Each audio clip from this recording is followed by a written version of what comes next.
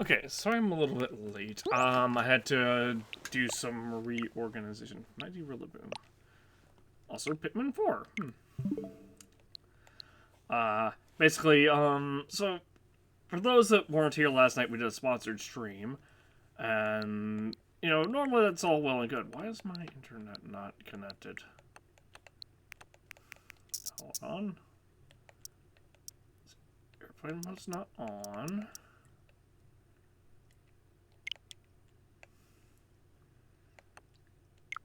It says I'm connected. Oh, okay, just to switch a little bit to wake up. But basically, I did a sponsored stream last night, and then Stream Elements, for some reason, didn't count the sponsorship, so I had to replay the VOD while in the right category. So if you saw me streaming at like 6 a.m. Central Time, that wasn't actually me, that was a recording. And I set the notification, or I set things up so that people could know that, hey, this is a replay.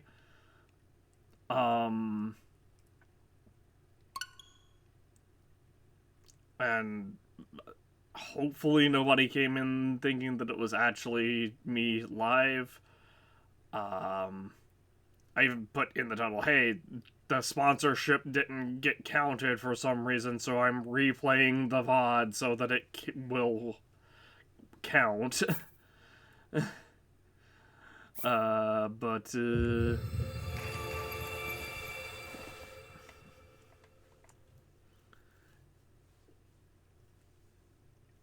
hopefully no one,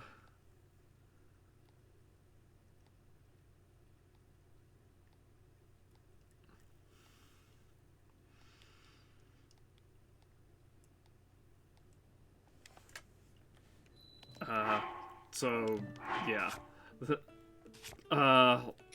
Long story... I mean, not even long story short. I don't know why it didn't count the first time. I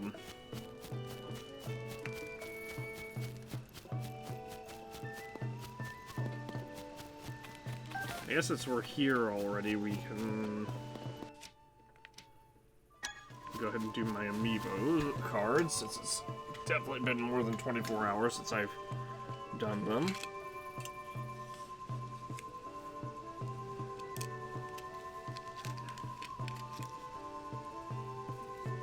Alright, trying to get them all to where they're not falling, jeez. Got a sword.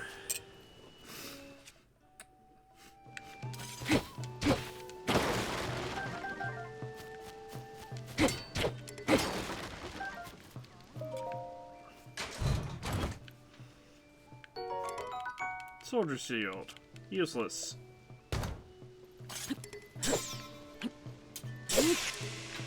There we go.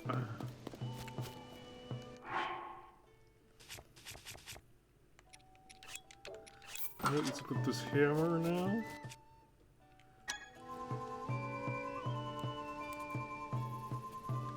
Breath of the Wild Zelda.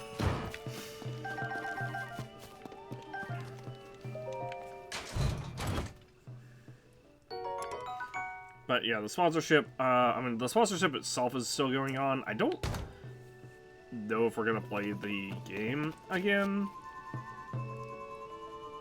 Because even though I did enjoy, or I did like what the game had, I just don't have time to really be, like, super involved with a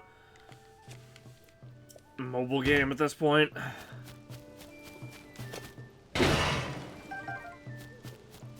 Especially because, like, those types of games, like, I have played a couple of those types of games, and they always have some sort of PvP, and it's always, like, really, really badly implemented.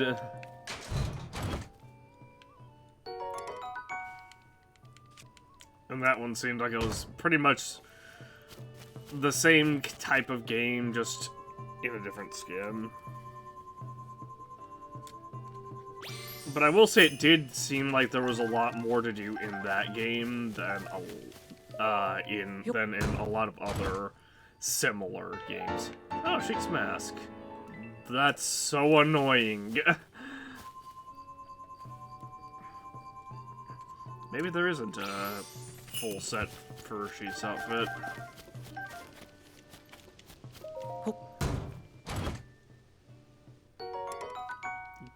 Bow.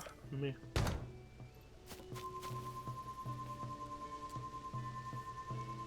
Ocarina of Time, Zelda.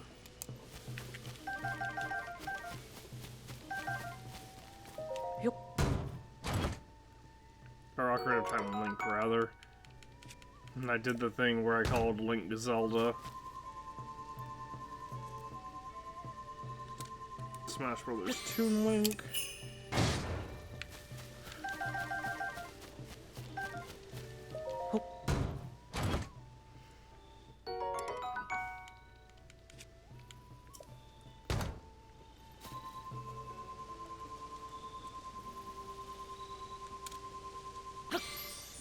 Horseback Link from Breath of the Wild.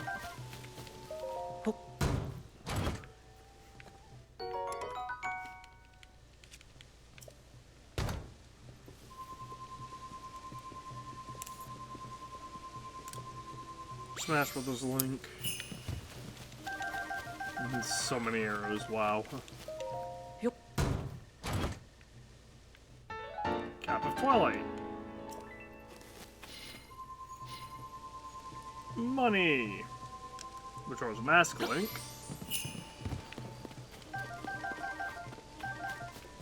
The most iconic Link, because it's the hero of time.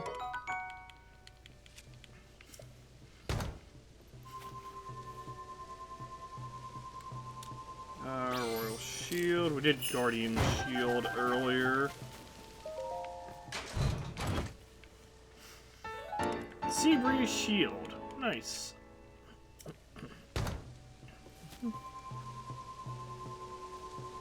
Daruk.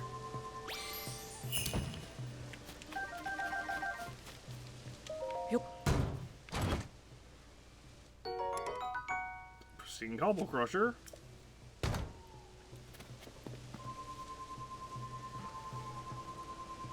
Archer Link.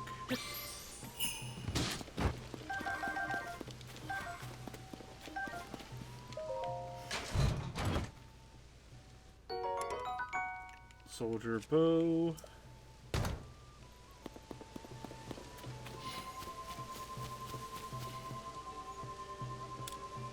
Twilight Bow. Rather, Bow of Twilight. But for some reason in this game it's just called the Dusk Bow. We get that so often.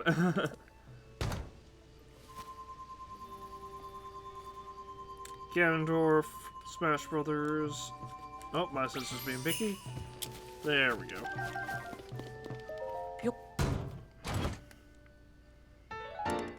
Dusk Claymore. A Thunder Claymore thought to have been handed down from the Kingdom of Hyrule ages ago. The blade shines with holy luster. I will drop this.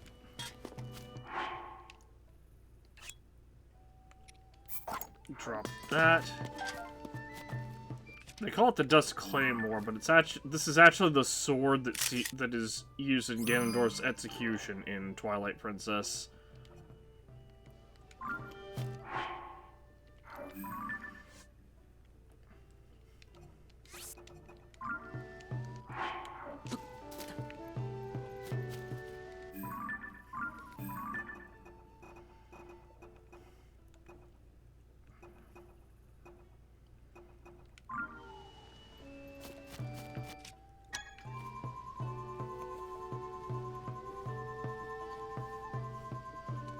Rivali.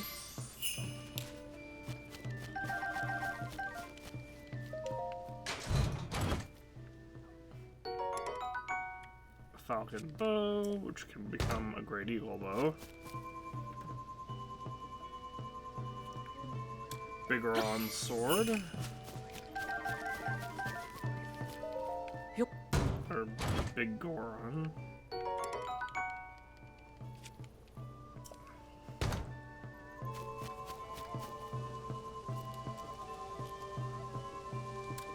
It's Awakening Link. Yup. Egg fabric. Nice.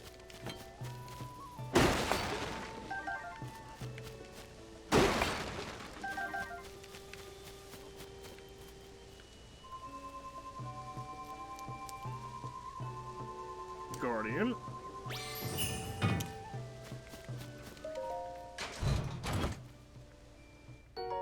Another ancient blade. Sweet.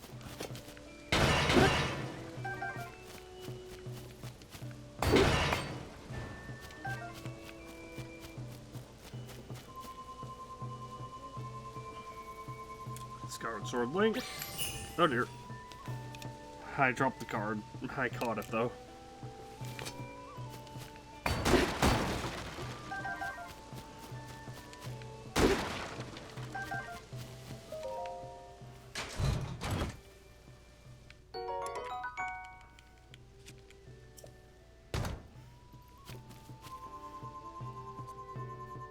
Toon Zelda.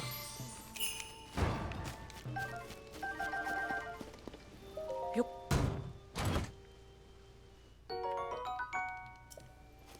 An opal. Nice. Star Fragment. Oh. My sensor's being finicky.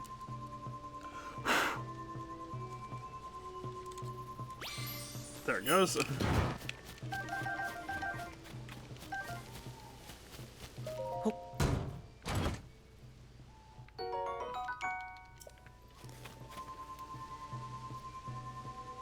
Twilight Princess Link.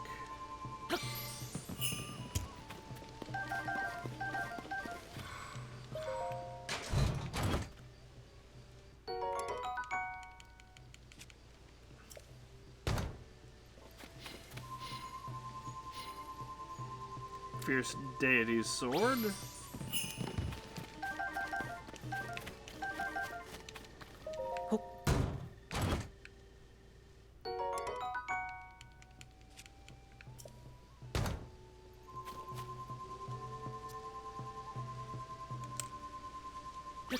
Pixel Link.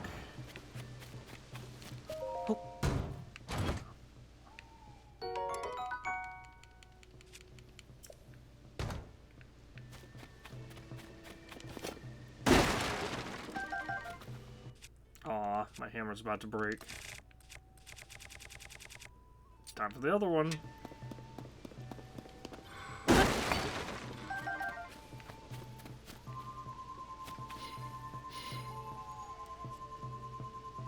Young Link.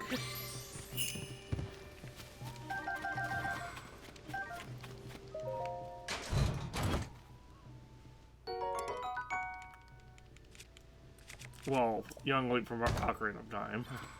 Also, every time I say Ocarina of Time Link, it's referring to the adult Link. Mifa.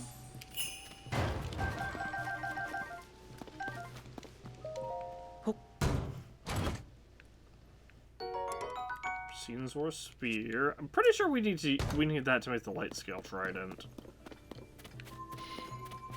Well, maybe not a Racine one, but Wolf Link.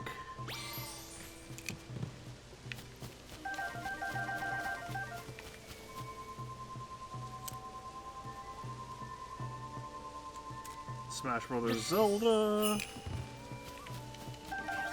Sits there. Opal. Urbosa. Do we finally get the fabric? The Gerudo Champion fabric. Nope, we got another Von Naboris Divine Hub. That's the third one of those we've gotten, because we got the one that doesn't require amiibos over here. We got two from, and we've gotten at least two from amiibos. Zelda on Loftwing. Oh, my sensor is being weird. That is. Oh, I dropped the card. Second time that's happened.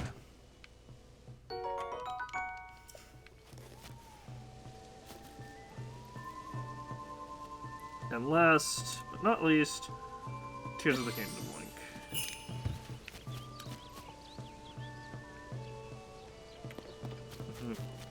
Why do these go flying?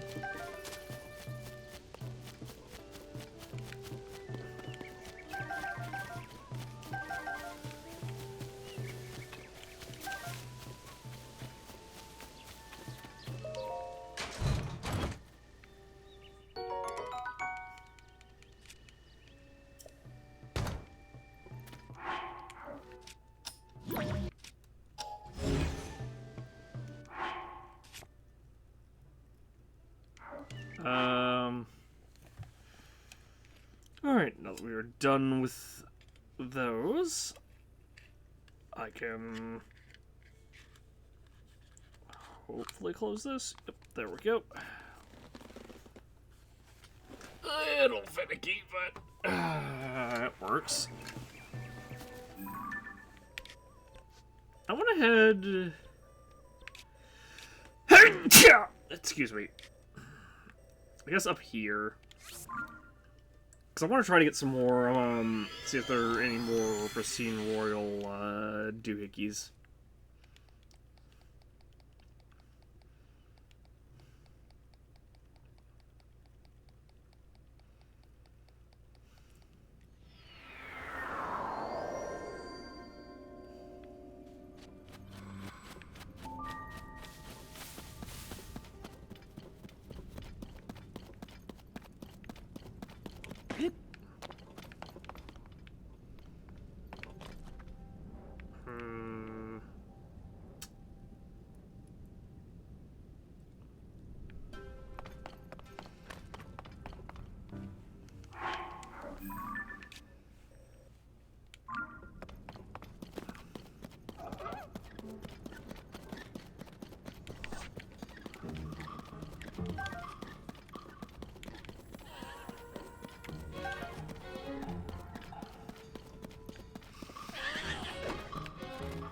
There are 4 of you, sages. Please do something. Thank you. I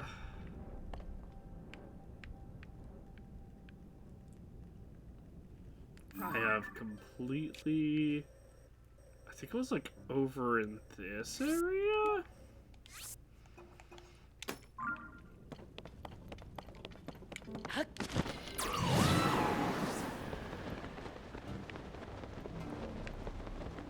I was gonna say, I've completely forgotten where everything is. I apologize if I miss any messages, by the way. I have a timer on my bot for the sponsorship.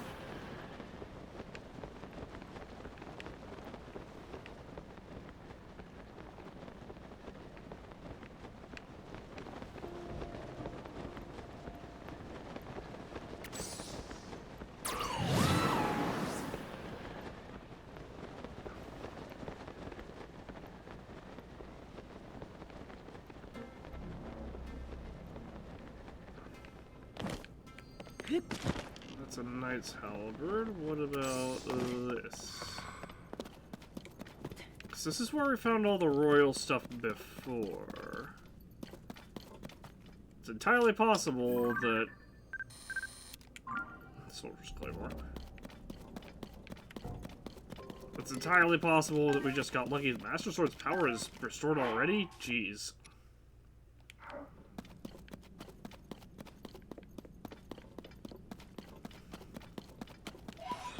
But like I said, it's entirely possible that there's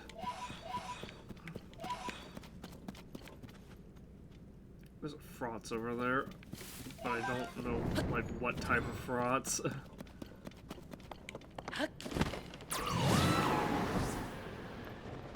Are you blue-white? Oh yeah, that's blue-white.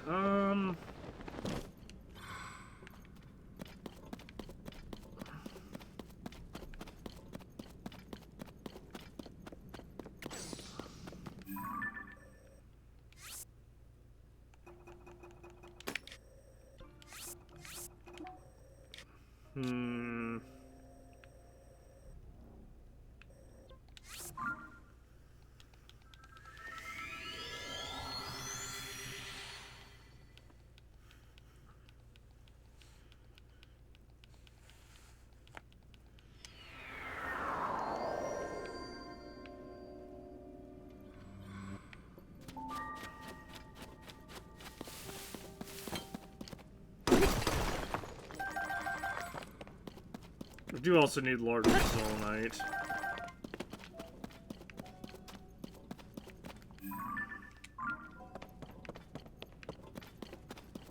There's the Hebra Dart skeleton.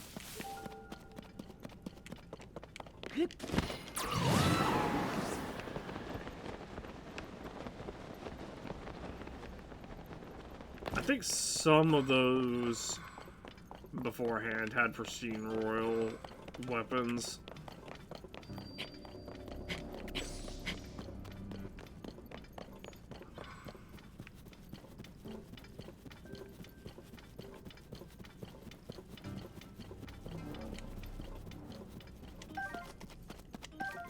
Apparently these reset every blood moon.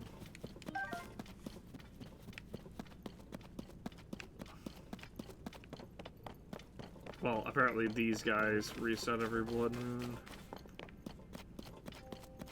If it's not a royal flame or pristine, I don't want it.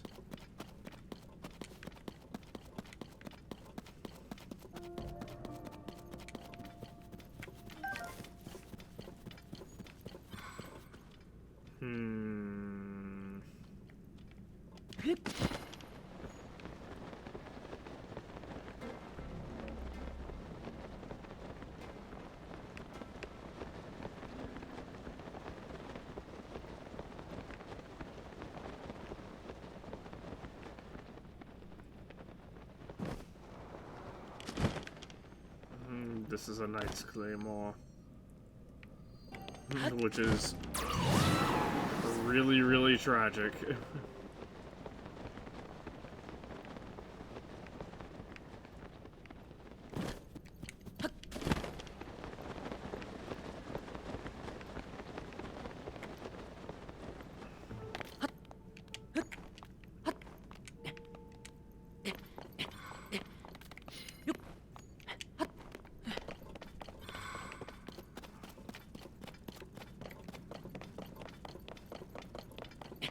I am just looking around, trying to find...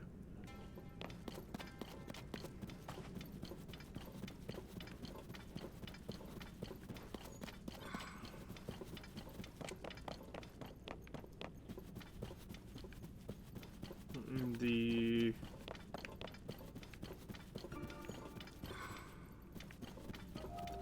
spirit dudes.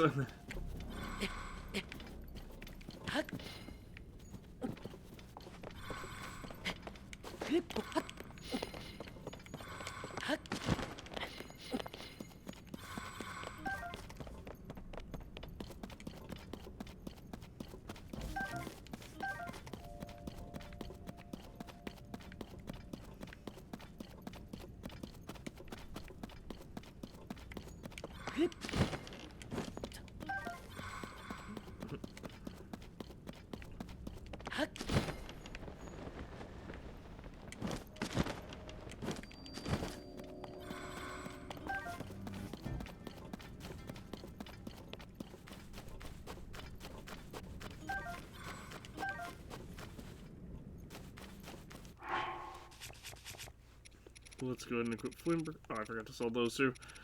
3. Let's go Flamebreaker armor.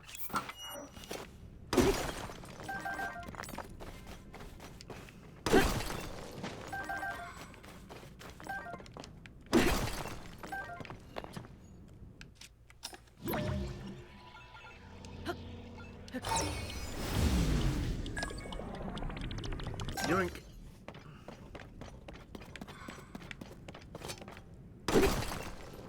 I don't need regular Zonite, I need a large Zonite.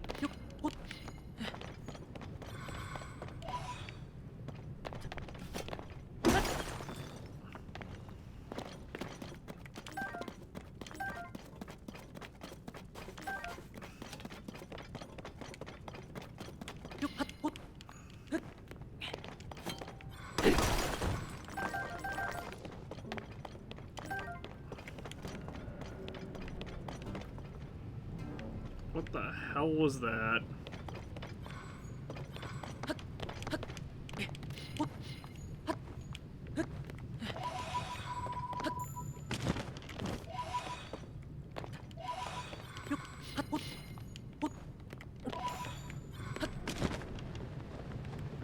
Oh.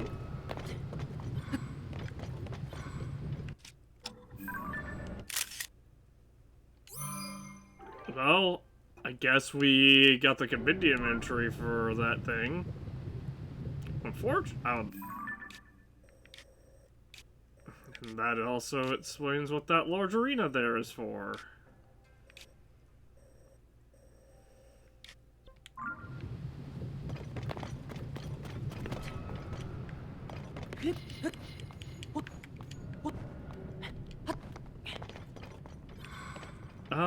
Unfortunately, I don't actually know how I'm supposed to fight that thing.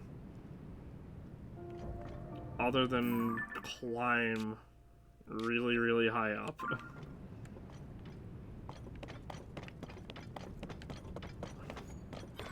I guess I can experiment, because in the first fight, obviously...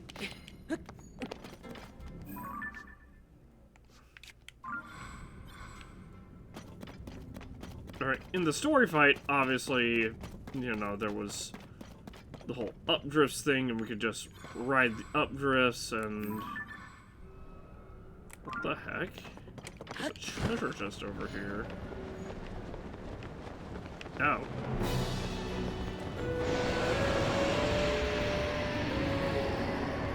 Okay, I guess we're redoing this fight.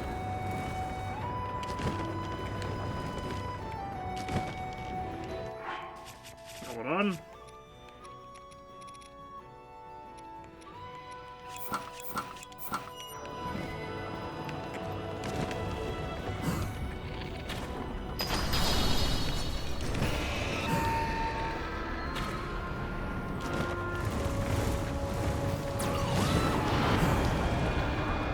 Ooh!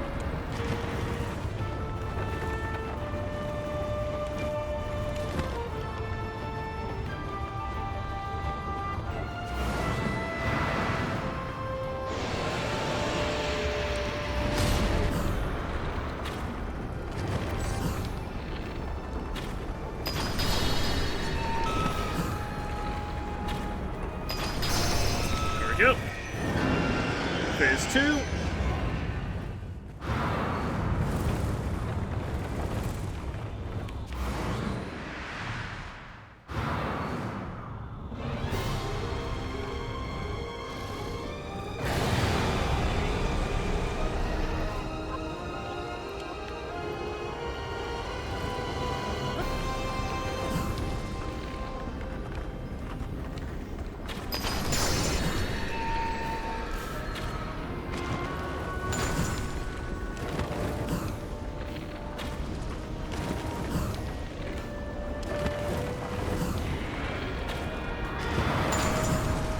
Whew.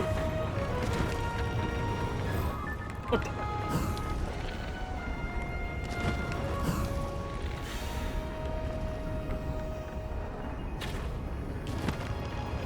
Whew. I mean, we definitely just did a lot.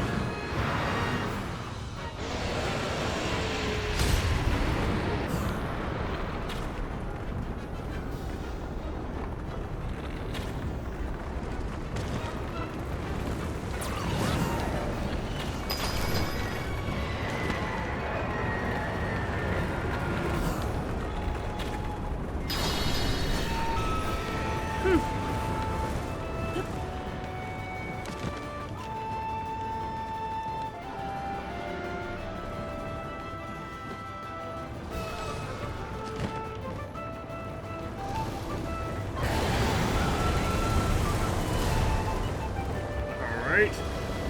Ah! Jeez.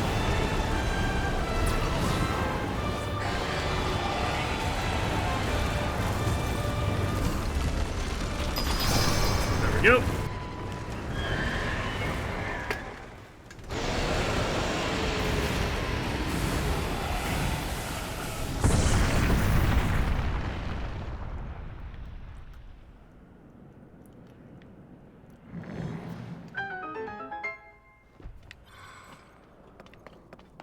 Okay.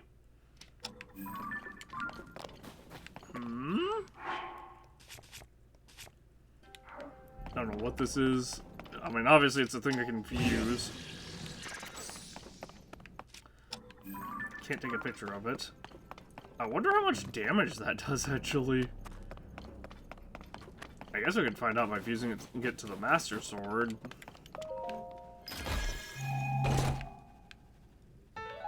Huge crystallized charge. Well, that's a little bit annoying.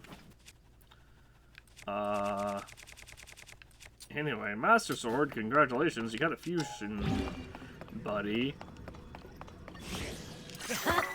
36! Wow. Oh, I thought the sword itself had changed, but no, it's just clipped into my arrows. Hey, how's it going?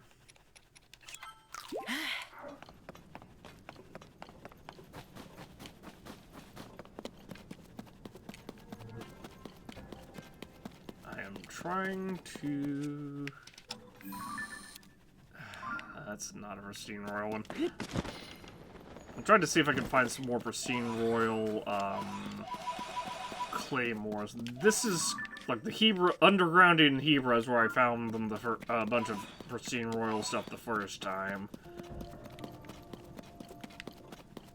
But I don't actually know for sure the mechanic behind getting them to respawn, because apparently they respawn every blood moon, but I don't know if the statue itself has to not have a weapon, or the ghost itself has to not have a weapon to actually respawn.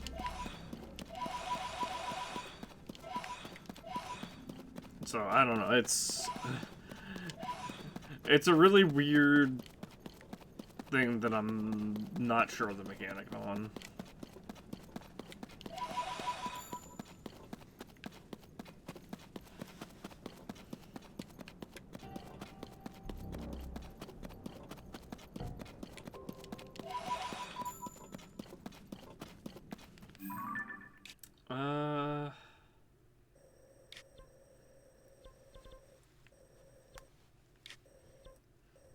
Well, I don't see anything in here. I think I'm just gonna go ahead and see if we can find some. Actually, it's 5:50, so we would not be able to utilize Colton even if we found him.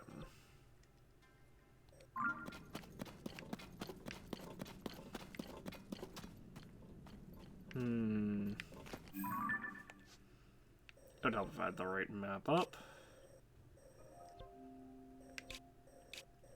I guess I could put a skull here, even though it's not really necessary.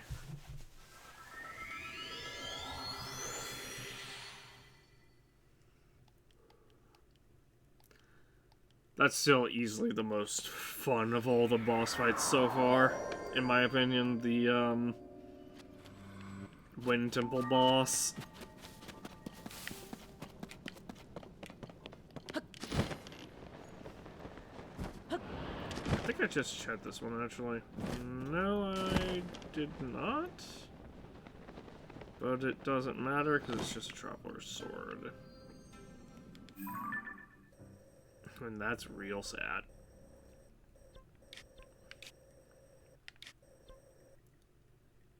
Because it seems like marking these doesn't really, didn't really amount to anything, which is unfortunate. Because it's, I mean, I guess it's just random what weapons they have after the first time you grab royal stuff. Or it could be a thing of, if something rolls a pristine royal weapon, that pristine royal weapon will never, reset until you actually pick it up. But I don't know, I feel like as many as we found, because we found 10 of them, right? 1, 2, 3, 4, 5, 6, 7, 8, 9? 1, 2, 3, 4, 5, 6, 7, 8. Yeah, 9. I think. Yeah, 9. Sorry, I'm having trouble counting. But we found 9 of them, like, in this kind of area-ish. Even a little bit down here as well.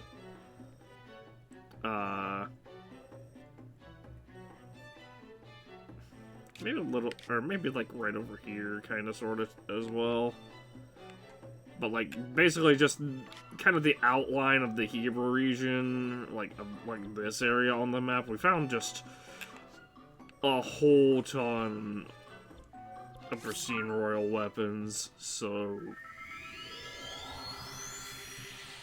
I guess it's like, it is entirely possible that we RNG rolled that. I just don't think it's likely. I think there's definitely some mechanic going on to where there's either some that are just guaranteed in a certain area or certain areas, and some that are and then maybe the rest are just RNG. I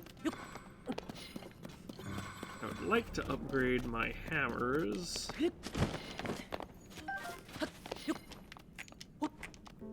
Oh, I'm stupid. I forgot to take a picture of that blue-white frost for the side quest. We didn't kill it, so we can always go back and grab it real quick.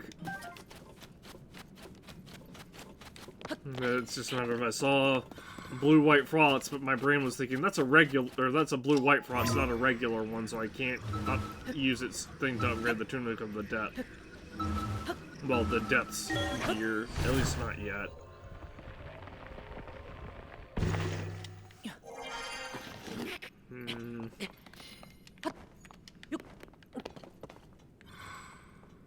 If I go...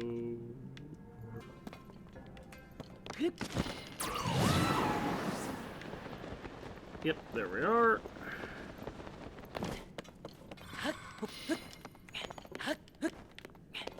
I should change to my, climber outfit.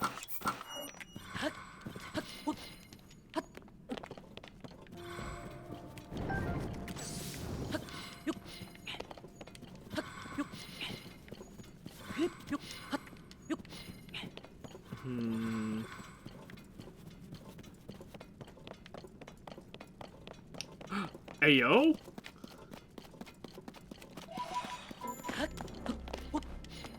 Aha! Pristine Royal Claymore. Nice. So... which one do I get rid of?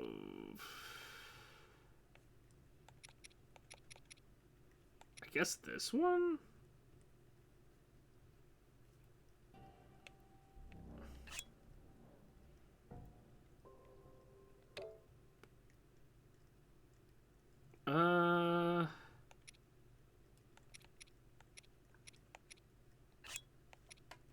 Sure.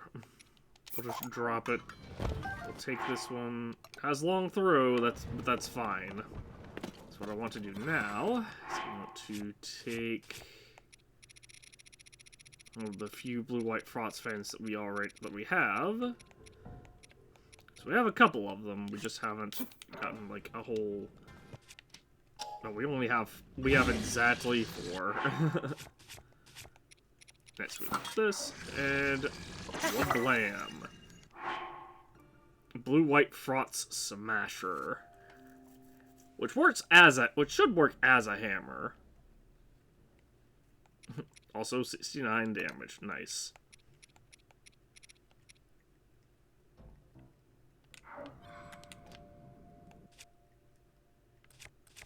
And now let's equip this other. Now let's re-equip my previous hammer.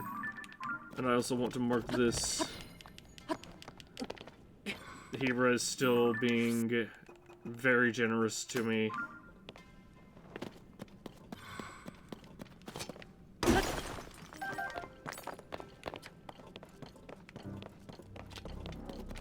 So if I can find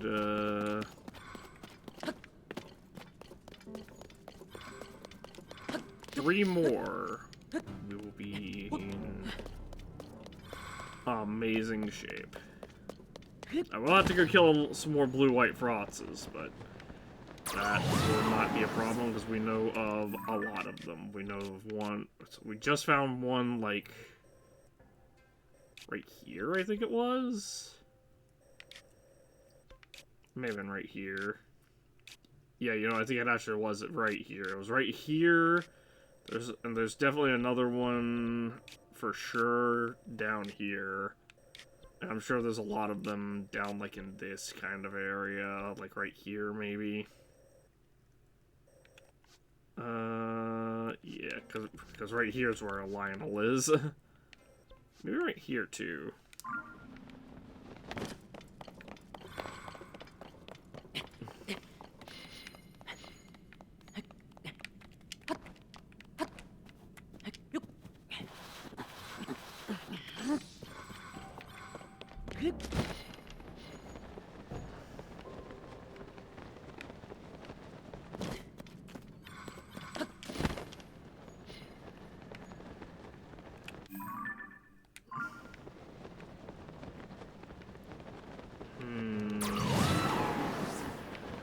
I'm looking for more of those stone piles. It is 10:30 p.m. in game, so maybe I should go try to find Colton, though. Okay, there's another Frots. Oh, that's the blue-white Frots I mentioned before.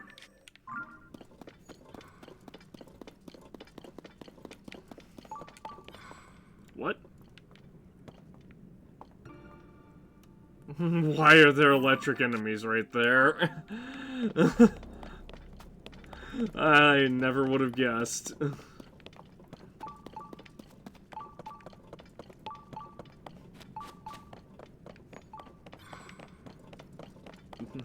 That's kind of actually really useful, where it says like as a little bit of a radar for very specific enemy types.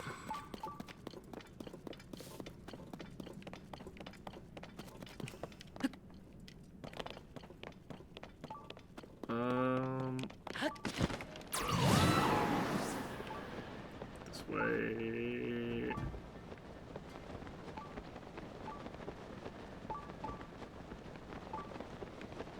Ah. Here's another stone pile. Unfortunately, it is just a Knight's Claymore.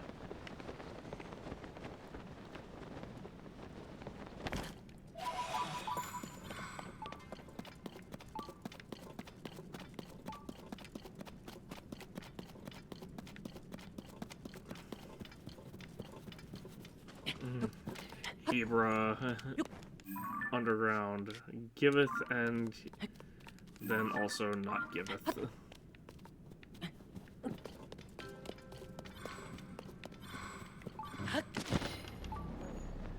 Oh! Wait, that's that Knight's Claymore that I just saw, right? Yeah. Although I don't have a picture of it, so there we go.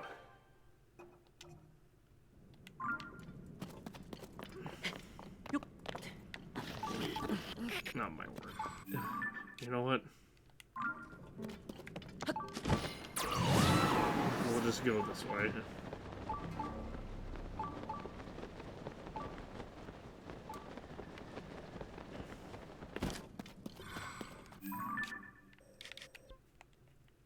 I mean, actually, I guess I could technically just teleport up here.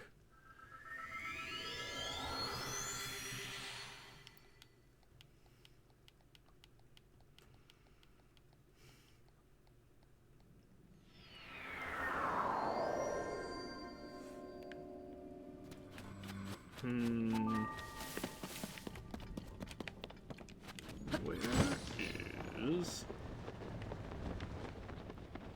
What am I... There's another one of those?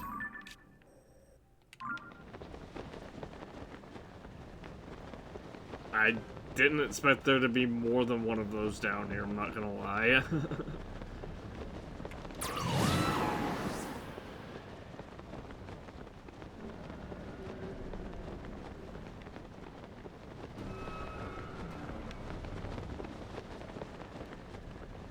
I'm not fighting a second one, at least not yet.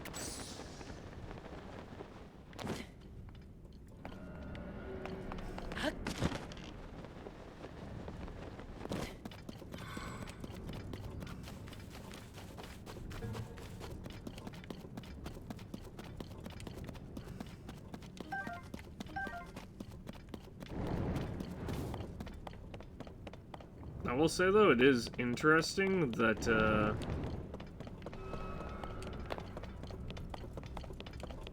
one of those is above ground, and there's apparently a bunch of those underground.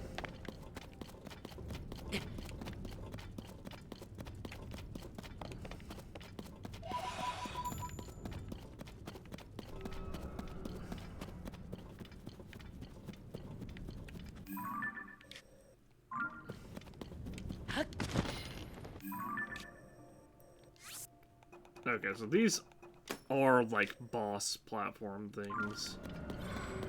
I'm trying to see how I can get down there without triggering the boss fight, but I don't think I can.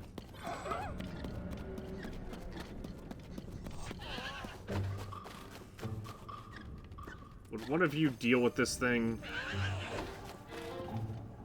Oh my word. Why do my sages take so long to attack?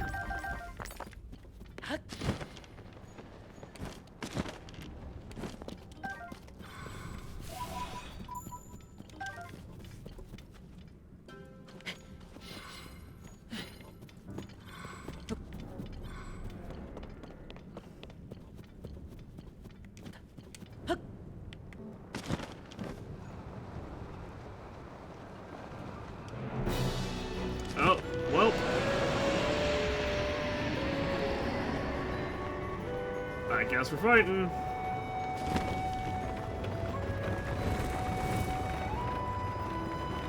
Honestly, we know this is just gonna be crystallized charges.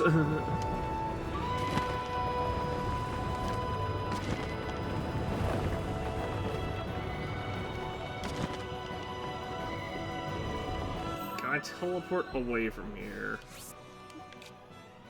Okay, I can teleport away from here.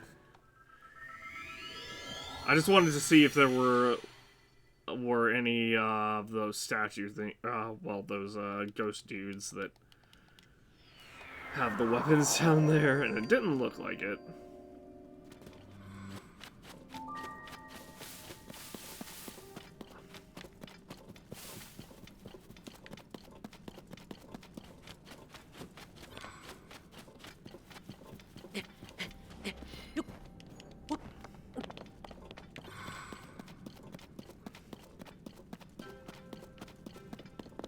As fun as it is fighting that thing for me, I just don't think fighting a second one within like 5 minutes of the first or of another one.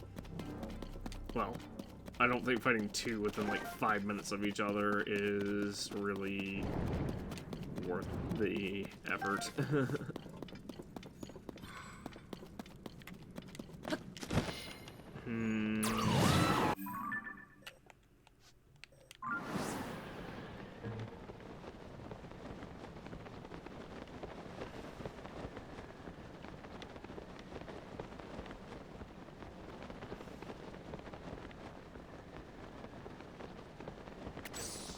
Well,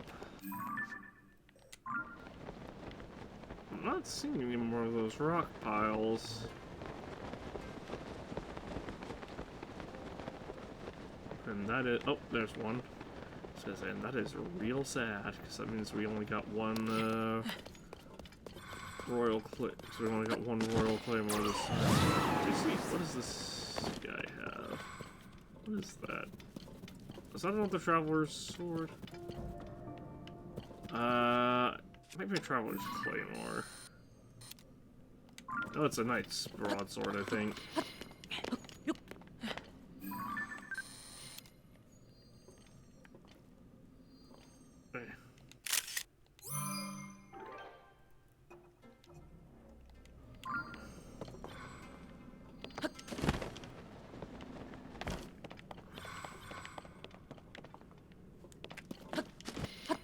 Also, I will say, it's really weird that swords, like, and spears and melee weapons all decayed, but bows are intact.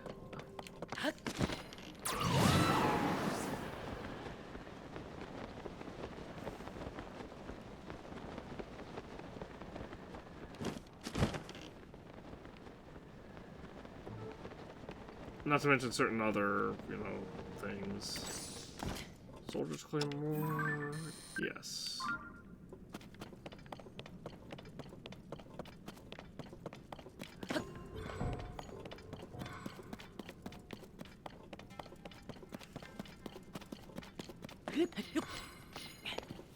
There is some sort of reward for killing those things a second time that's not crystallized charges. I'm gonna be real annoyed.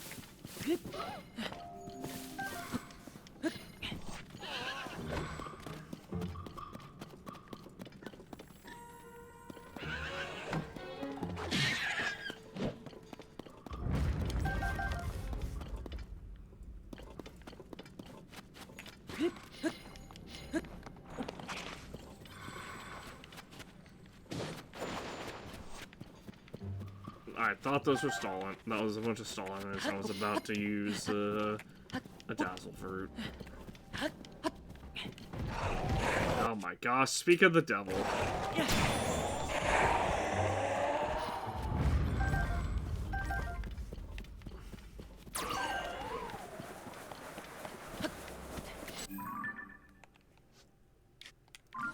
Technically, we're still underground in Hebra. We're just not having any luck finding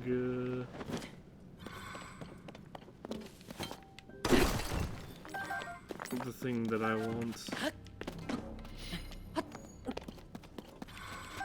The things that I want.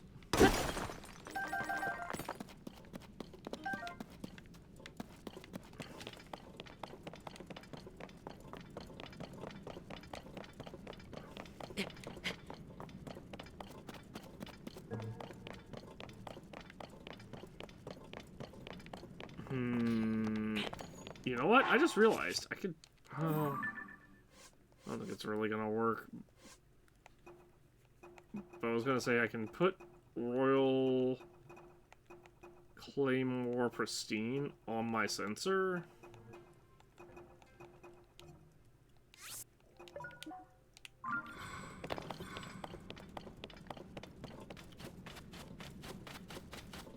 And then if we get near one, it should ping.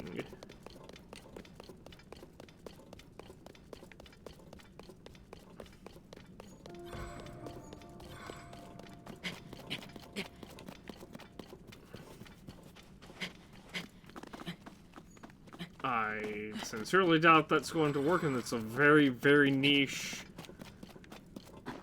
use for that function, but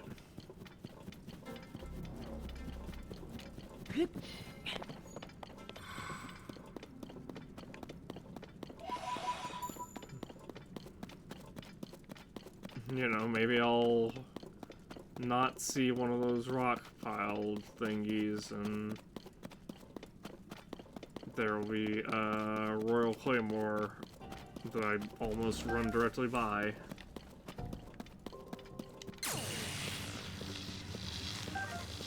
Where are you, Riju? No.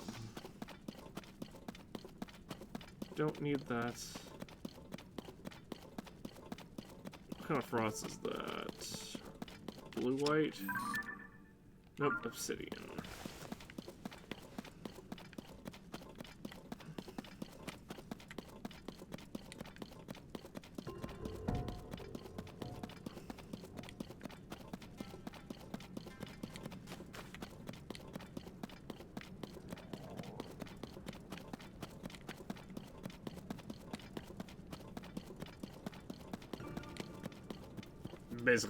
Basically, I'm wanting to power up my weapons, or my hammers, even more.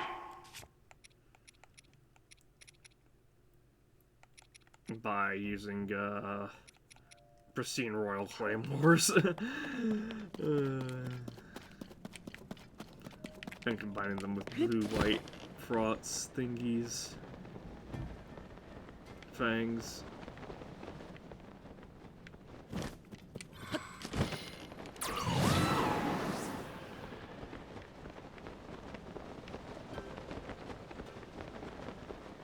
Even though technically it's called a smasher, it still works. Should work for tearing through armor. Or armor and rock.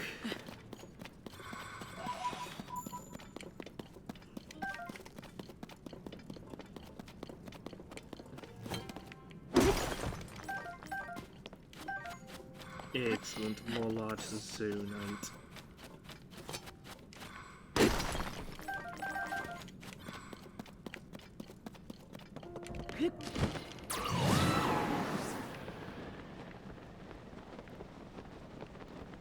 Once it turns midnight, let's see, I think Kilton is usually near the stable here, over in this area.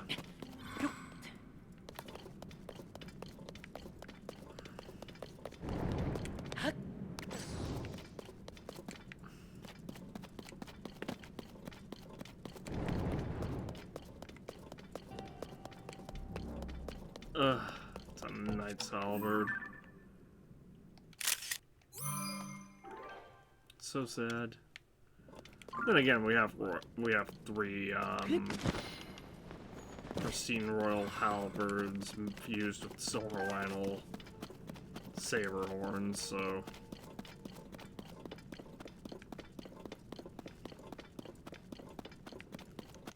Oh, also, I guess I can real quick, because I noticed we don't actually have the compendium entry.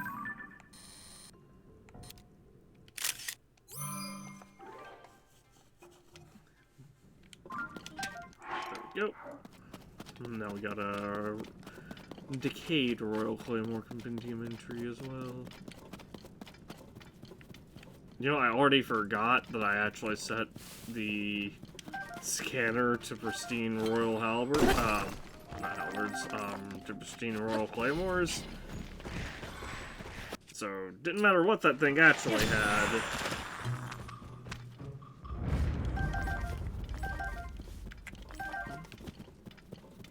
It wasn't a pristine royal claymore.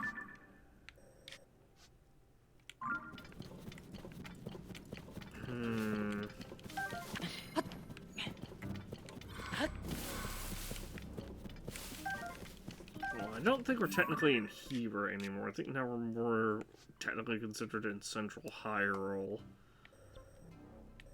So let me head back to, like,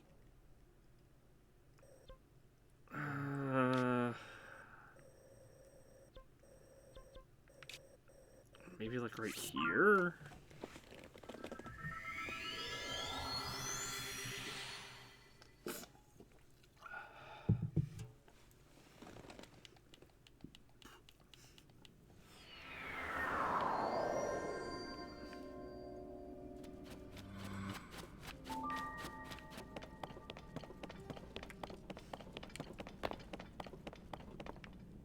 It's really a matter of I just don't know,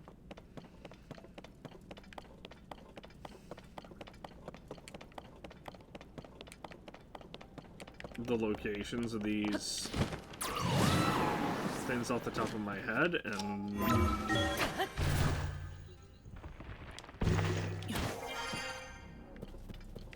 well, that is fine.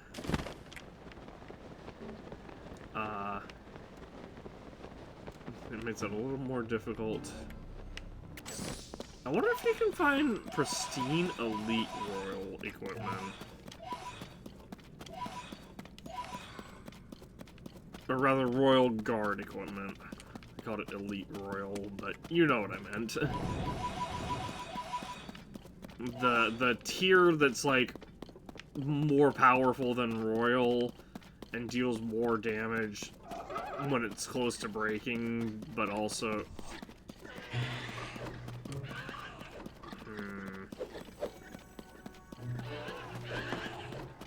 Well, my sages are really, really trying and missing really, really badly. I can't believe not Urbosa, Riju didn't... Thank you, Jolene.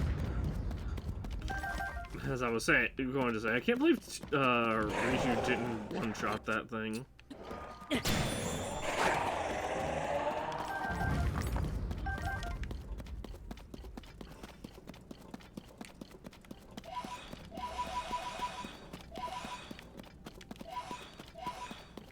Because we have Solemn Val, so...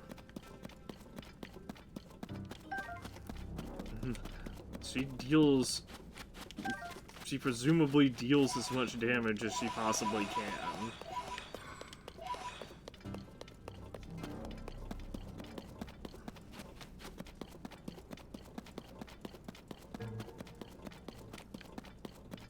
Oh, you know what? Actually, that would make a good way of kind of testing something I was curious about, because Riju didn't... Like, Solemn Vow of Riju isn't strong enough to one-shot those, but if I equip the Vanaburis mask and have Solemn Vow of Riju fight like a single little Frotz, will that... I mean, it doesn't even have to really fight it just has to get one hit in. And if that one hit one-shots the little Frotz, then effectively it will be a more powerful attack than if I just have the Solemn Vow.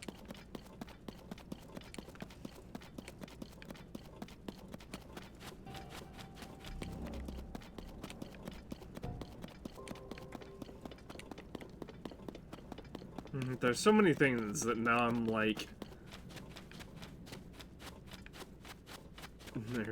Now I'm just like, I want to test these things and experiment and figure these things out.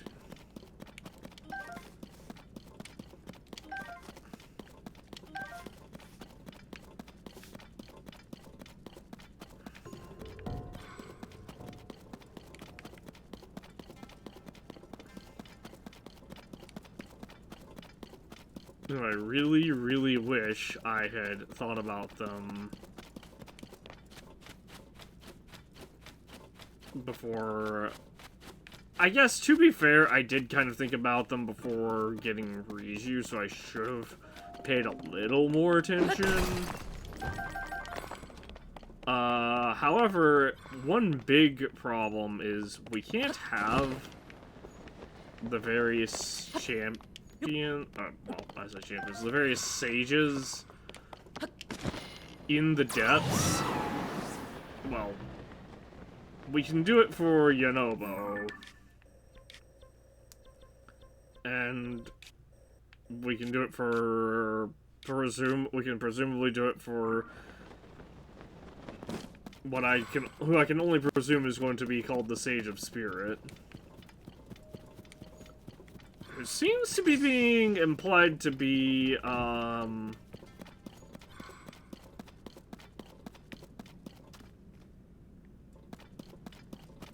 what was her name? The Sister of Rauru. At least that's what the slates, the slabs, the ancient Hyrulean slabs implied. They implied that Mineru was like a sage of... had like spirit powers, basically. And not powers of fire, lightning, wind, water, or whatever.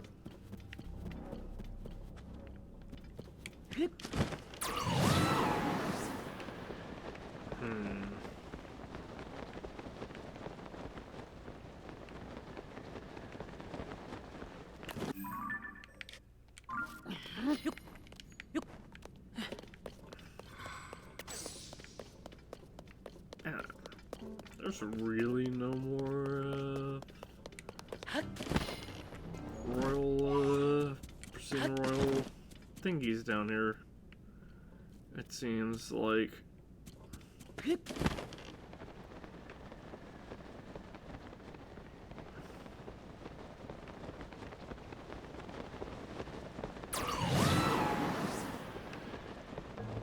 That said, it's also not quite dark enough for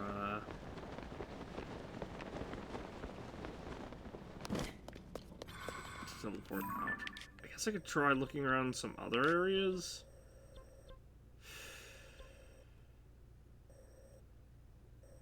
I've not really had any reason to think. I don't really think there's any reason to think there would be some in the Terrytown mine. There might be some. You know what? I can also just go here for Moth Gibdos. I was gonna say there might be some here in Gerudo. I kinda doubt it, but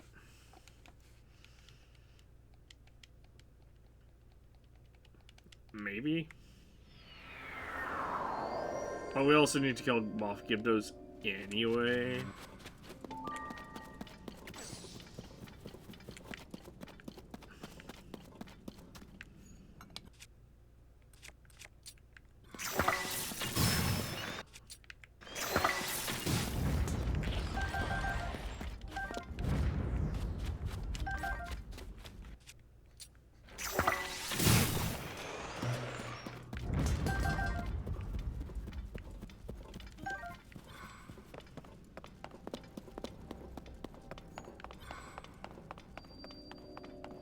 I guess we actually haven't really checked this place out either, have we? Okay, I guess they can just ignore this one in favor of this other one.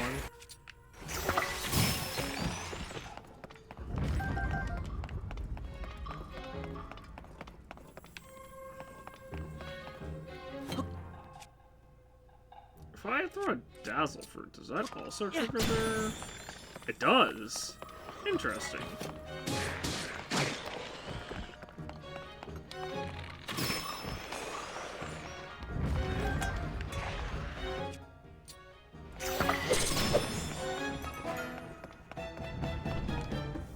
Oh, wow.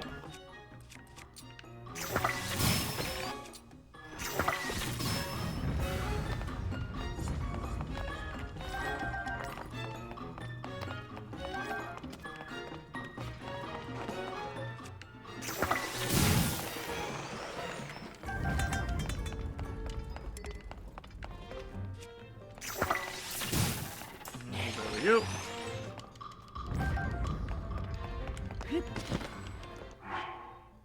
Hey, just how's it going? Oh, I was hoping there'd be a treasure chest under here, but I guess not.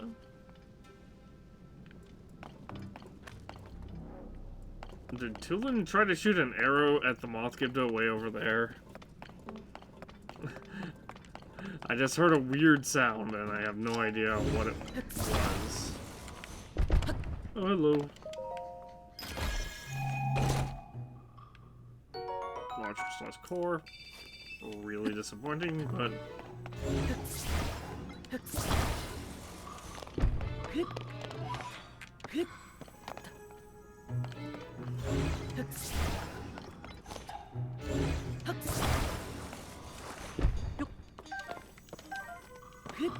Oh, this guy.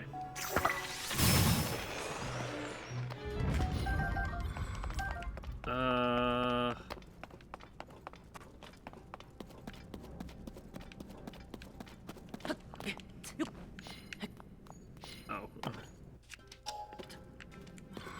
I have a much better idea.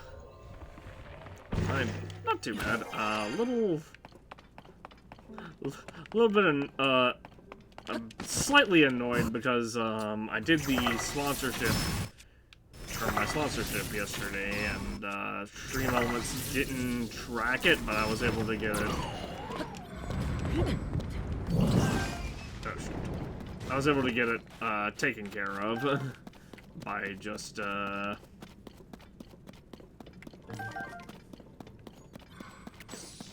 Basically, what I ended up doing was I replayed the VOD from yesterday in the category. So...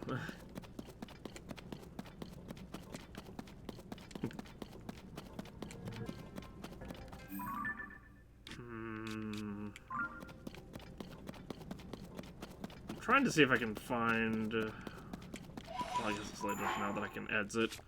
I'm trying to see if I can find some more pristine royal claymores so that I can make more of these. Although, obviously, I'm gonna have to get rid of long throw. The skulls. Listen. Why would I want 47 damage with durability up plus when I could have 69 damage with durability up plus? I'm just saying, it makes more sense to have more damage.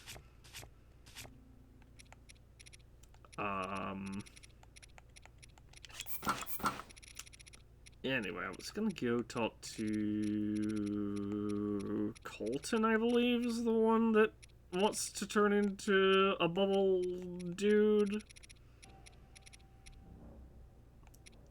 There we go, snippets.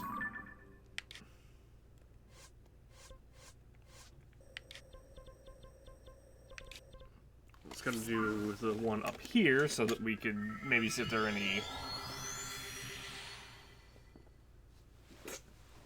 any case he can help us out with up here. So I found most of the caves. There's like, I think 20 left in the game.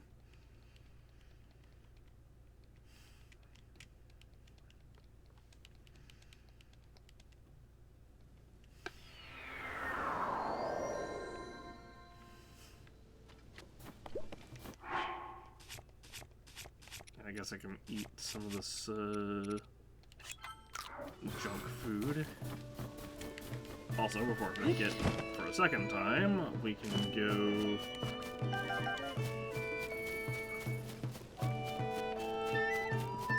Beetle real quick. Oh, he's somewhere.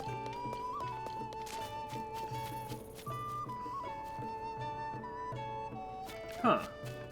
Where's Beetle at? Oh, there he is. It just takes him a while to figure out where he wants to be at. Oh, you know what? I bet the Rito that is missing is just at this monster court. Look what I've got.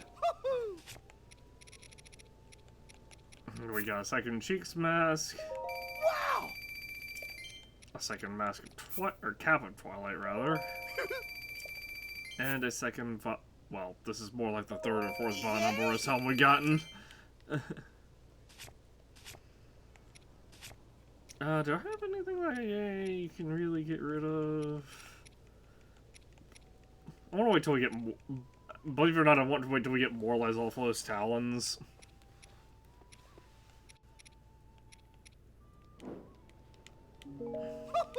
Because I like selling those in batches of 100 and just getting 1,500 and still having like 70 of them left.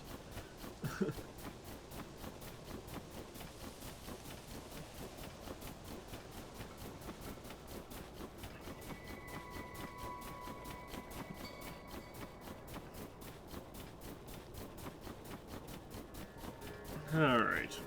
Bubble gems. 18. Oh, there's 18 caves left. Southeast of Lucky Clover Gazette. I can't believe I missed one. Huh.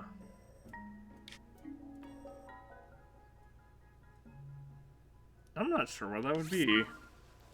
I'll have to look.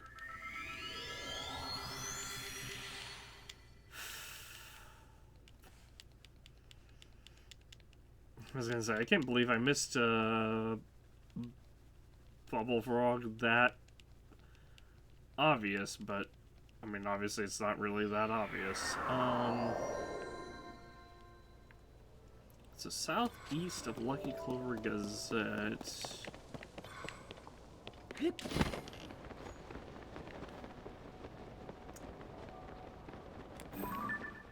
Okay. Well, I found a Korok at the very least. I just have to figure out how I'm going to go about weighing this thing down. I'm picking all these rocks up so that they don't...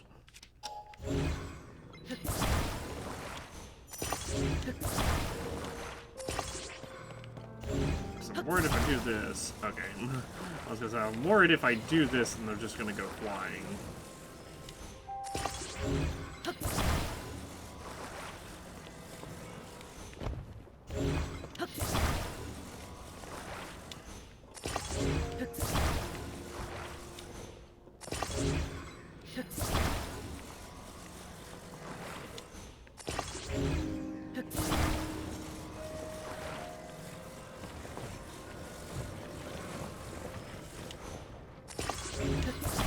Honestly, that'll be fine.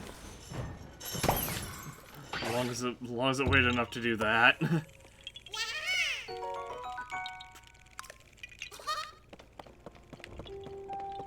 Oh, a Swift Violet. No cave right here, though.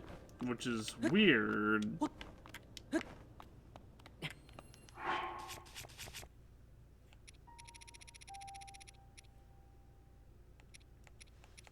Oh, I guess it's actually warm enough that I don't need the Rito or the Snow Cool outfit.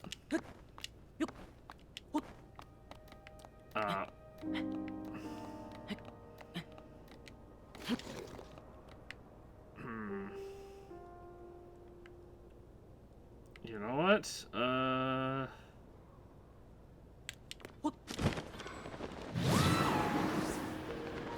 gonna go right here.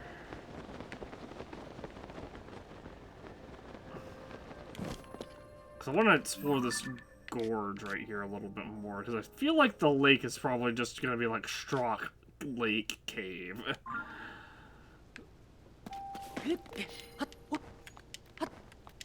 I could be wrong, obviously, but...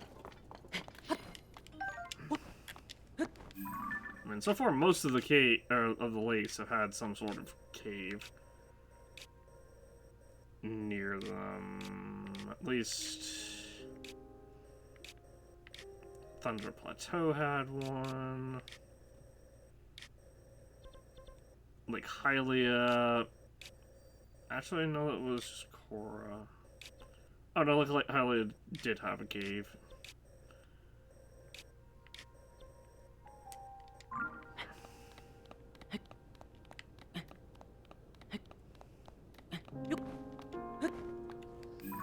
Also, does that bridge have a Korok? It probably does, and I probably just didn't get it before.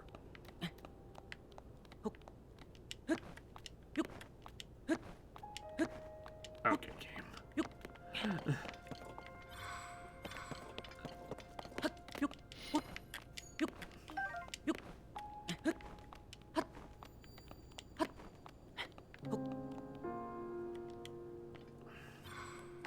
Oh dear.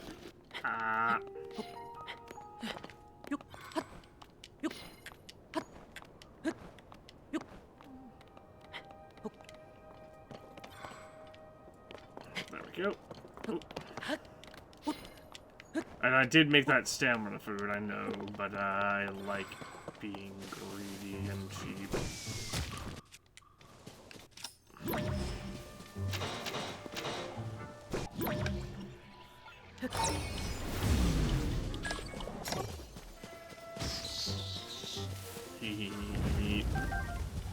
That only works on ground Octorots. For some reason, water ones are immune to that. Oh, yep, Korok.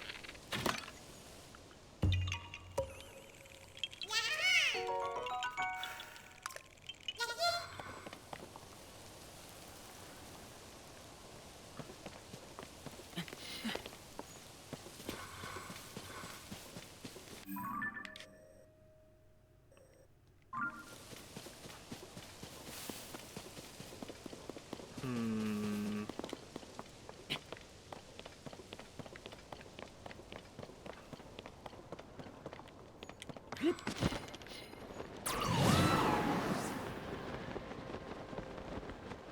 There's Lucky Clover Gazette.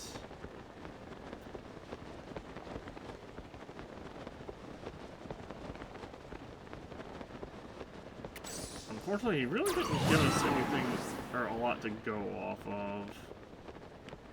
Because he just said southeast of Lucky Clover Gazette, so like...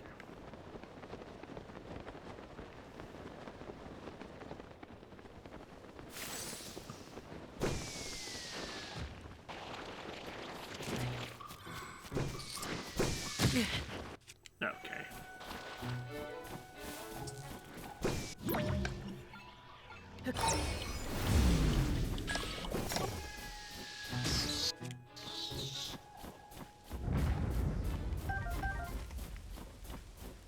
No, the other one's still, like, right... The other one's still around here somewhere. Oh my gosh, my Goron blocked it.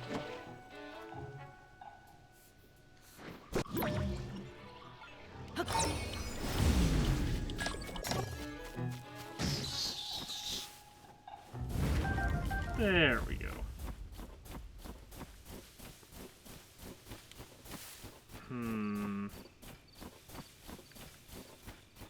Oh, you know what? I'm stupid. He said southeast. This is southwest.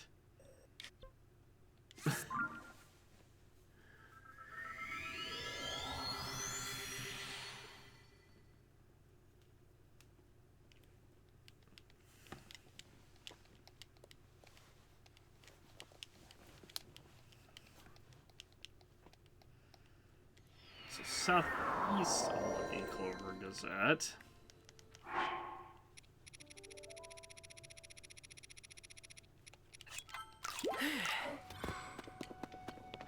Is over this way.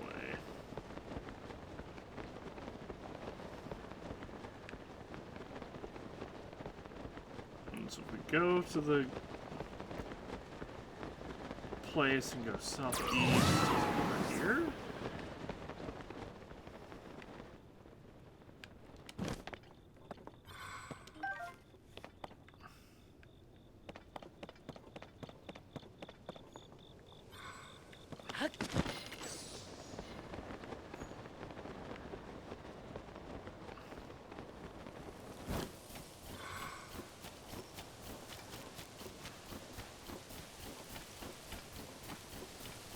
Looks like something over here.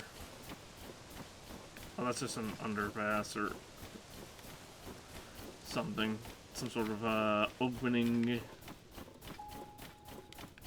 to pass under, I think. Oh, maybe not. Maybe it is the cave. No, it's not. Yeah, looks like it's just a place to go underneath.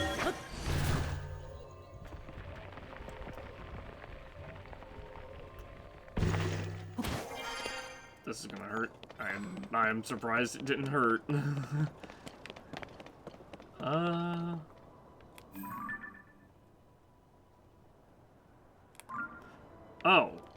Literally right there. No, wait, I've been to that one. That's the Tabantha Hills Cave. I don't think it would be this far from Lucky Clover Gazette.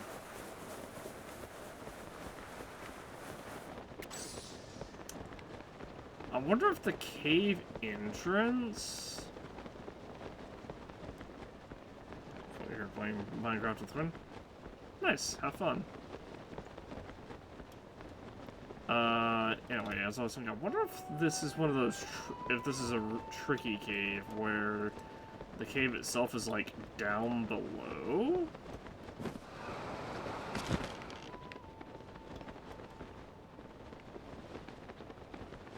Or the entrance itself is down below and the bubble frog.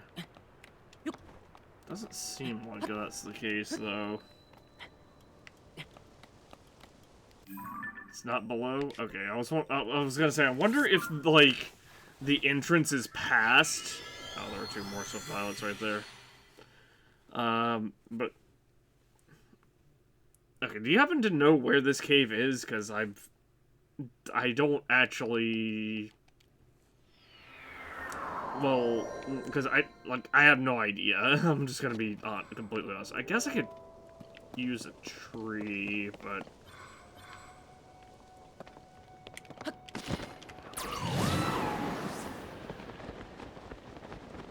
Found it by accident. I wish I could be so lucky. Because he said it's southeast of Lucky Clover Gazette. There's probably a Korok up there, isn't there? Maybe it's just this way. But this is northeast. Teleport this around. Let me check the top of this first, because I think there might be a Korok up there. And I'm gonna be honest, I'm not gonna remember to come back to it.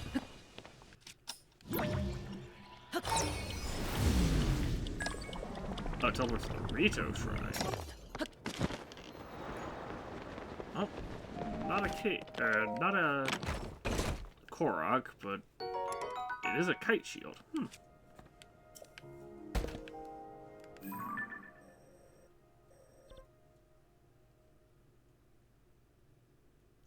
Teleport to the shrine at the place. Reach. Alright. I thought the ALR was air, and I got really confused for a second.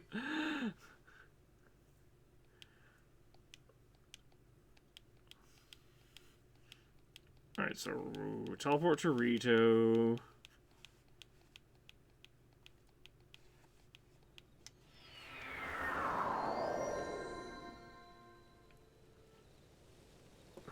Forward from the shrine.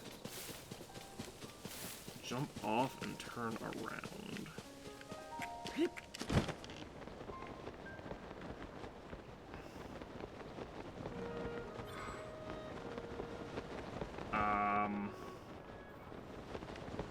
Oh! Wait. Yeah, that's definitely not the cave that... Not where he said it was. No, I saw it. But if this is the cave in... Oh, no, this is the chasm cave. No, I'm looking for the cave... No. I'm looking for the cave... Like, he says that there's a cave here. But this is just the chasm entrance. I've been down there. So this might be a...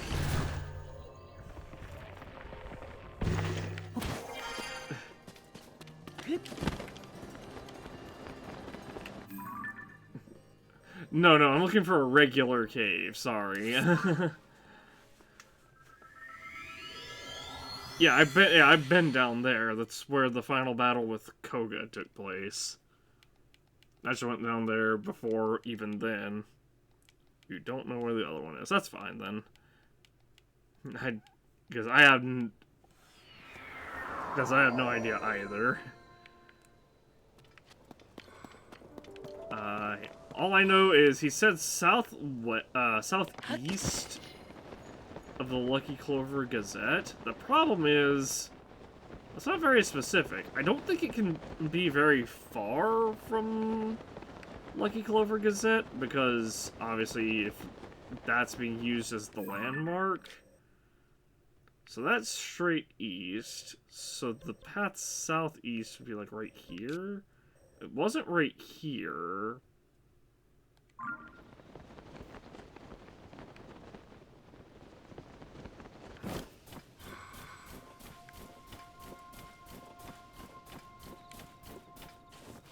Have to be a little careful to not...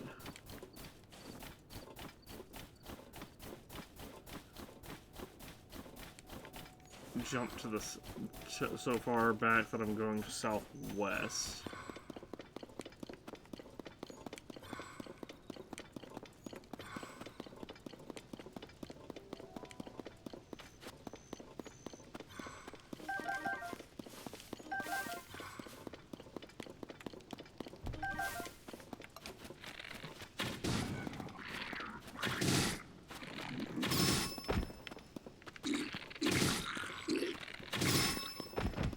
Can my sages do anything? Jeez. Wow, that...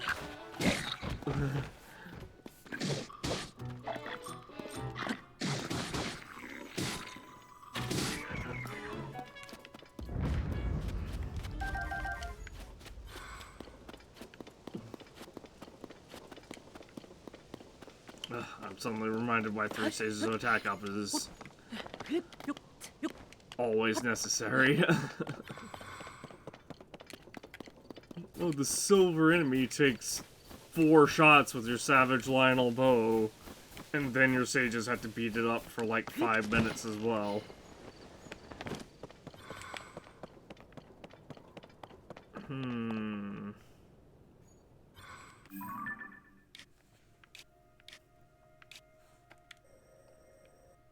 Maybe I read it wrong. Maybe he said southwest of Lucky Clover Gazette?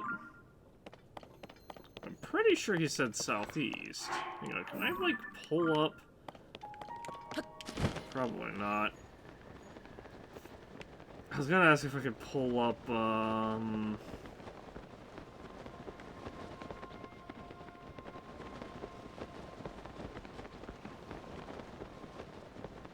the dialogue menu, because we're now at the point that we're southwest of Lucky... Well, I guess not, technically.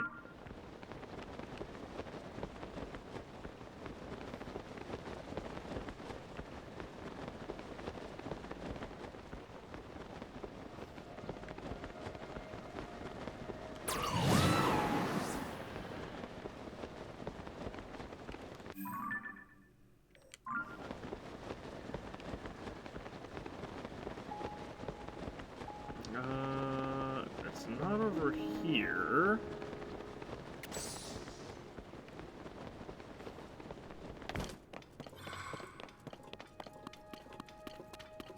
Oh, I think at this point we're definitely southwest of Lucky Clover Gazette.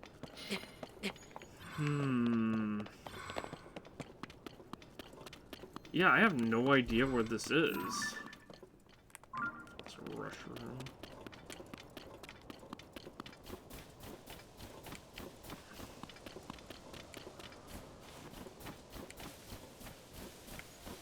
My general thought process is if he's using Lucky Clover Gazette as the landmark, then it's probably close to Lucky Clover Gazette.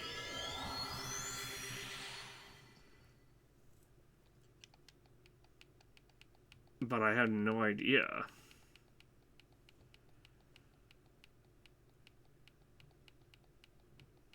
I'll have to... I guess wait until...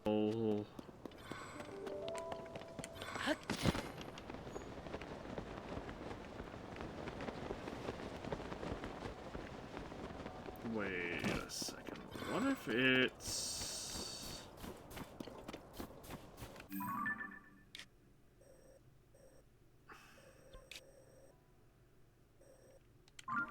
This is gonna seem really, really dumb.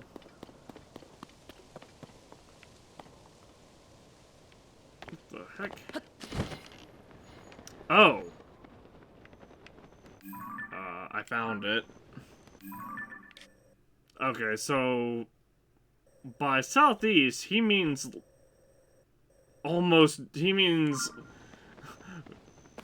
he very much means southeast. We've traveled so far. This is so pointless. Nat, please. I just can't do this. At least not with this cave. There are lots of caves opened up by the people. Let's try a different one. This one is surely full of creatures different from anything we know. And I was already itching to go home. Come on, little sis. You can do it. I mean, we traveled all this way, and we need to gather those bright caps inside, at least. That's what we came for, and you can only find them in caves. We made it here safe and sound. I can't bear to leave until I have 10 of them. Let's go in, please. We got to. Do you guys really want 10 bright caps? I have probably, like, over 100 of them. Then go by yourself, Nat. Wait, what? No, we need to go together. Oh, that aroma, that soft light. Could it be some bright caps? I really, really want bright caps, and 10 of them would do the Rick, would you maybe give them to me? Here. Ah! Thank you. I didn't expect them for nothing, or I don't expect them for nothing, so here, I'll treat you this. Spicy tomato mushroom stew.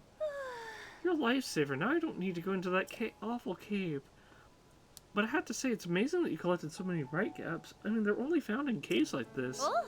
Yes, it is amazing. Oh, you love a good cave, don't you? And so do I. They can hold all sorts of wonderful things. Alluring things, valuable things. Like the gems from ore deposits, bright bloom seeds that illuminate dark places, and bright caps, of course. So, you know, if you had enough of these bright caps, then maybe you could try, you know. Oh! Now, you're not thinking about that, are you? And him? Ah! I never. Not that. Unless, you know, maybe. Right. We agree, I think. Sorry, forget you heard anything about that sister secret. But if we meet again, it'd be fate, wouldn't it? Then we'd have to tell him. Whoa, Nat, is this gonna cut your eye or what? Don't be ridiculous. That was just thanks for the bright caps.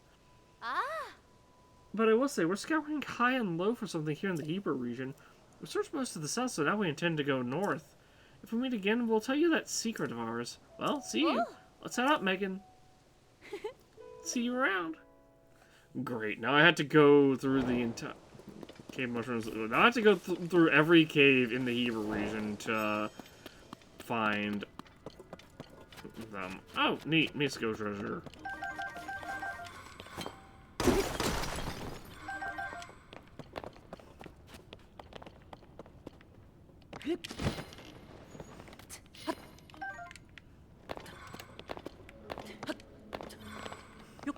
I actually wasn't expecting the first one to be a Misko cave, but that's actually really nice. I hear horribles. Hi. My bow, sad. Fierce deity outfit so that we deal.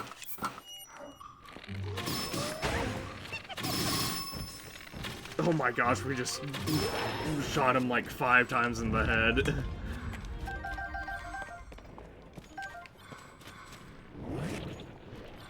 Heyo, like.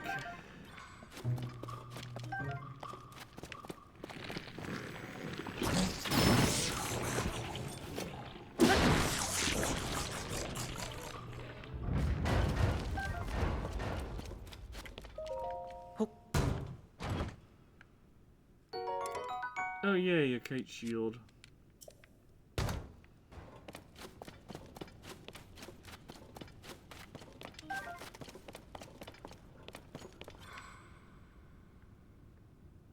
hear the bubble frog. I think it's further. I think it's just up there.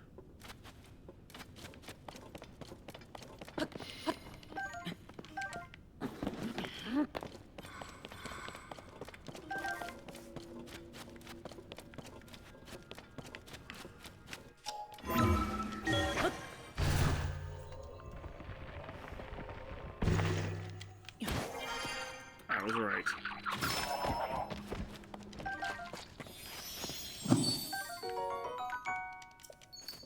Alright, we're down to 17 bubble frogs left in the game.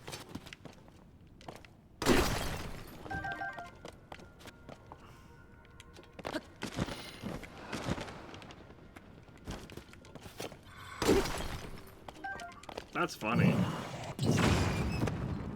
Oh, wow. I didn't expect that to not catch on fire. So can we please grab this? There we go.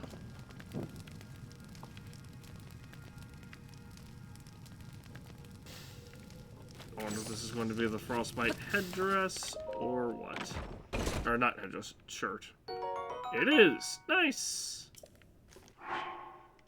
Look, we finally got the full sets.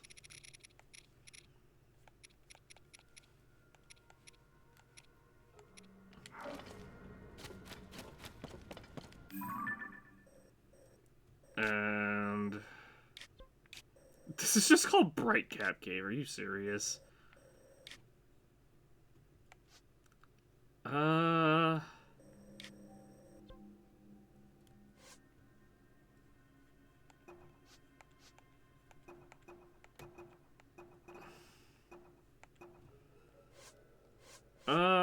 real quick, let me go to the Laneru wetlands. I guess this will be fine. Because there's some stuff around here that I have learned about. Like, there's a well around here, and also at least one or two Koroks that I just, like, I've learned about, but I haven't gotten them.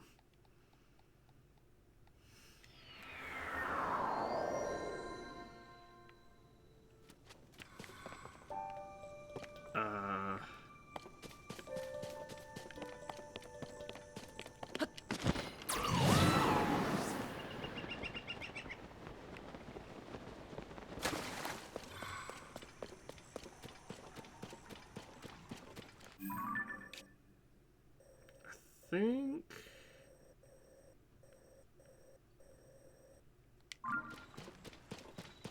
the well is over this way.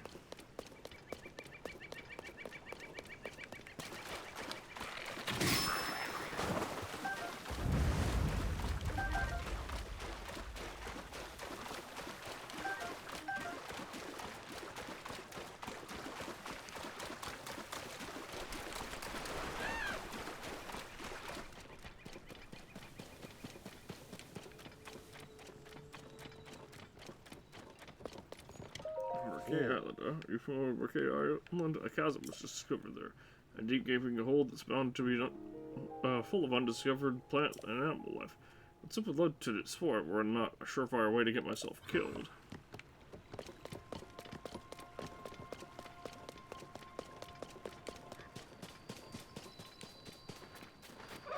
Here we go. Kaponga Village Ruins. Should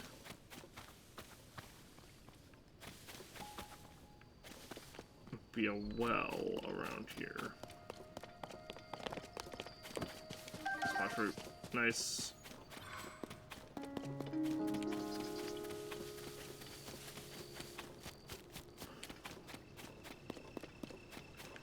Oh, yep, there it is, right here.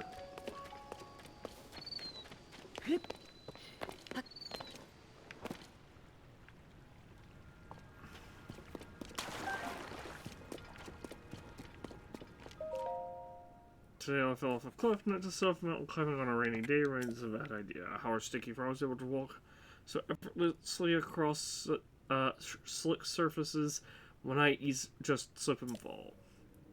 If I combine Sticky Frogs with monster materials, I could prevent a elixir that made me climb wet cliffs without slipping.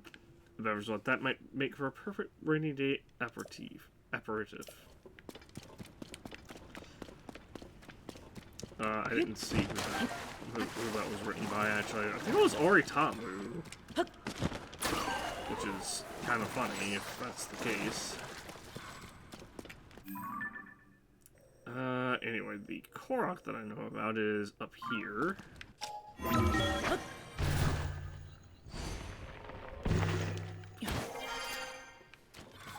It's just a little bit of a nuisance to get to.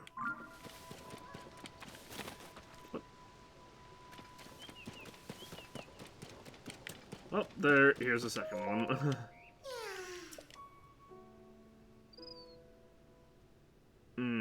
Way over there, huh?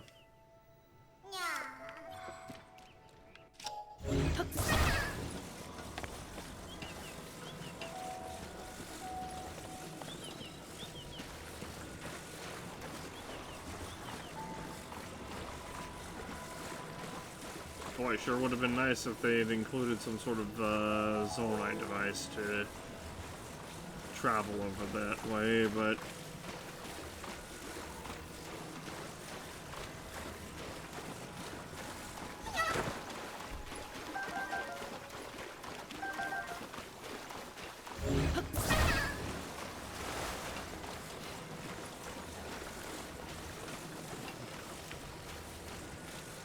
unfortunately, it seems like I have nothing going for, or nothing to do, or no way of getting over there aside from walking.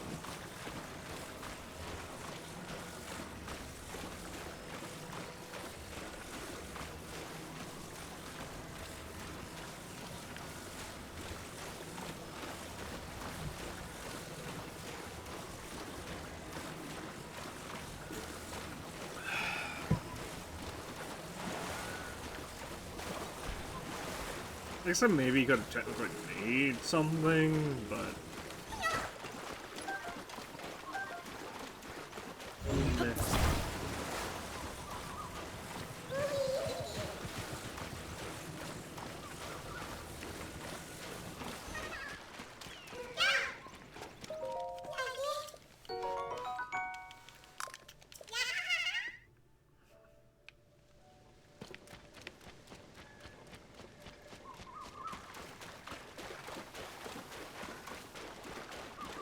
Once we get to...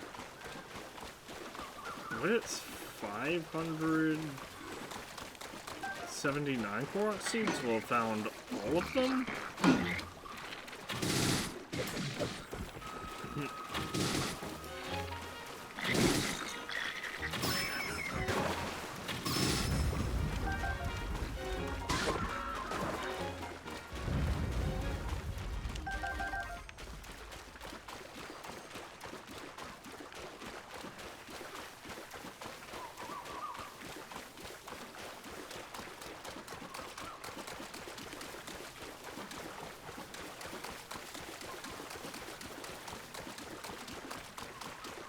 Granted, that's still a lot of Korok seeds, because we've turned in 421, I believe, out of 1,000.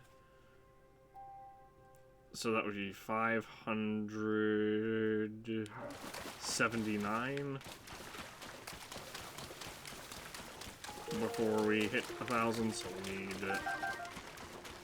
literally 500 more Korok seeds.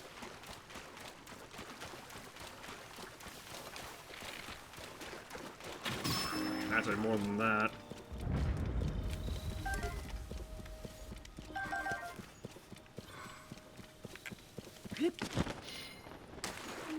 Said, getting close to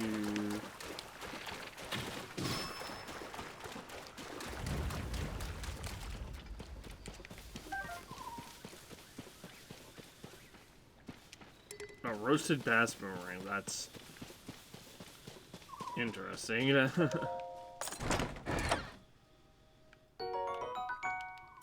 Sweet. Free arrows. 20 rupees. Nice.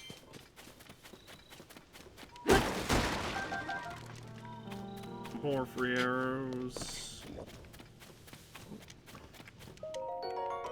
Flint. Me.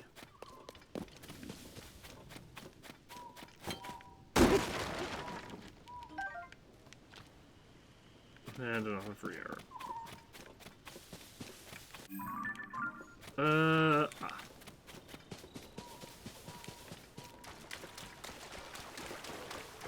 here we are. So the Korok that is over here is, well, it should be very obvious. It's literally right there. It's just a matter of actually,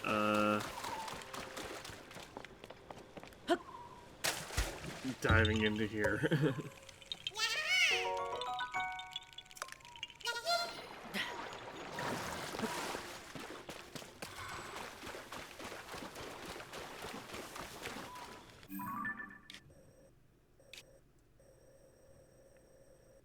There might be one right here as well.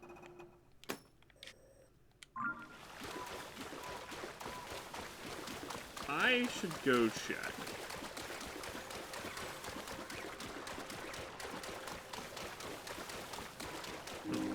Because like I said, if I don't check now, I'm not going to remember to in the future. Wait a minute. Oh, that's a Stamella shroom. Okay. Oh, blood moon. Nice. I'll be able to repair my equipment after this.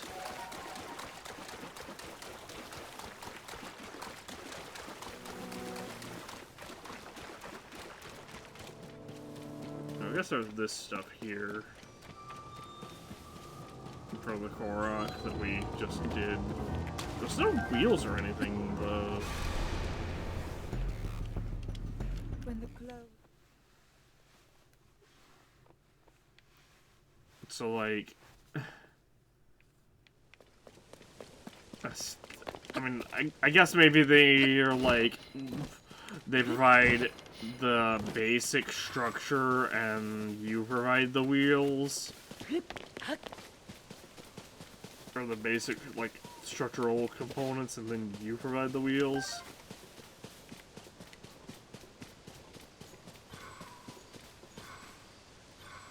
I thought I heard another Korok for a second.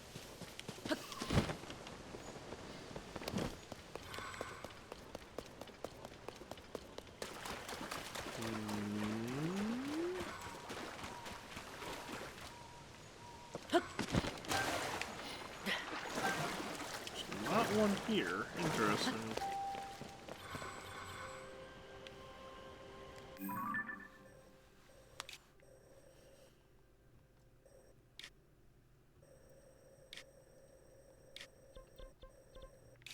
Alright, well, back over here, I guess.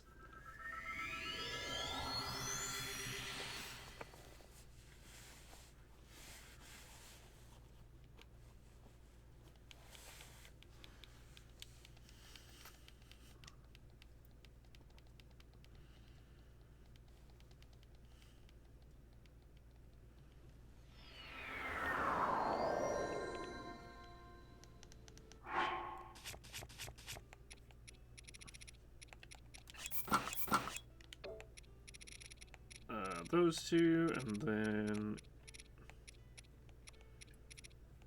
snow boots, wherever those went.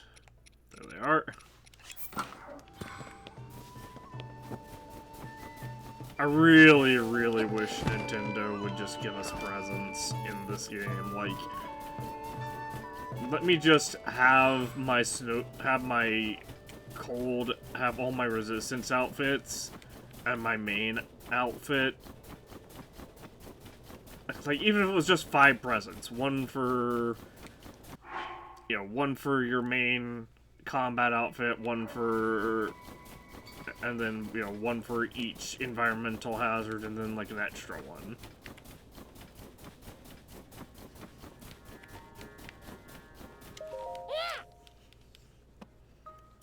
Oh, look at 17 bubble frogs.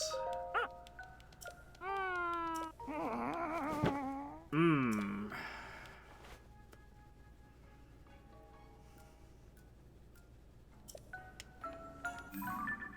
So that's rough.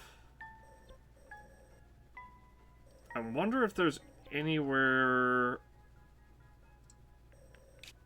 Because he pointed us to this one, but I'm wondering if, like, if we were trying to find, like, this one, for example, would that be out of his range?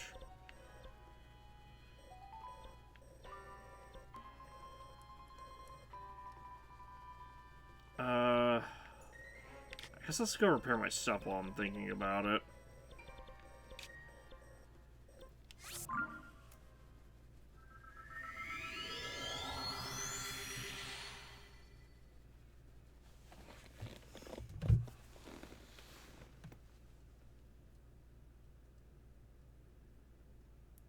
What the heck is this?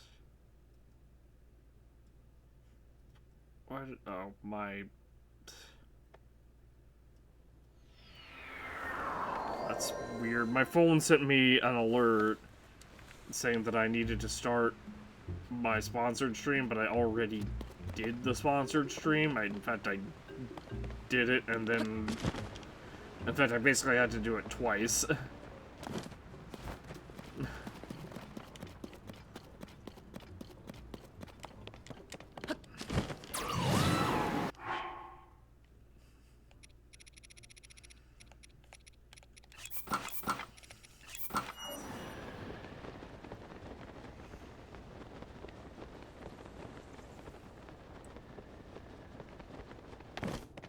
Well, now that a blood moon's happened, we can probably...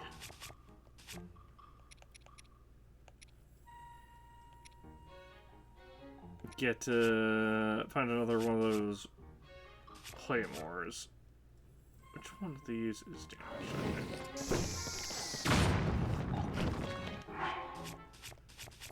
Okay, first off, let us disable these 3. Next, we shall drop a save. And... sorry, I was setting my phone on my desk. Next, so we'll just drop this bow.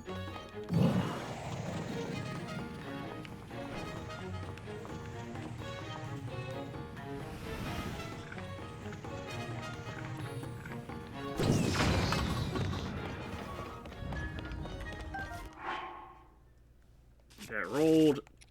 Of all things, quick shot.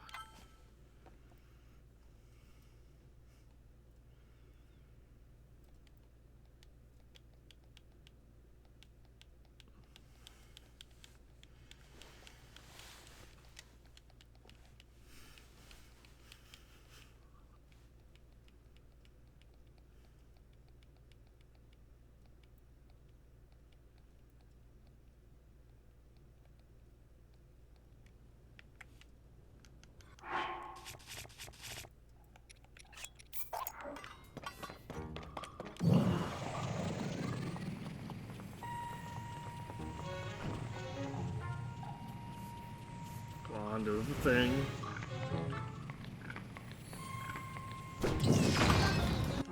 Nice. Rolled into a 5-shot that time.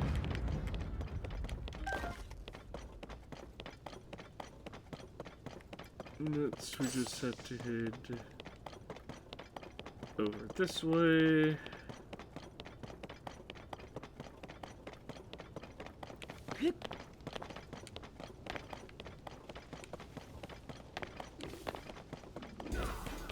What? Okay. If these guys want a fight, I can absolutely provide that.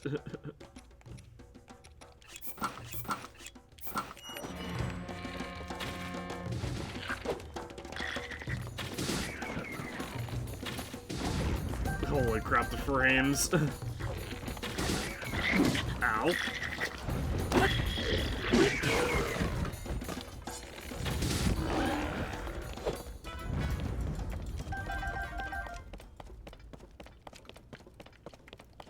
The frame rate, the game can't handle it.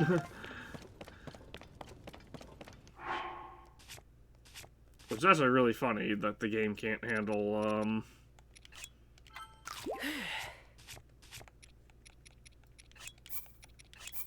basically a 5v5.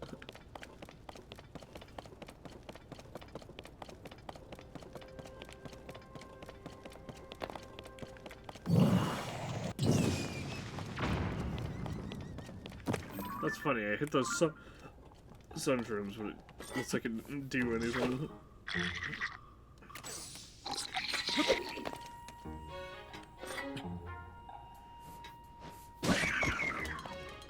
Thanks, your Mobo. Anyway, moving along.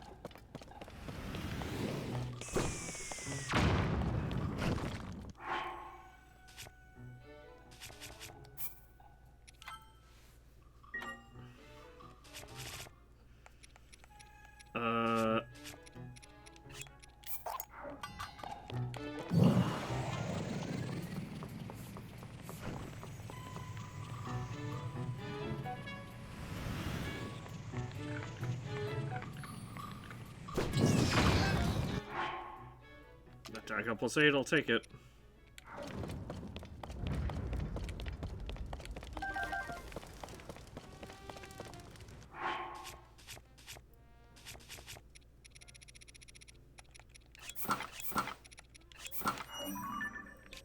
Right now we can go up here. That particular travel medallion has been one of the best placements that I've made.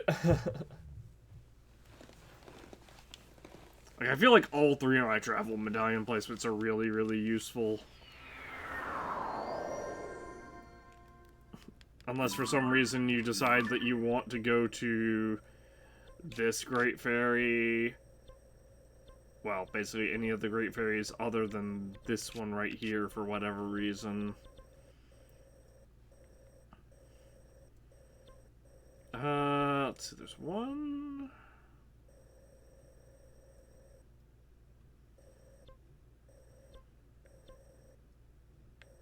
down here. And then I've forgotten where the last one was. Like, obviously there's one here near Dueling Peak Stable. The one here near Outskirts Stable. The one up here. Oh yeah, Woodland Stable, okay. I guess this one wouldn't be too bad to go to as well. It's a little bit far compared to this one, but...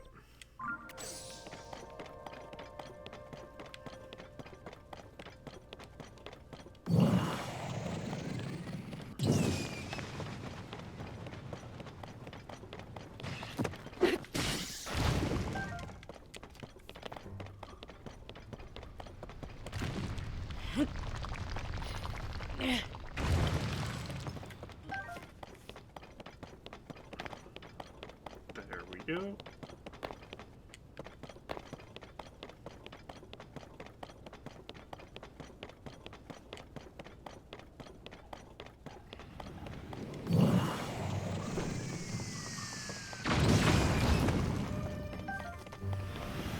Okay, you know what, that's good enough.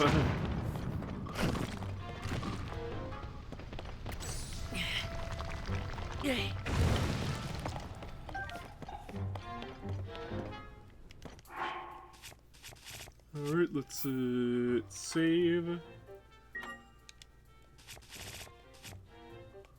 And then drop this. And grab Genovo. And I'm gonna try something kinda crazy. Can I get 2 for 1? I was not able to, but we did get another 5-shot bow, though, which is real nice. Come here, you. Goodbye. You know what? I guess we can try this out and make sure that it breaks stuff in 1 hit. Yeah, okay.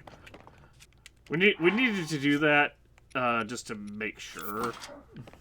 But we're gonna have to re-roll that one off of Long Throat anyway. So...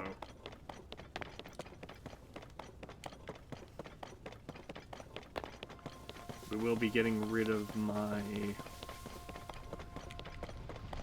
inferior weapons soon. I do still like having some Zonite weapons, just so I don't always have to have the Lightning Helm equipped to deal, you know, 50 plus damage per hit. But...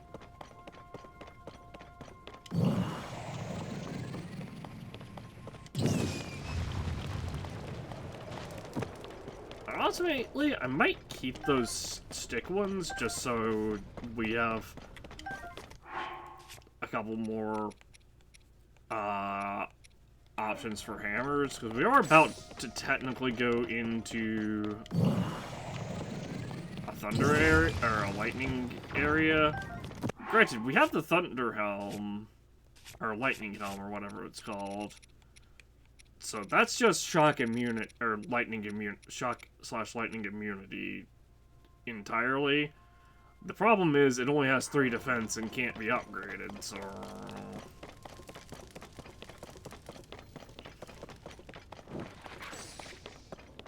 that's why it might be useful to still have a few,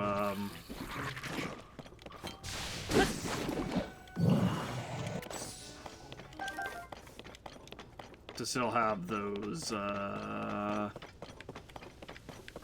sticks, basically.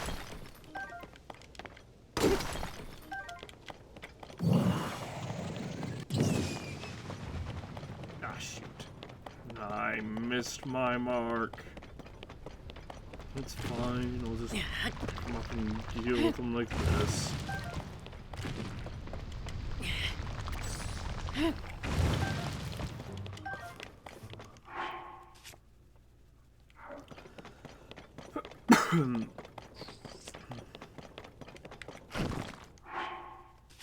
Alright,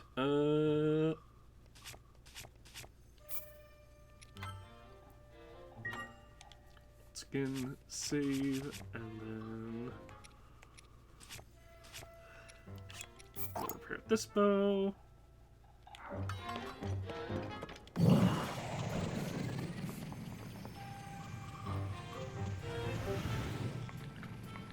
That was definitely about to catch. Oh, never mind. Attack up +9. Nice.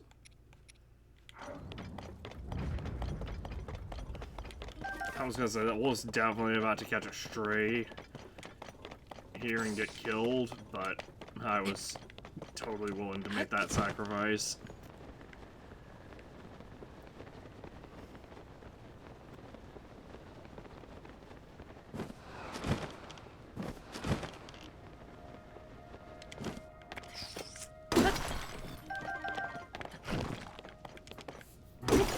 Alright, good. He is ducked. Or so taking cover, or hiding, or whatever you want to call it. Alright, now we drop a quick save. And the next thing we should repair, we'll just go ahead and reroll this. That's funny. It's detecting my own weapon.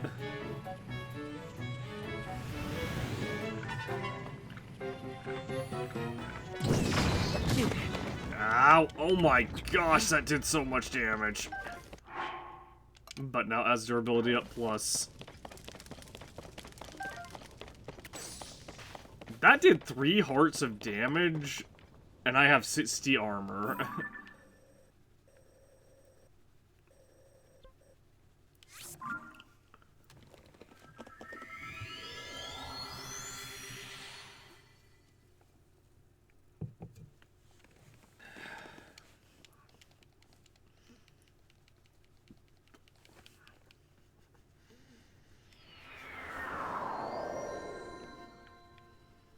I'm gonna have to upgrade my armor just to deal with my own...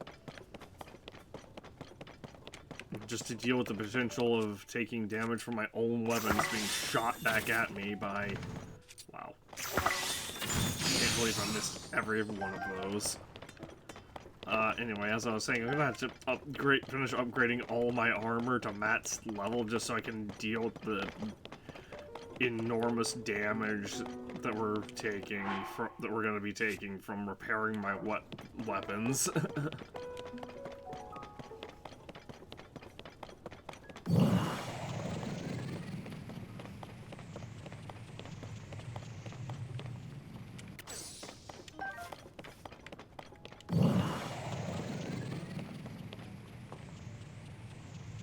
Right there.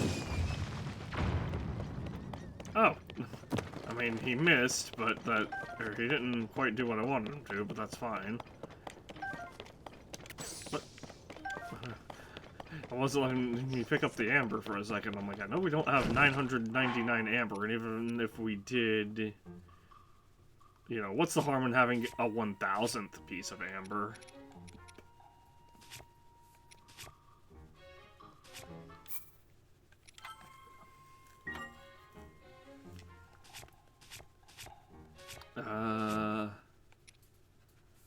Next thing to repair.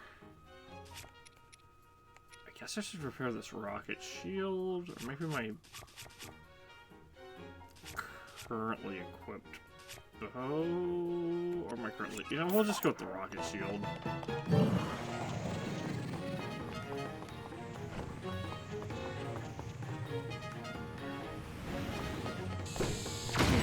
I can't believe that happened.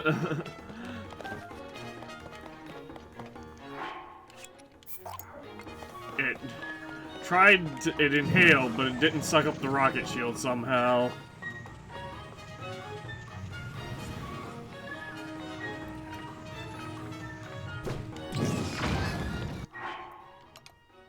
Durability up plus. It's fine, but the rocket shield isn't as good as our Savage Lionel shield with a spike strip on it, that makes it deal 10 extra damage. Yeah, that's another thing they could add, just for convenience, just for like as like a quality of life thing.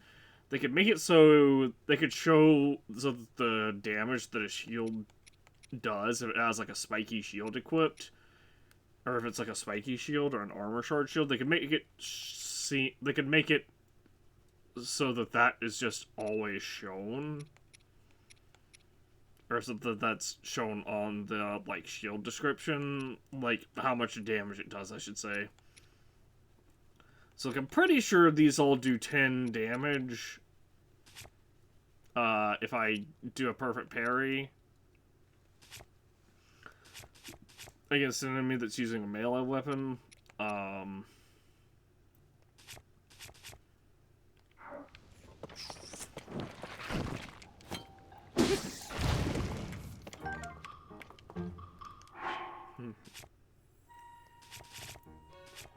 I don't know for certain, because I don't have...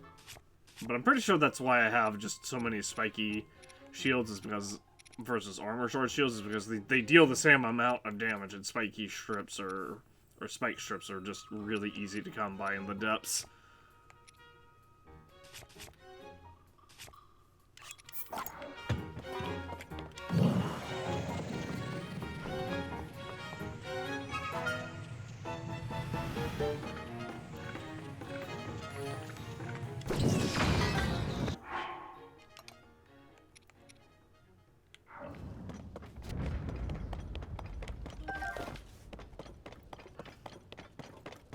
Alright, our shields are fully repaired. I'm gonna do something I shouldn't.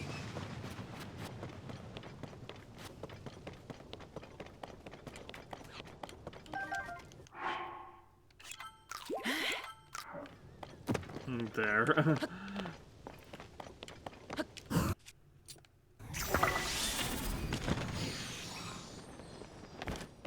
Nice. Fire breath off his tail.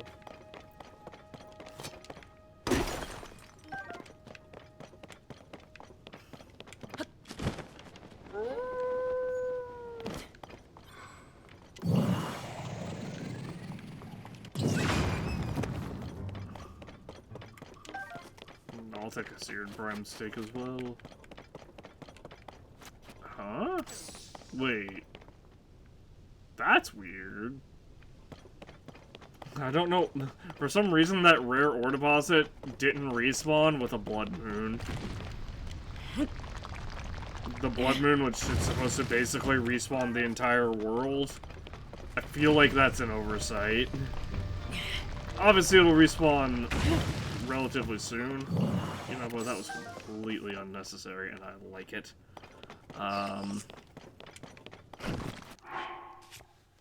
Obviously, that respawn is based on a separate timer, I guess. But it's still weird. I feel like if a blood moon... I feel like they could easily just tie everything respawning to blood moons.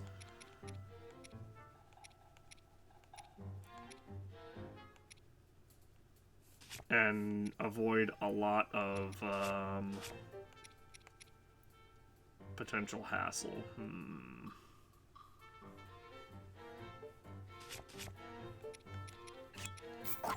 Repair the Savage Line bow. Come on, did I drop a save? I don't think I dropped a save. You know what? I'll drop a save right now, just in case.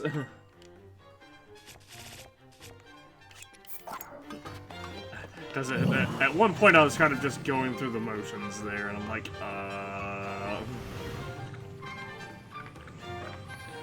So if I did drop a save and I just saved again, well, it's a good thing I dropped the save. I had not saved again as far as I can tell.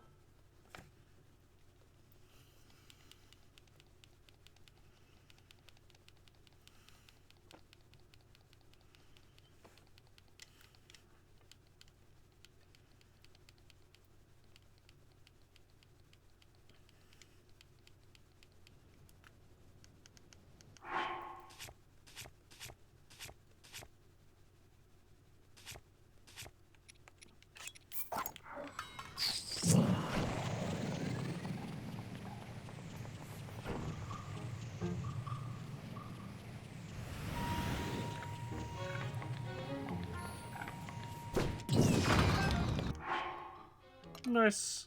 It is just another 5 shot. It just re-rolled 5-shot burst. Alright, now we can save again.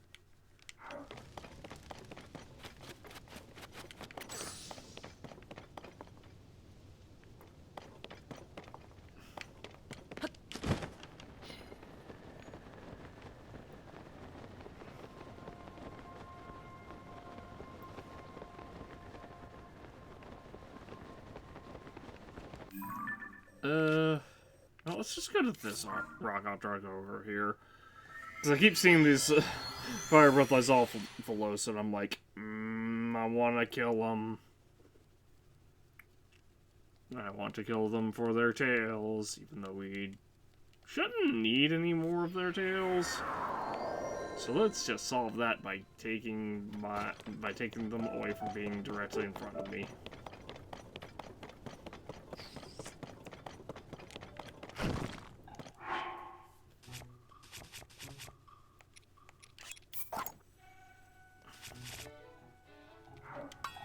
Hold on a second.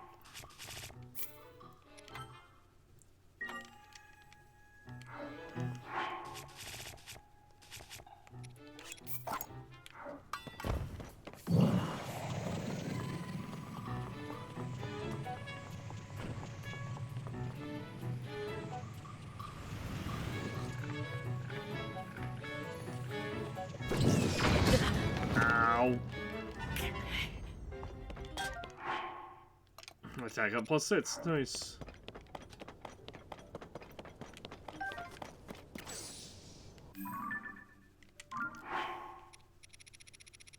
And now we eat a single apple. And let's go check on my radishes at Hateno.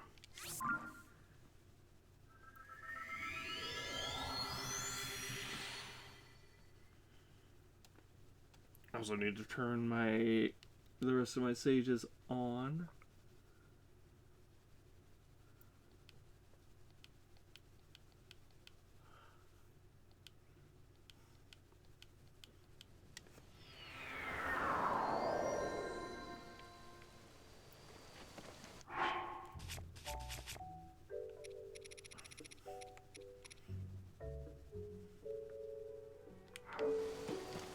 I'm just gonna turn the rest of my sages back on. I can't summon here, but that is fine.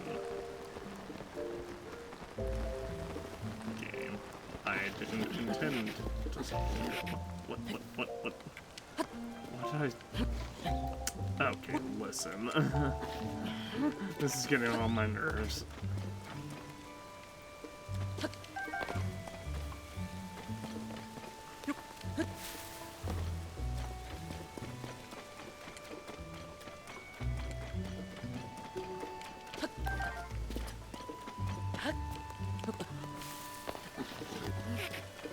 Oh my word.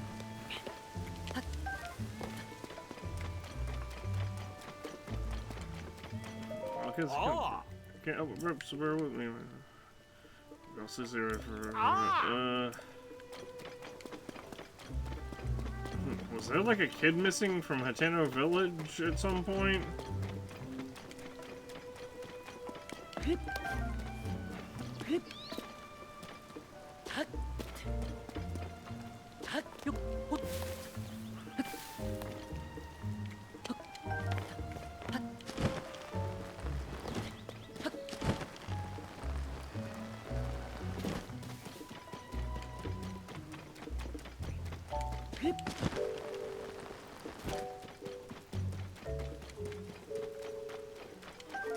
Nice.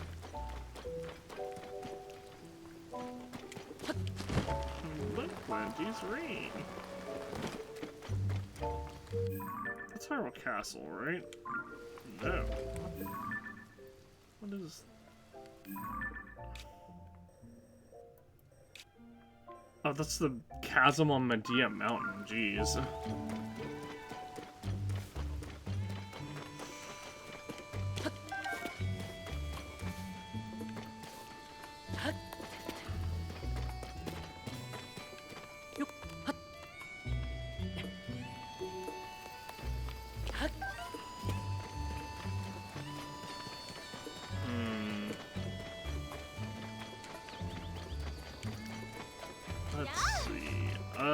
where is... Ah, here we go. Die shop, die shop, die shop.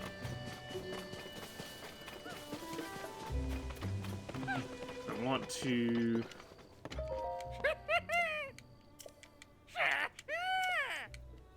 With the paraglider, I want to show off the egg paraglider. Or the egg fabric. There. It's the windfish, I believe? Egg from Link's Awakening. You know, I played the remake of that on my own, and, I still don't remember what that being is called.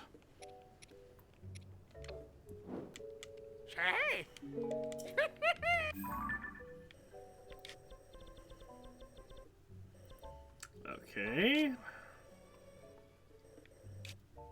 So now we have another problem, and that problem is that I don't know where else Colton can spawn. Which means I'm kind of completely out of luck for more caves. Well, I should say I'm pretty much completely out of luck for finding more caves.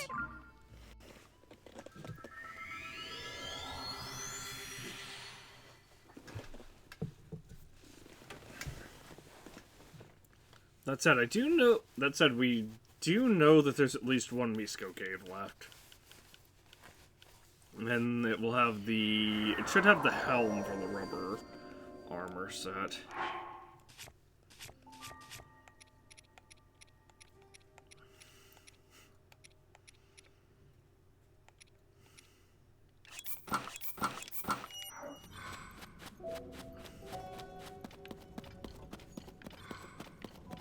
So, you know what? Is there a little frots around here? Should be one, right? Unless it was just RNG that one spawned last time. I guess it was just RNG that one was here last time. I was gonna take, the other sages off and see if I equip the Vanabora's helm, if that made, Riju do more damage. Well, Riju's avatar, I should say.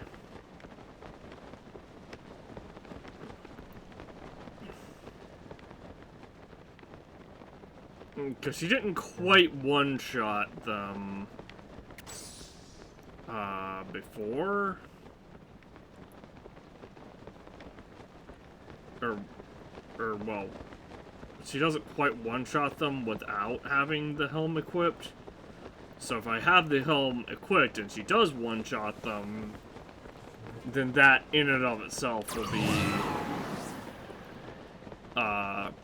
proof of whether or not they increase damage.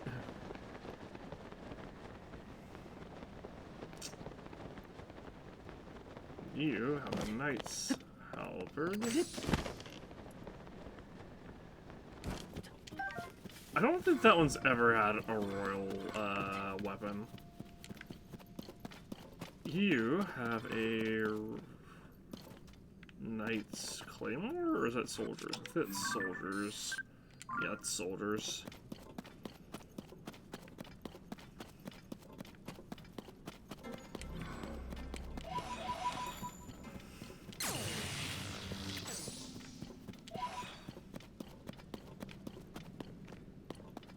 I guess while we're here, we can just... Where's the frots at? Oh, there it is, right there.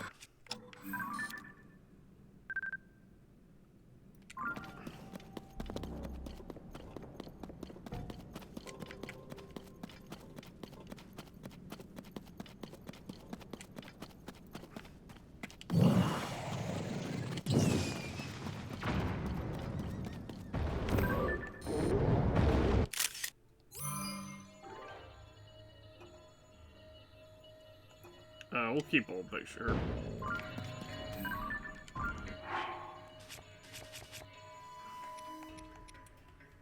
This is fine. This is intended. I just need to quickly equip my fierce deity set.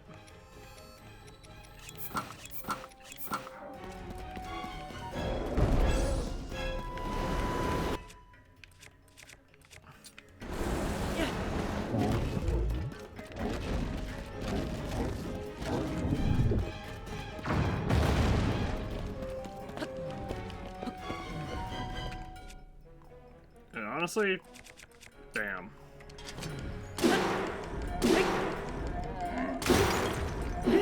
Oh wow.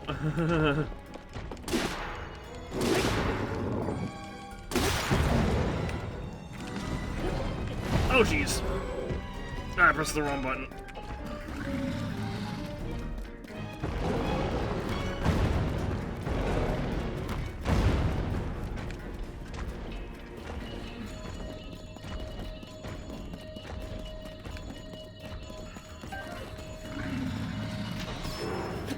Oh wow. You know, that's not something I knew you could do. I don't know why, it just never occurred to me.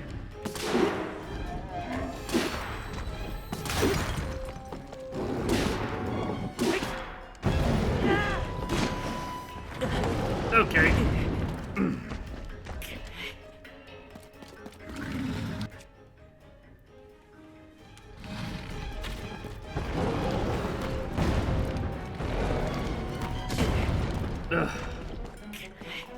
Alright, you nuisance. There.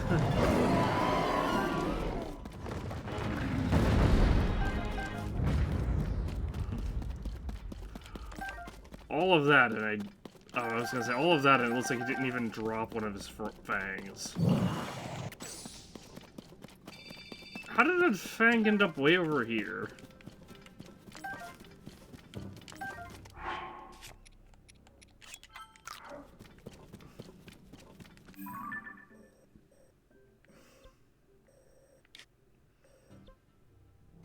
I guess I shouldn't ask too many questions.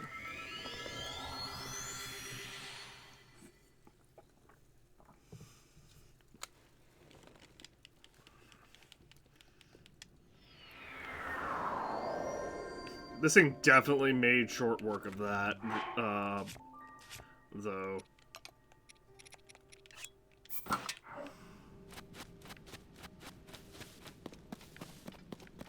Which is nice, because it's just like, oh,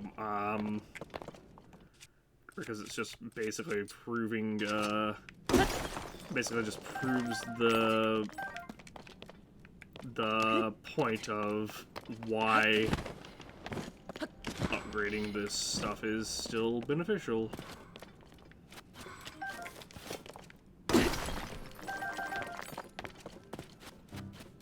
Should be using a different hammer for this, though, at least for now. Because even though this has durability up plus, it's also just the hardest hitting hammer that I have. Nice.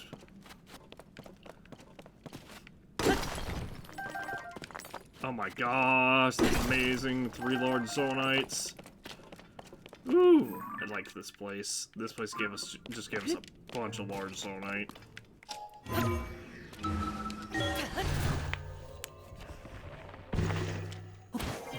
We needed large Zonite too, so that's fantastic.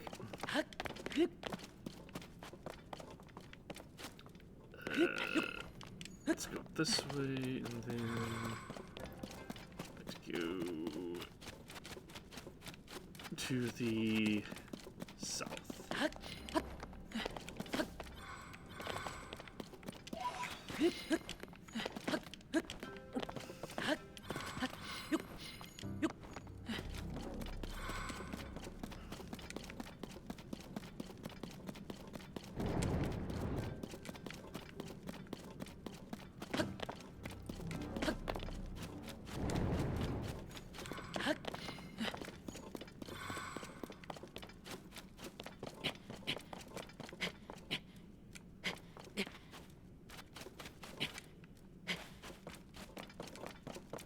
Okay, so there's that one there. Are there any others around that I can, like, readily see? Doesn't really seem like it. Oh, I rolled a Knight's Claymore. That's sad. I really wish there was, like, a pattern to these, but at the same time, I understand why they don't want there to be a pattern. Because then it'd be like, oh, Knight's Claymore. Well, next time it'll just be a royal one.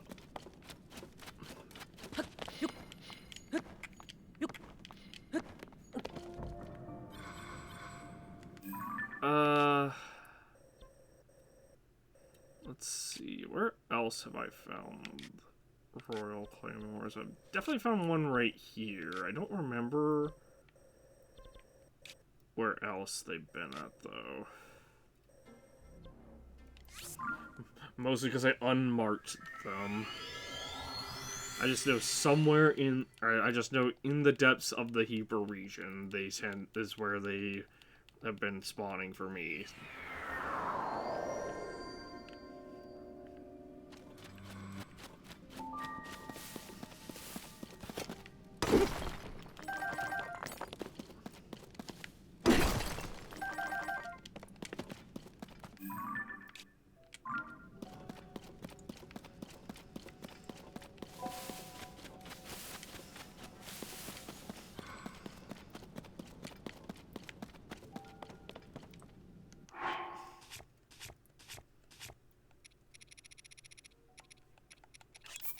Climbing outfit. Oh shoot, I just realized it's 12:30 a.m. I should really go look for the Bubble Frogs dude. Colton.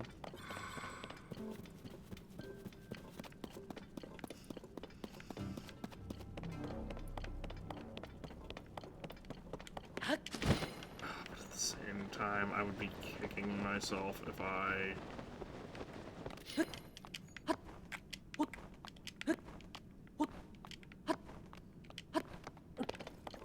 There's a guy up here that might have one.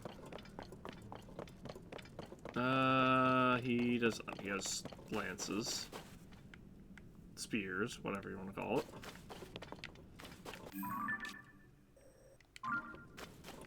Could also potentially be one even further up.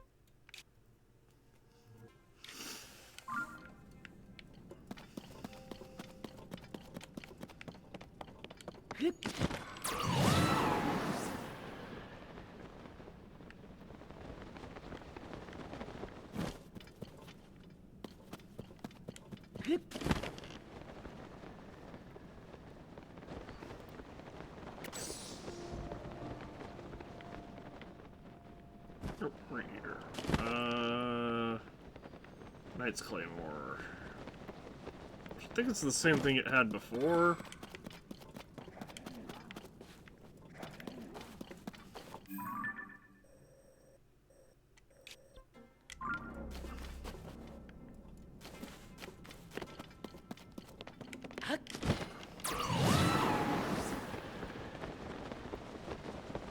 So, a little annoying. Also, is this thing back now that the Blood Moon happened?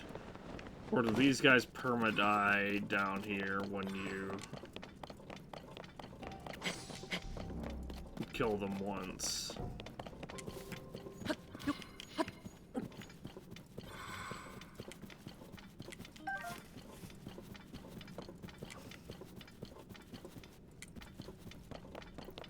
I don't hear the boss, so that makes me think that the boss might just be permanently dead, but maybe it hasn't quite spawned in yet.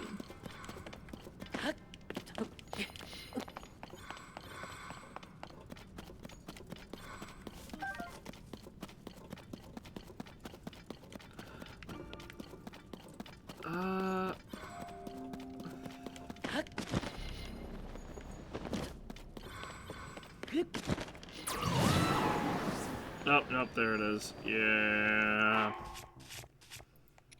It's still around. Or, well, it's back. Which is annoying, because it kind of lots me out of a potential, I guess it doesn't really lot me out of it, but it makes it a lot more of a pain to actually get to.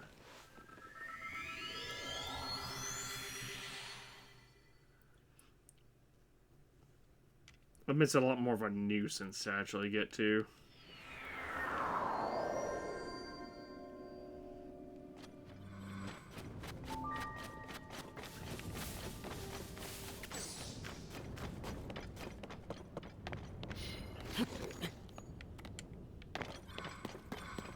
And I might be able to avoid it if I...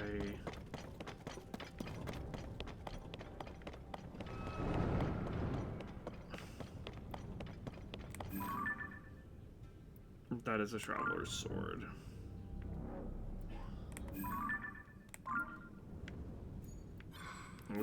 Hey, if I jump down from, like, here, I might be able to just barely avoid it.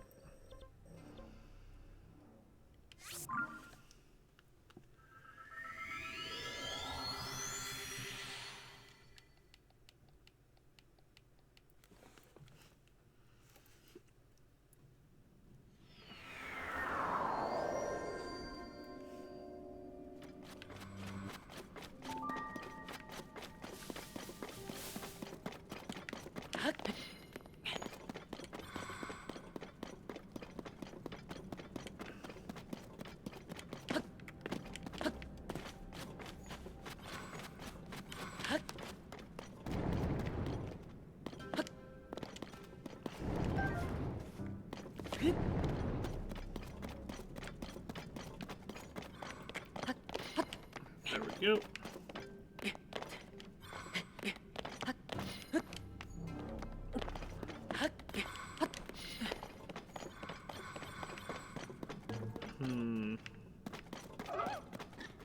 Oh, perfect. There, and now I equip the Vanaboris helm.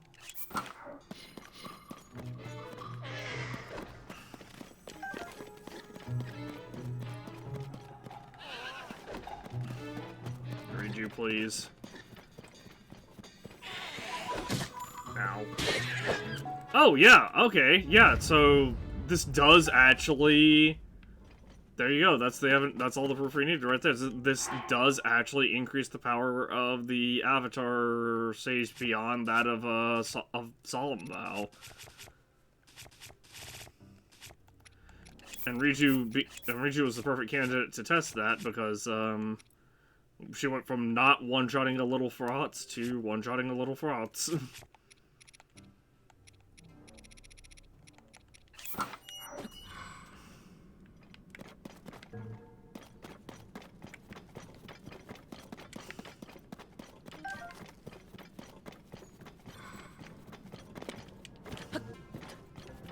Now watch her one-shot the next little froths we encounter without that thing and just throw my entire thoughts off.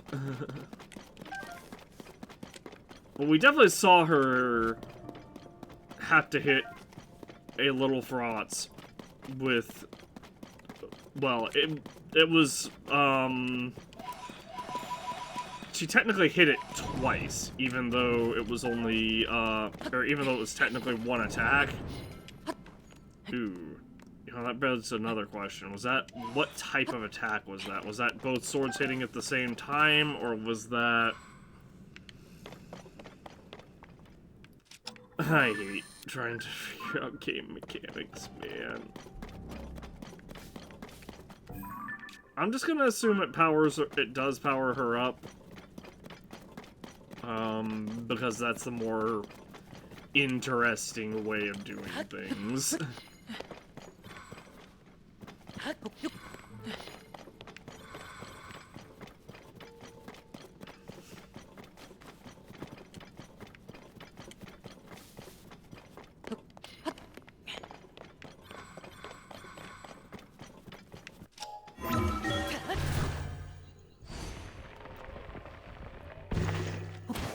I think she just swung one of her scimitars one time there. But good grief, it would be... What the heck are you wielding? What is that? Oh, it's a traveler's sword. Started from the bottom, and now we're once again having to pick from the bottom. It's all come full circle. Time to get rid of all my weapons and nerf myself into the ground. I can't, obviously.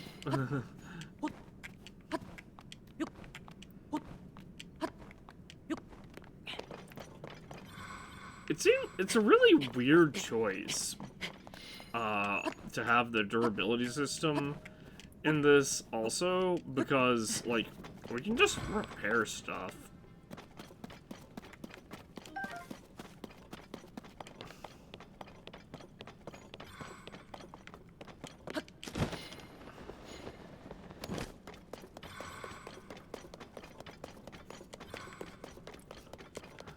So, like, it's kind of one of those things of, like, durability doesn't matter.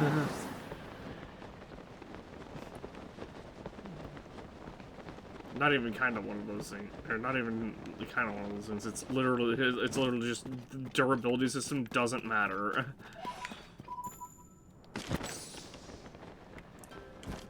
Oh. Man. That's too bad.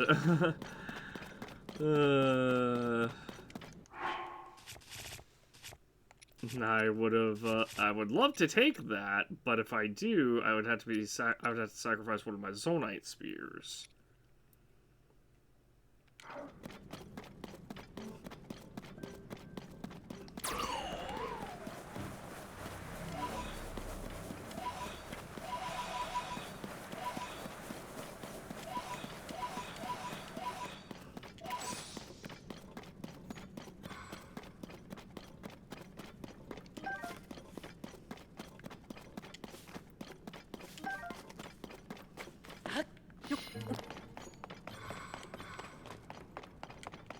I haven't had to necessarily sacrifice one of my Zonite spears, but I feel like that's pretty much the only thing I could sacrifice.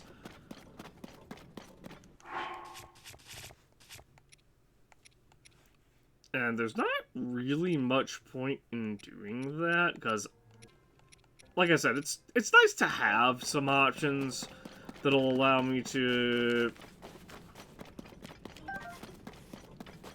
not have to put on the lightning, or that'll allow me to not have to put on the lightning helm to, you know, fight in, just so I have a little more defense.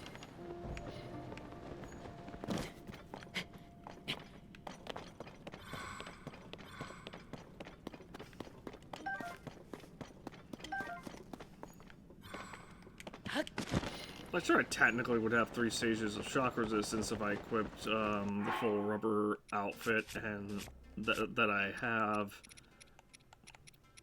and the either the Vanaboris Divine Helm or the Topaz earrings. Probably the Topaz earrings, to be honest, because they are ever so slightly stronger than the Vanaboris Divine Helm.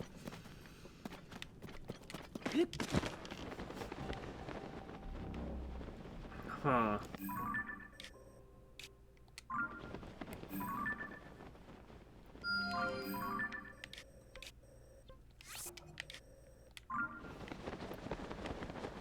Oh, actually, I think that's just further out than I thought. That's red, white frots. I'm just looking to see if there are... What is it, red, white frots or red, blue? Or blue, white frots? I am just looking to see if there are...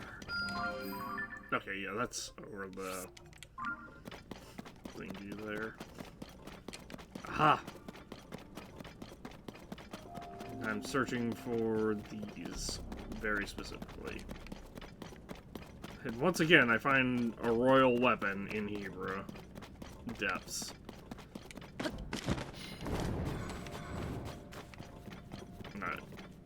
Because we've definitely picked up this particular spear before.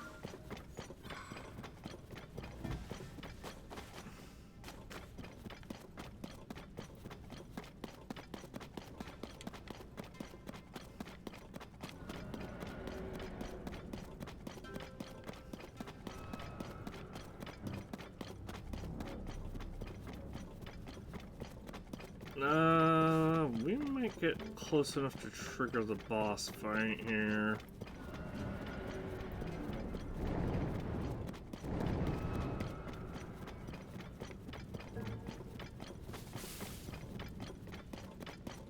That's another spear.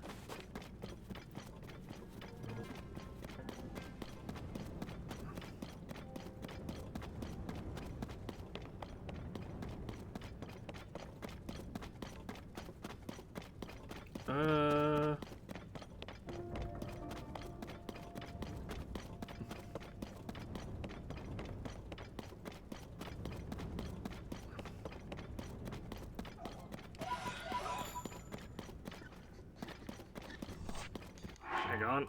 Well, this. Hang on. If I take these three off. Alright, Riju. Do your attack. Yeah, okay, so she goes. Yeah, so it takes her 2 hits. So without the Von Umberus Divine Helm, it takes her 2 hits to kill a. Even though it's technically 1 attack, it takes the full attack to kill a single little Furhots. And I imagine it's the same with the others as well. Aside from if Tulin headshots them, maybe. But... Actually, maybe not, because I think Scimitar of the 7 is weaker than the other than the others.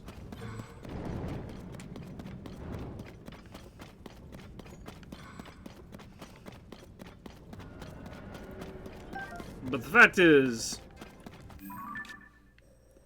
you know, we were just using that for a test, and the test is very conclusive in that if we equip a Divine Beast Helm with a Sage avatar with Solemn Vow, it does power it up, that avatar beyond the level of Solemn Vow. They do still do more attack, rather, or more damage. And Riju was actually the perfect candidate to test that because she doesn't quite one-shot little Froths without the Divine Helm equipped. So that by itself, I mean, that by itself is enough evidence for me.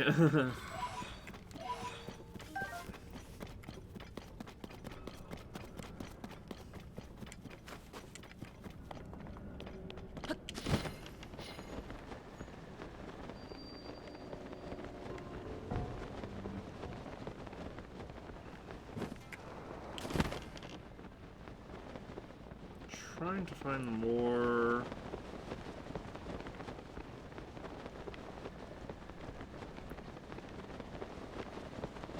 Royal Claymores, and it is, wow, pristine Royal Claymores, and it is not doing well, unfortunately.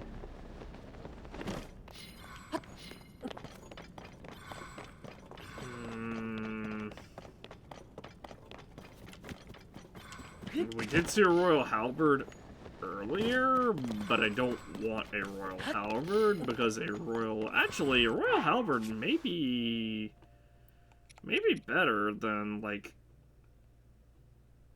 I mean, definitely be better than having four hammers, and or having, you know, some hammers and some sledge and a sledge, because we've definitely seen a couple of the rare taluses. Yeah, let's go get that halberd. It's in the most inconvenient position it could possibly be in, but whatever.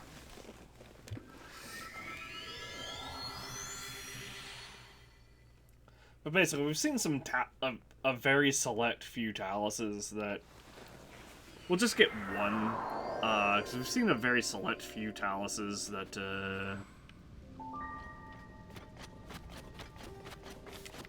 have their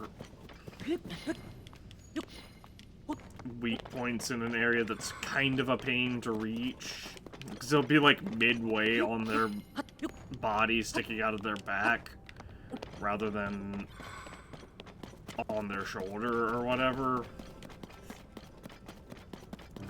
And it's always annoying whenever we do run into those guys, because obviously we can't really reach that with our clubs. Or, I said clubs, with our hammers. So if we have a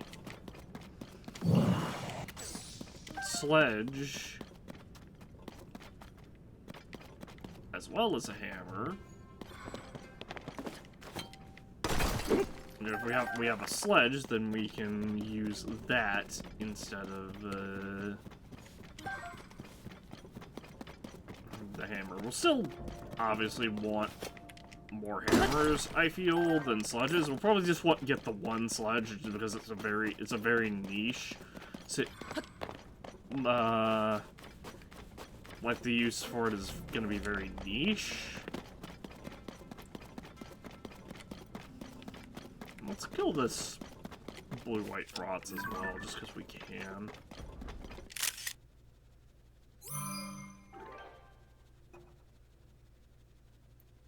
I like this picture better.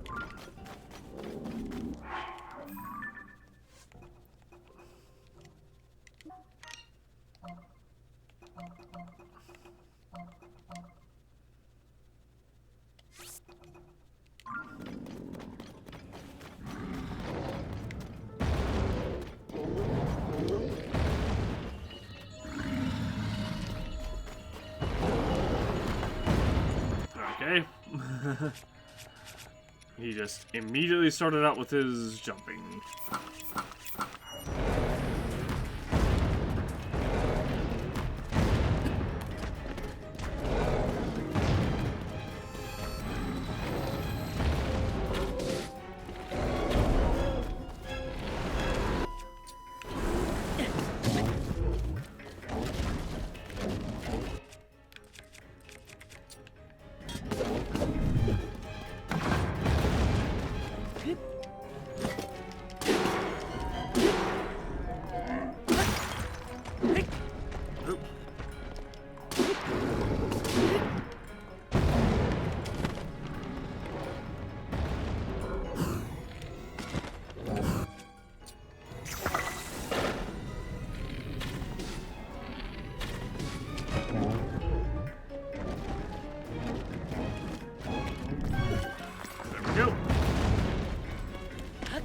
My sages could, you know, do anything, that would be fantastic.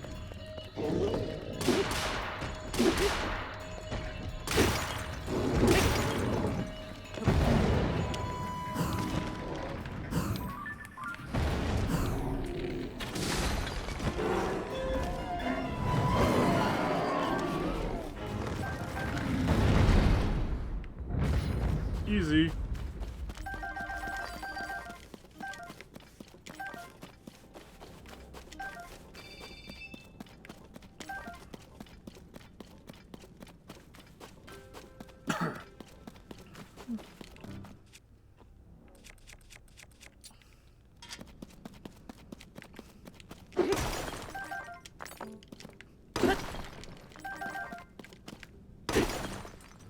I know we don't need Zonite anymore, but I still... Well, we don't need regular Zonite anymore. We still will probably need a large zonite. And that is exactly why I'm breaking these.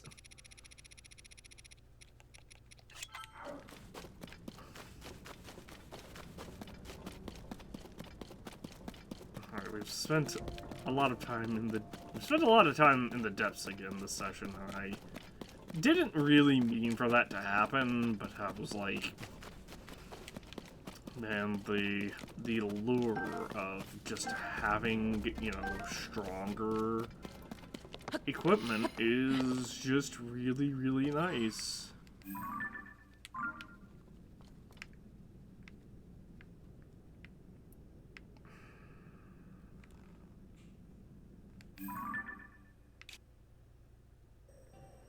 So one thing I didn't consider is just how high up I was gonna have to climb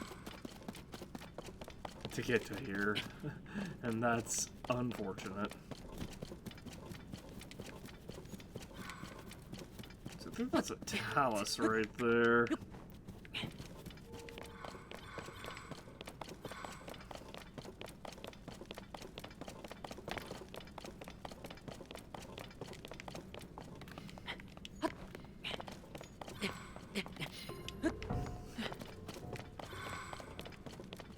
Yep.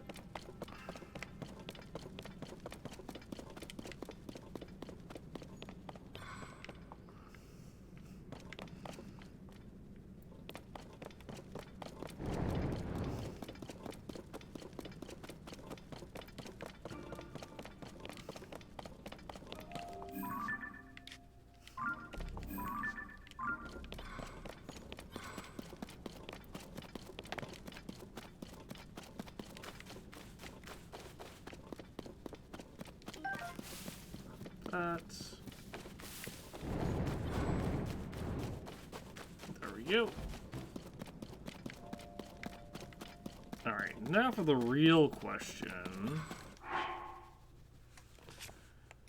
Do I want to replace one of these sticks, or do I want to replace this Royal Claymore?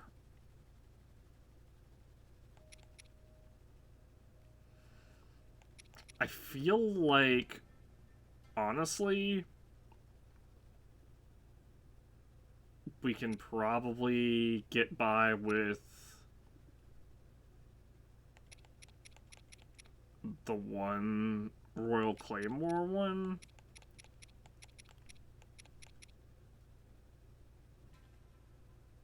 It's just really nice having... It's just really nice having pristine royal weaponry, man.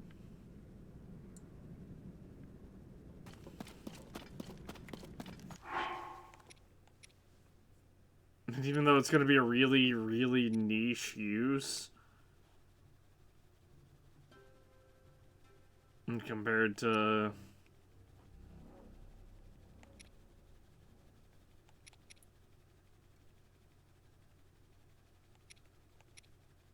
I guess I can just start using these as my main... Yeah. We'll just start using those as my main, hammers. Goodbye, Royal Claymore. Decayed Royal Claymore. You have served me well. And you are being replaced by... Oh, this just started with durability up... Or, not durability up plus, multiple attack ups stages. With attack up plus 9.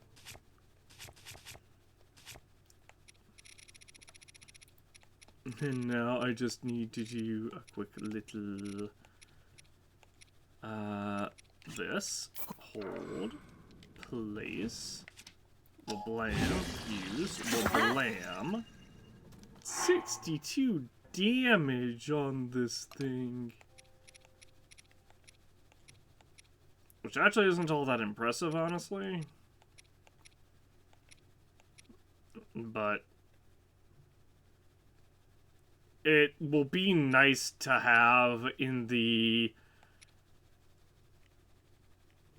rare chance that we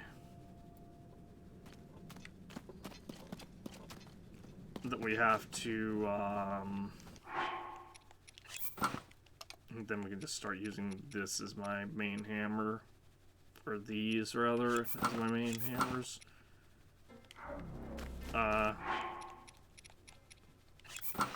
You know, like it's you know, not as nice as, you know, having another one of these would be, but it'll be good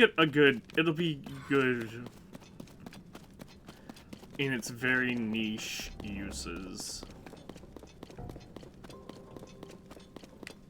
I'm sure some people are probably thinking, well, why not use the Gerudo, not degraded Gerudo spear, if that's the case. And the thing is, the Gerudo spear, actually, that would double. That would just be 7.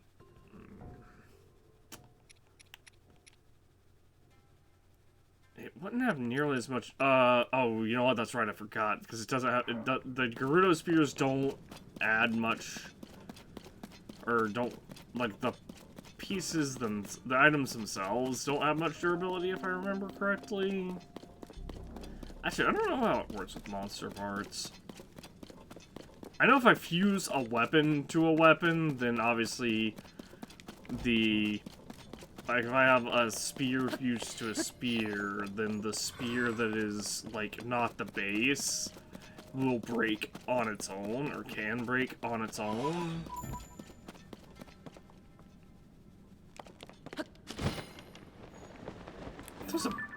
Why is there a battle talus right there?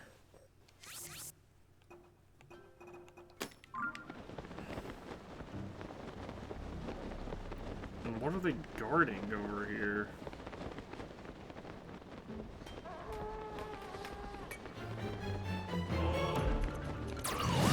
Nothing important.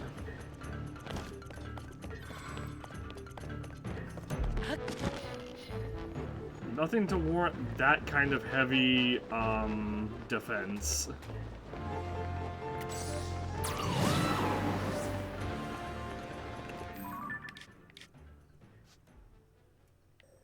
I guess this is still technically Hebra, but I don't think we're far enough north now.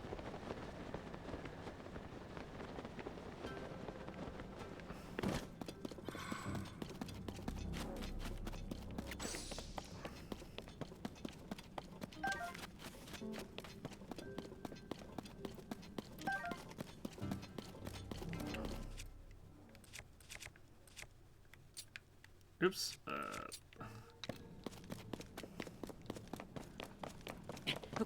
I'm still not sure if I should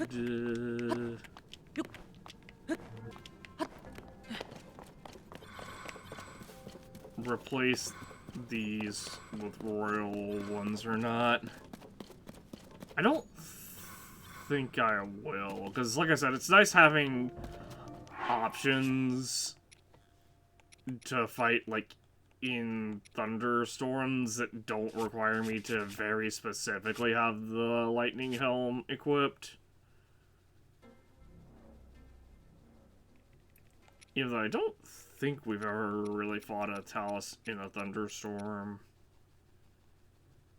or any enemy that's, like, armored up in a thunderstorm.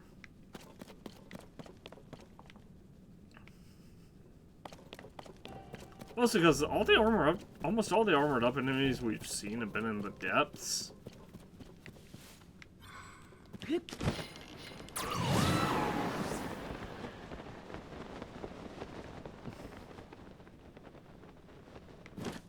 Which is kind of funny to think about, because like, sure, like, yeah, very rarely we will see, like, a Bokoblin armored up on the surface, but, like, you'd think more enemies would be armored up, since that seems to be, like, a big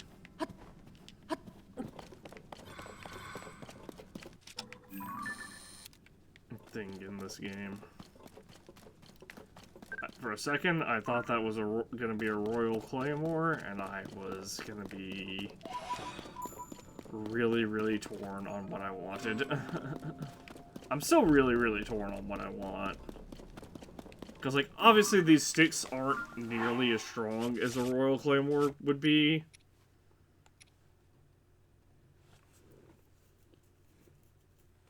And they have, you know, a lot more niche use than, like, a Captain 4 blade would. But a Captain 4 blade also doesn't have, like, a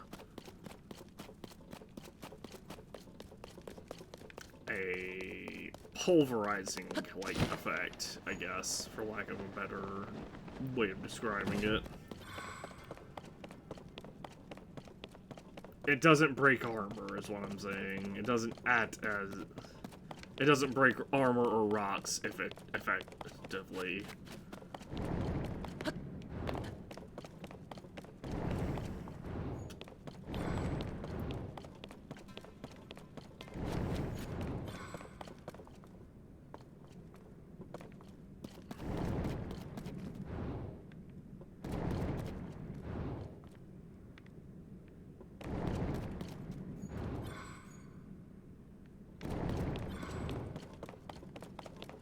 I need no Tunic of the Depths. All I need to do is be slightly patient.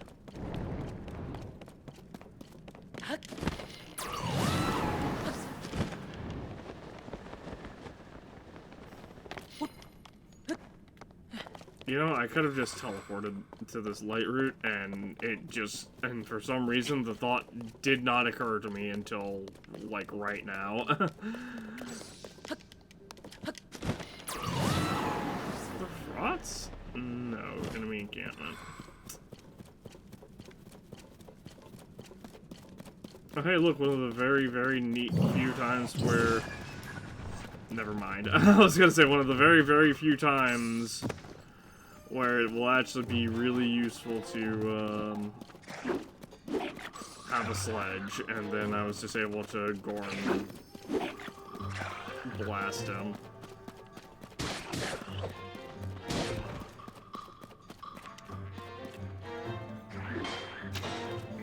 Get him, my sages.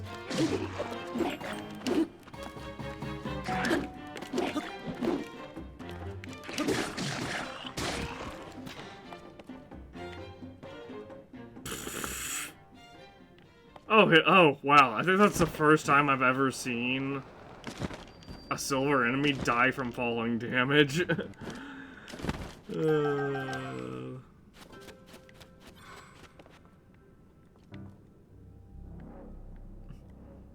Because most of the time, even if it looks like a fall that should kill them, they just kind of get back up and are like, huh, I guess I'm here now.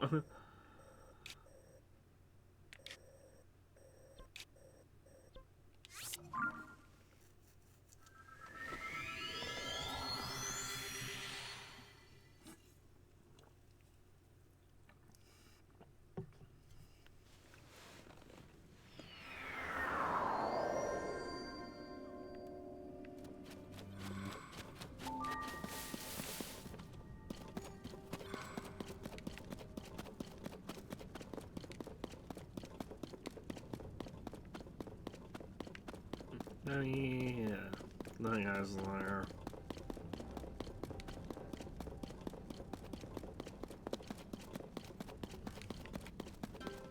Yeah, the Heaper depths have been really generous for royal equipment for me, but I don't...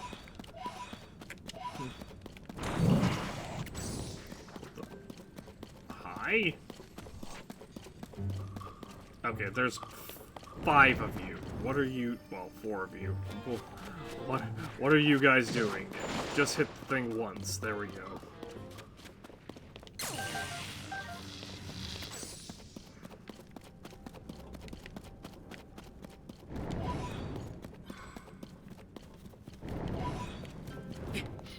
they're waiting on me to stop being lazy. That will never happen because I like not having durability used on my weapons.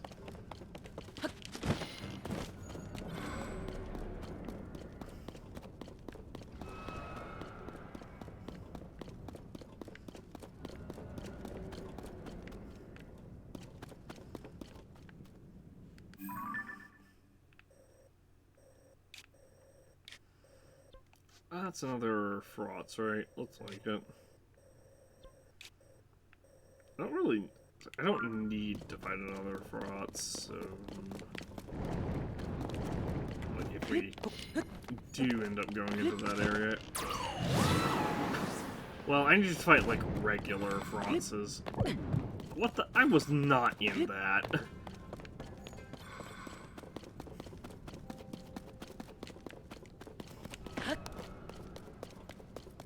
Anyway, like I was saying, I need to fight like regular basic fraudses. But that's it.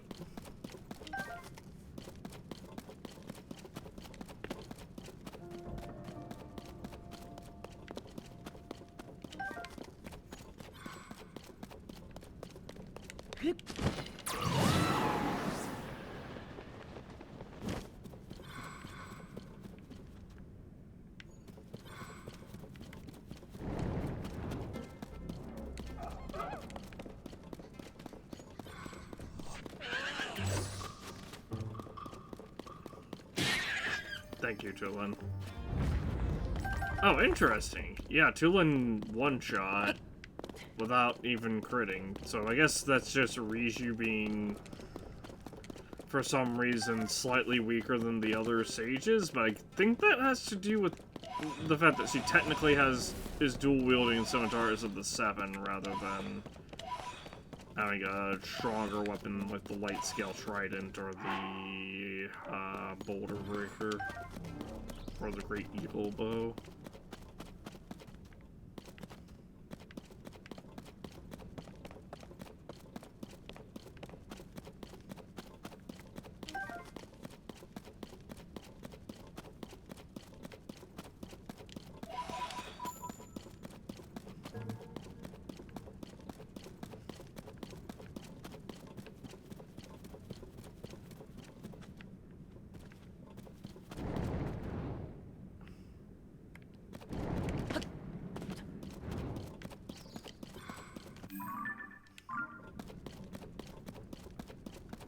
Jeez, this is ridiculous. Ugh.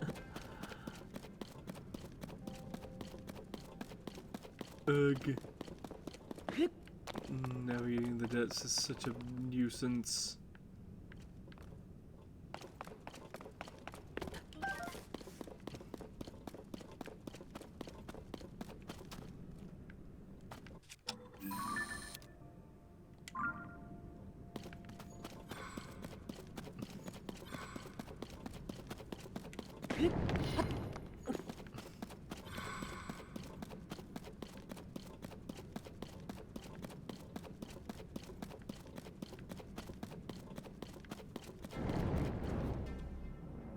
Huh.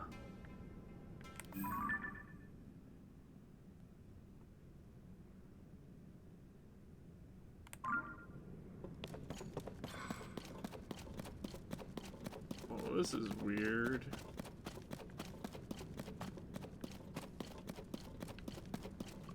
Yeah, that's another blue-white frauds. I'm gonna not fight it if I can avoid it.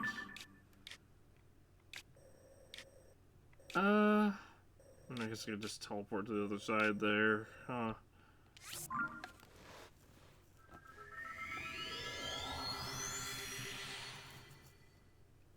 I'm legit trying to see if there are any more royal weapons down here.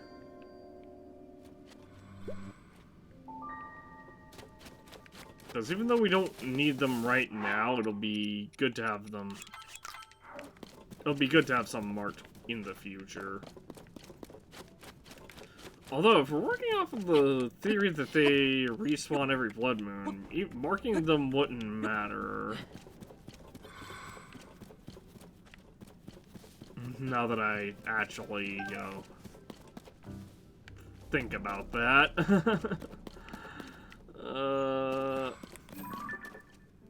Respawn meaning like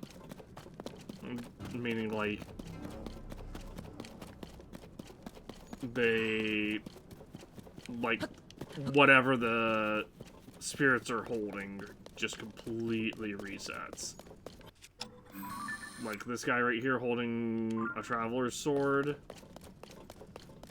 I think that's a traveler's sword anyway. If I come, like, I can, like, then, you know, Blood Moon happens, then I come down here again, and maybe he's holding a knight's broadsword instead of traveler's broadsword. Or traveler's sword.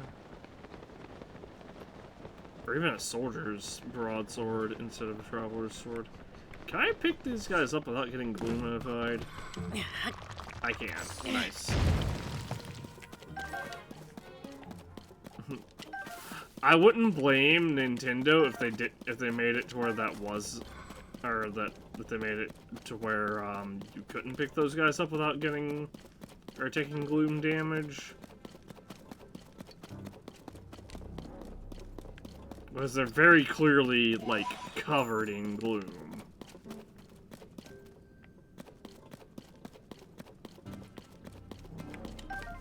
Yeah. It's for the better that I'm not finding any more, well, royal weaponry down here, or pristine royal weaponry anyway.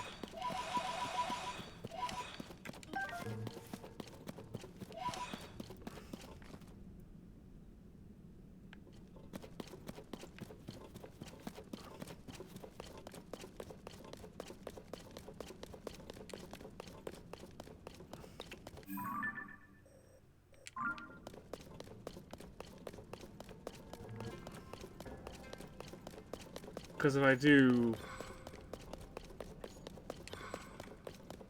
Even though it would be nice to have a bit more of a hello, Yiga place I haven't raided. That's a shot.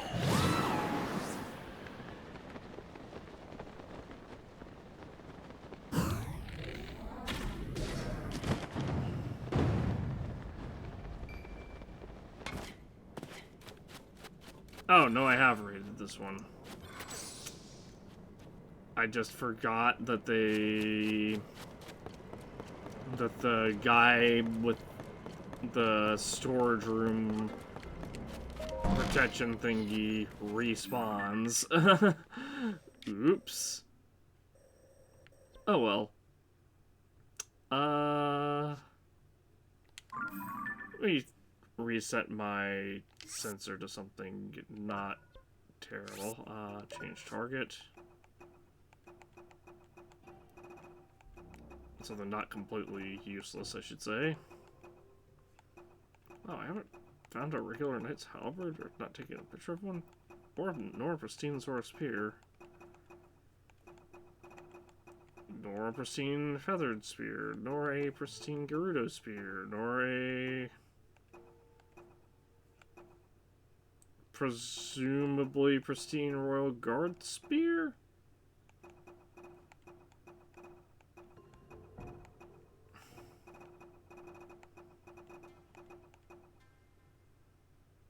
Wait. How am I not taking a picture of so many bows?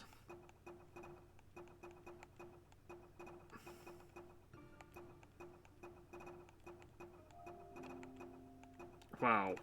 I'm terrible. I think I have a Royal Guard bow, at least. At our house.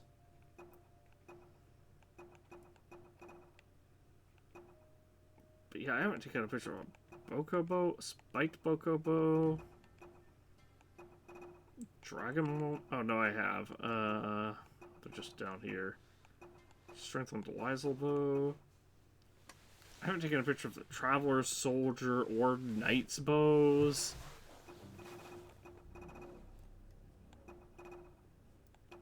Or Forest Dweller bow, I don't think.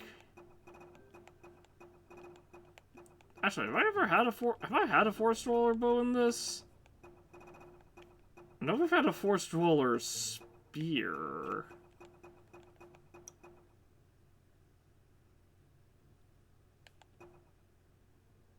I just don't know if we've had the bow or not. No, you know what? We definitely have had the bow. We had it way earlier. And that's really, really sad.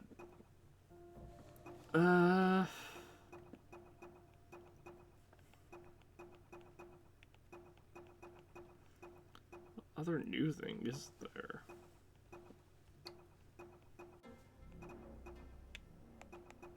In my equipment. I'm not seeing anything showing as new. Oh, Dust Claymore.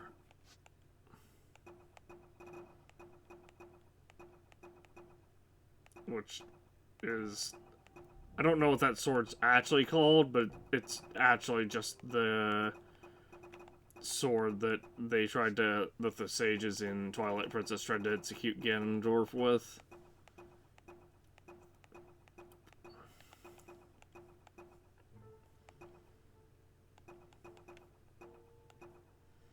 Colgera, Moragi, Marble Goma, Sludge Lake, Muktarok, Queen Gibdo, Phantom Ganon.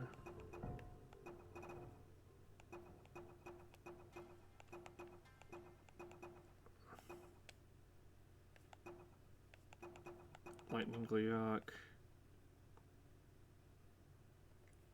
I don't know what that's supposed to be.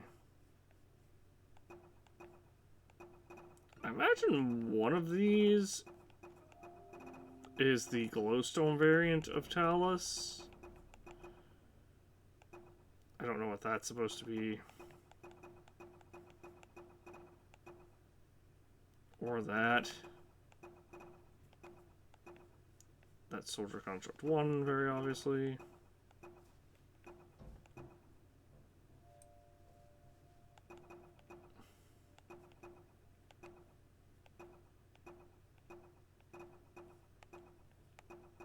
So we're only missing 10 monsters.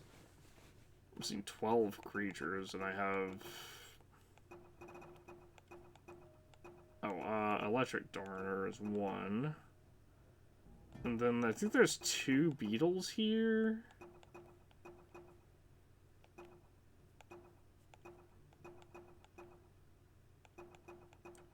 That would be Voltfin Trout.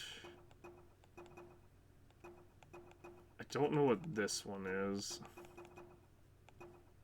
Or this one. Or this one. Or this one.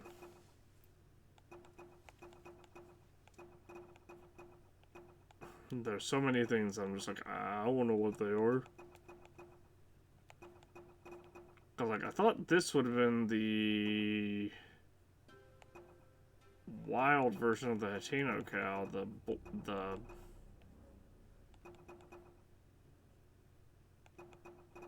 also giant horse and giant white horse and golden horse probably all have entries.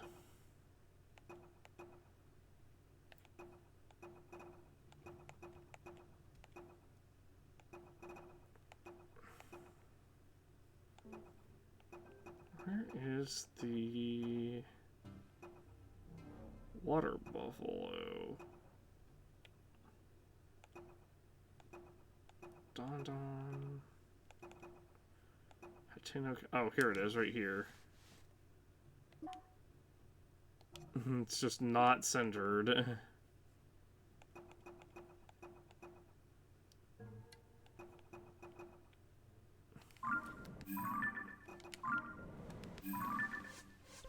Anyway, let's go here. Oh, you know what? I forgot I was trying to set my sensor to something useful. I guess I can put it back on an electrical Azalfalos.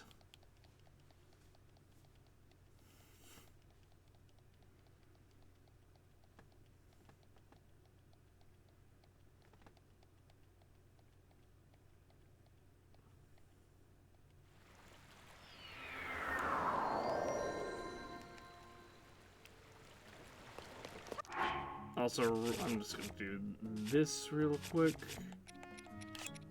Destroy fused material ×2. And then I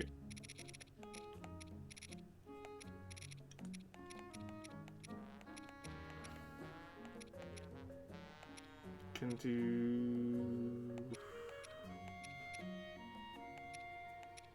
it's somewhere. There we go.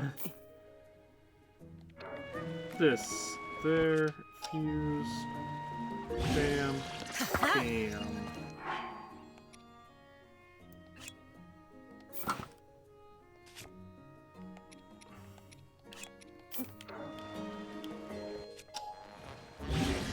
Bam, bam, there. You know, still not quite as strong as this one, but you know, still pretty powerful.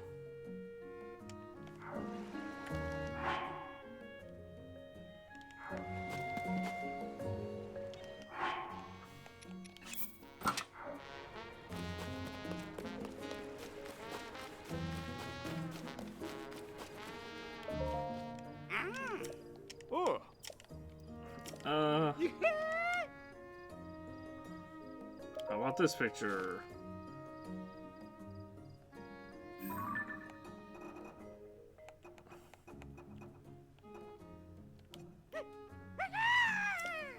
This is the process I've been desiring. Yeah, go ahead.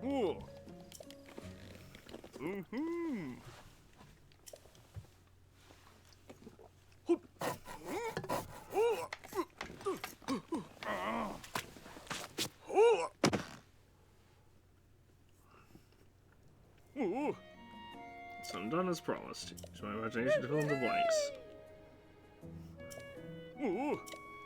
There was nothing.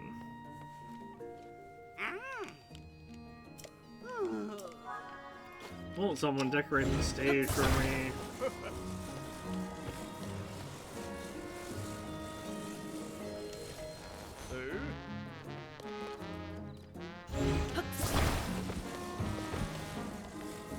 Hang on.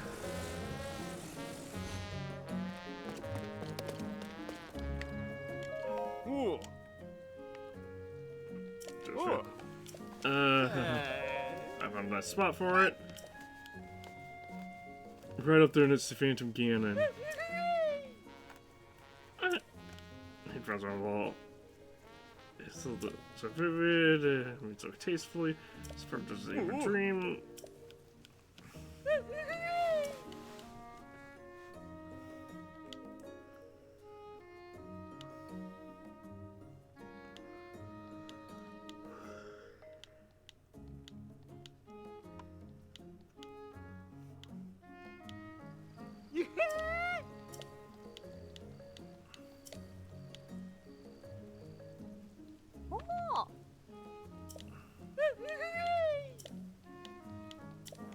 It's a fraud, so it wants to eat everything it sees. But if it saw you, you'd be eaten to its mouth and down as you got it in no time at all, and yet the aura is spent twinkles as far as in the dark depths of the earth must be quite mesmerizing. But my eyeballs upon it just once, blah blah blah. We gotta save us all. Yeah. We get it. This guy likes monsters.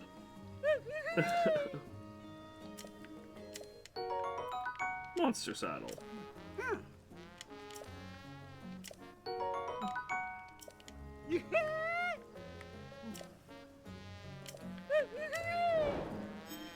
The mightiest monster.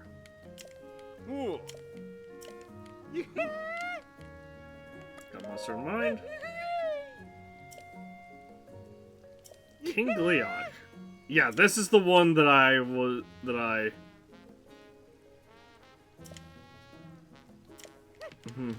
This is the one that we knew about a long time ago. Check out this picture.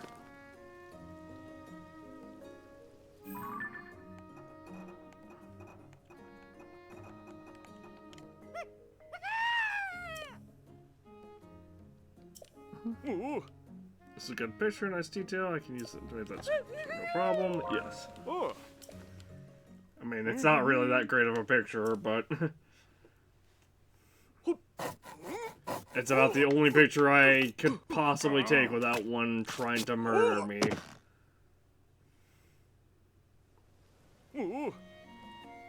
Sundone has promised to use my imagination to fill in the blanks. Magnificent! This is the ultimate sculpture of an invincible monster! It was nothing.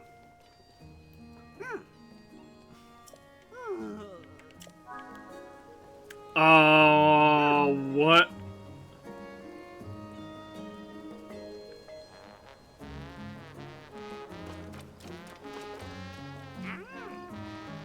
Is this intended?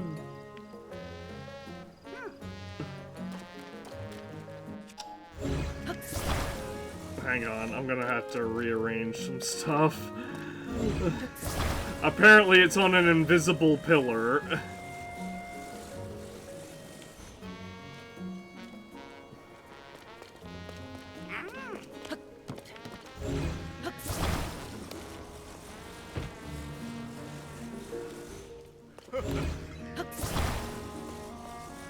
Or something. Can I place it?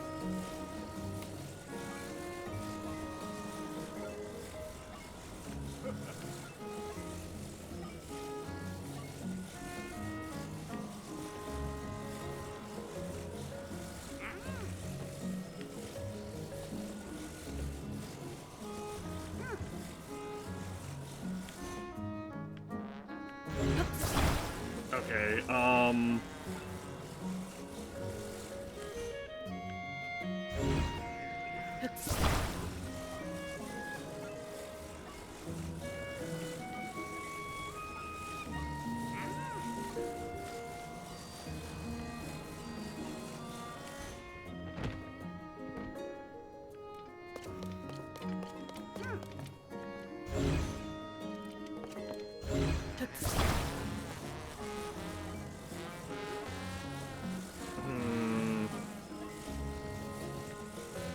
how do I get this to...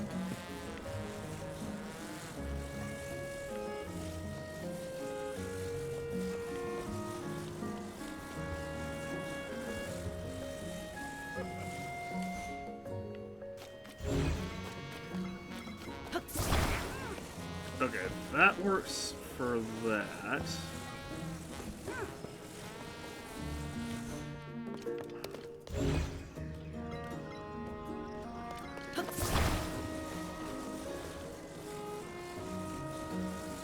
You know what? Why not? We'll have King Gleeok center stage. And then Phantom Ganon can just be right here.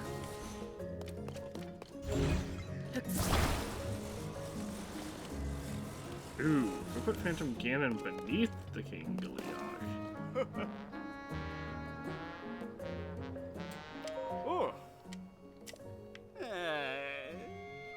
I found a nice spot for it.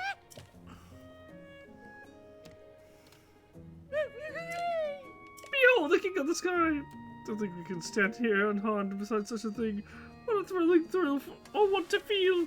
Granted with such good taste, too, I see. It's everything I hoped it would be! Ooh. I know it's a sculpture, of course, but still, even and I'm surprised at how imposing it is. Yes, and now we must turn to all the animals in the village.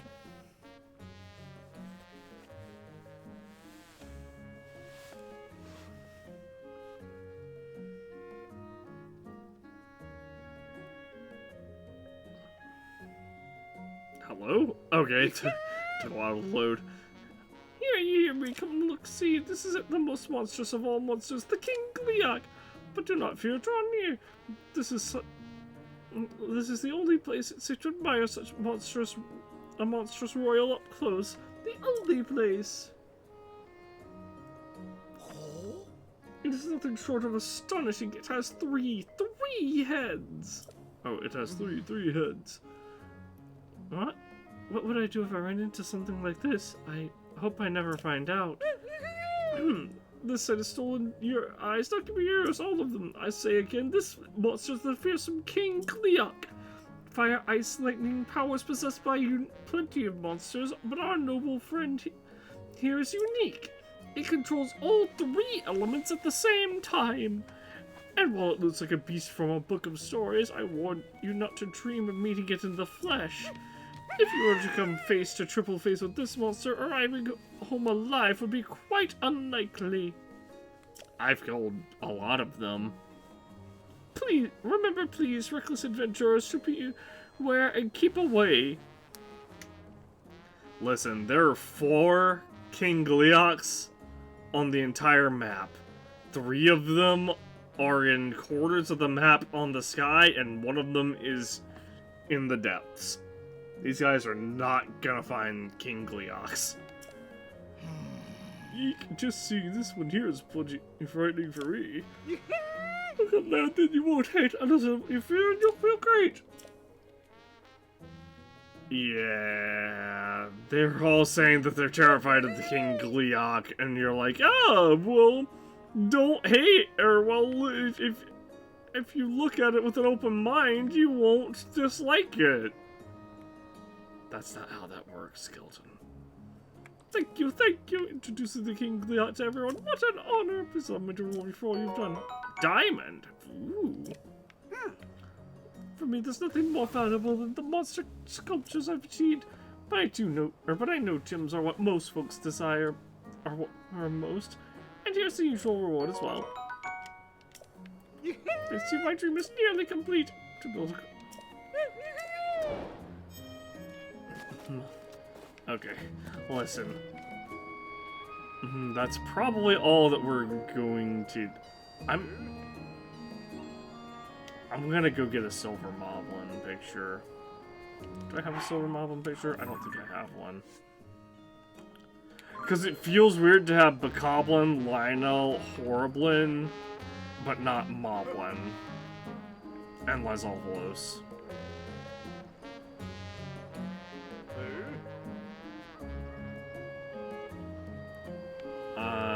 But maybe we should worry about that next time, because it is getting pretty late here. Also... change target.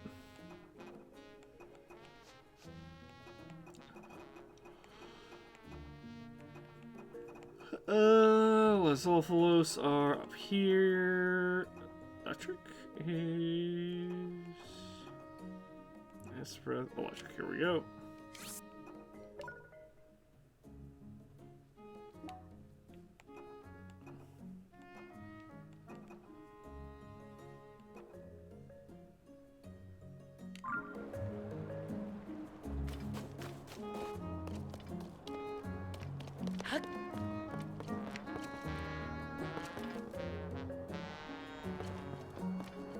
How did you roll over?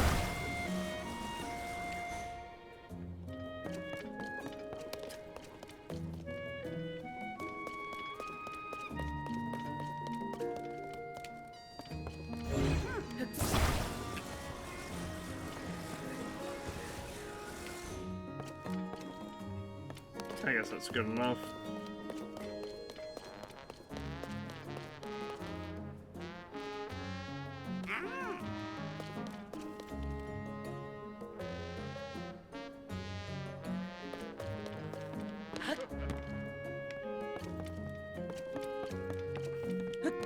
Yeah, this definitely would be a not fun encampment to run into. A King Gleeok with a Battle Talus and a bunch of like the highest level enemies. Along with a Phantom Ganon. Oh, I just realized there's a secret stone on his forehead.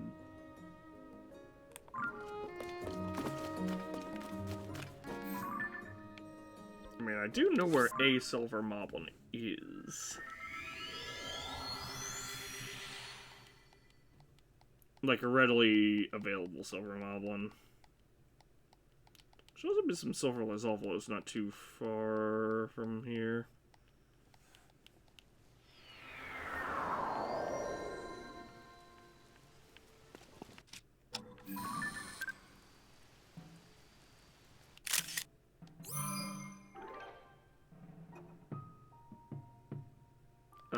We will keep old picture.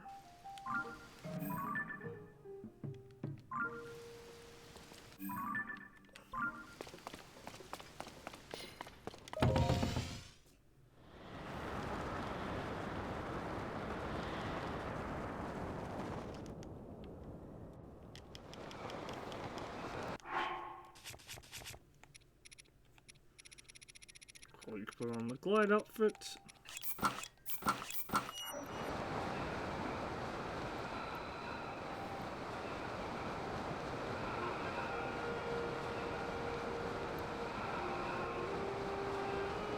Well, there's General.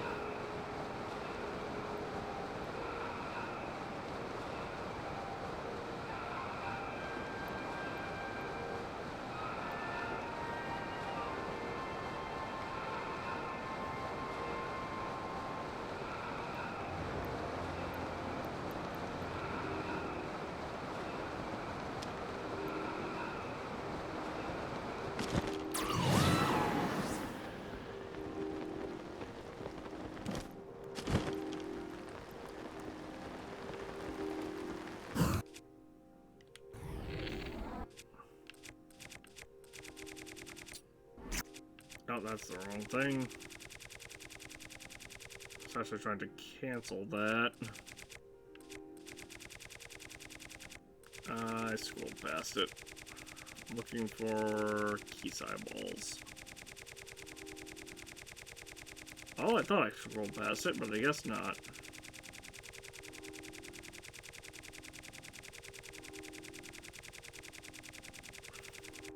Yep, they're way back here.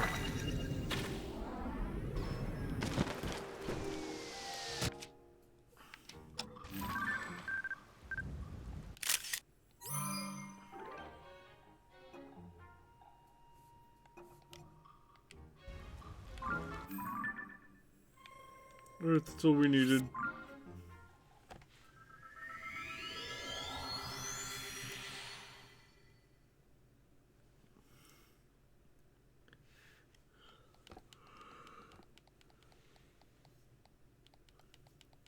So the ones he asked us for were the Bokoblin, the Battle Talus, the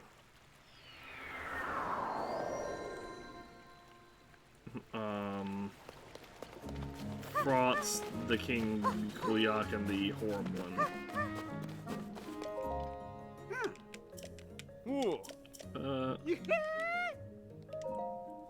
Check out the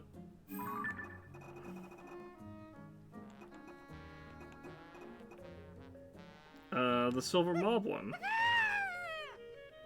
Go ahead. Alright, I'll get it built just before you get this undone. I'll come back and just...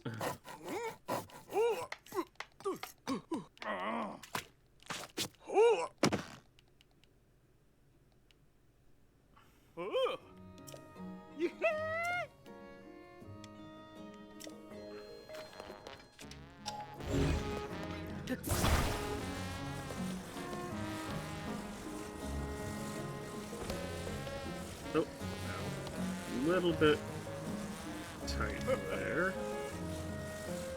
I place that right there.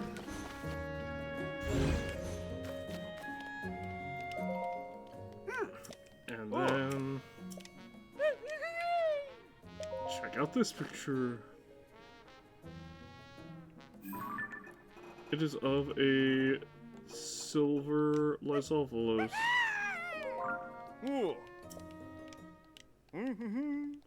Cook adult quality, done with length, that's whatever chooses under construction.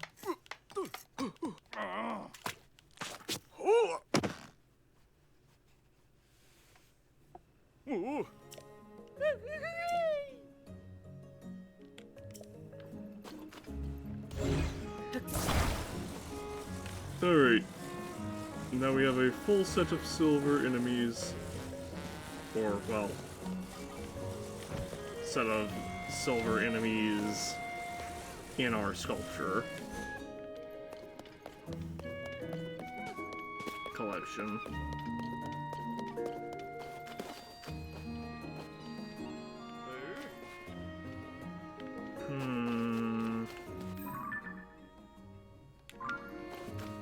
How far out's General right now?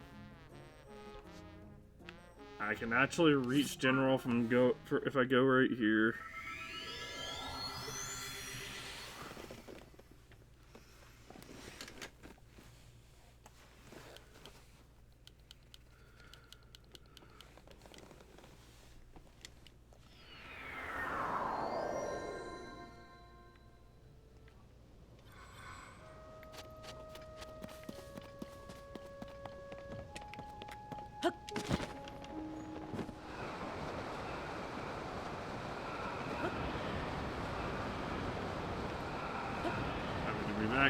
That's good. I'm glad you have been enjoying your time here.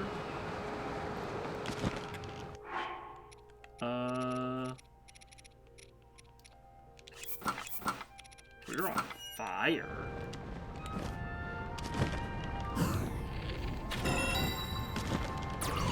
Oh!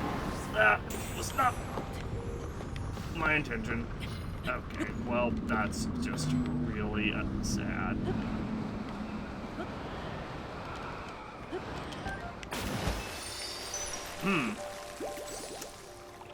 Thought that water was deeper. Well, time to use another fairy so that I can go get 2 more.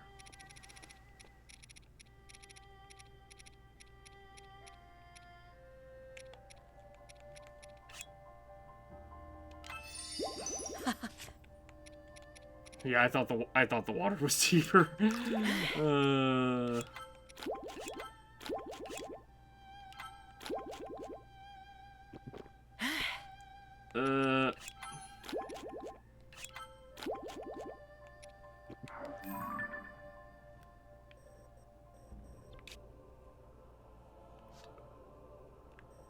And you.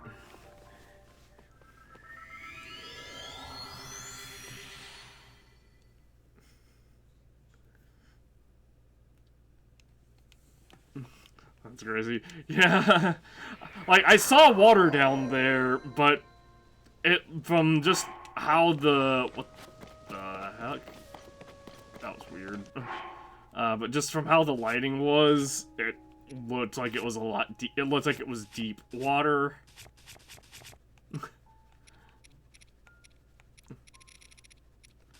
I mean, to be fair, I could have just used one of these, but yeah. We have plenty of fruit.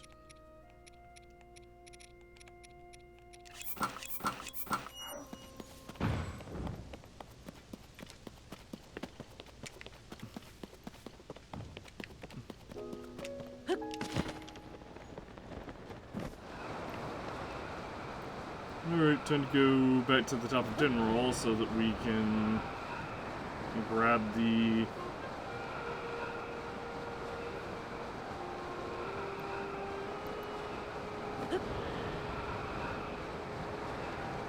spikes off of it. Alright. Now that we're on General's back,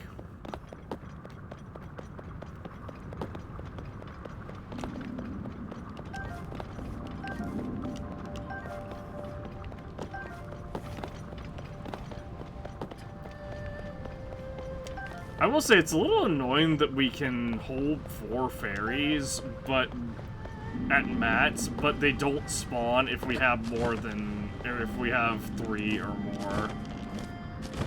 Like, it should just be a thing of, oh, our mats is 4. Well, if we don't have 4, they should just always spawn. But that's definitely not the first time that that's happened where I killed myself, or where I took out all my health without, by skydiving incorrectly. Oh, I missed.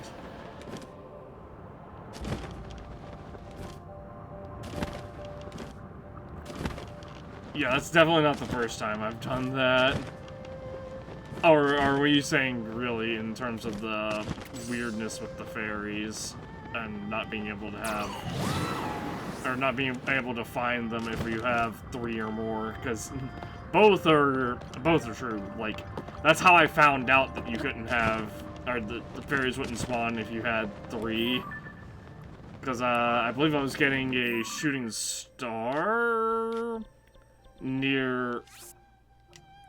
I was trying to grab a shooting star, and I was just like, I'll just pull out my paraglider before I land, and like in like 2 frames after I grabbed the shooting star, I hit the ground and lost all my health, and you know, it would have killed me if I didn't have a fairy. But and so I went to here, which is where I've been getting all my fairies at.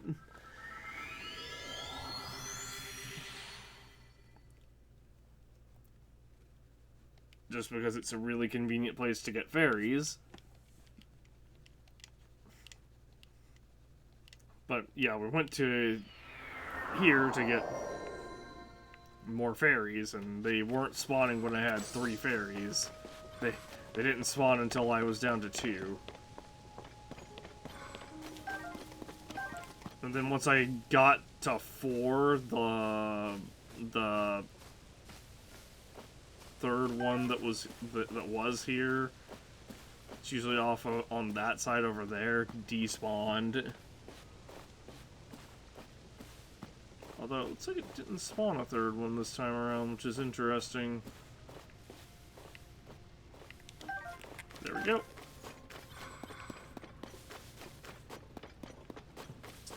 And now we don't even have to worry about being, like, remotely stealthy.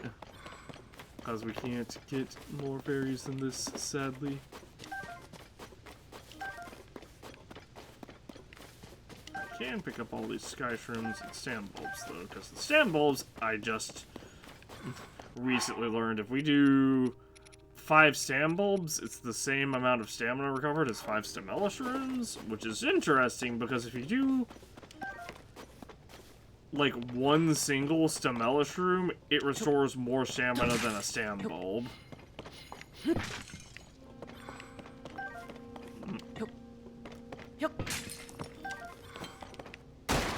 I didn't know those could drop amber, jeez.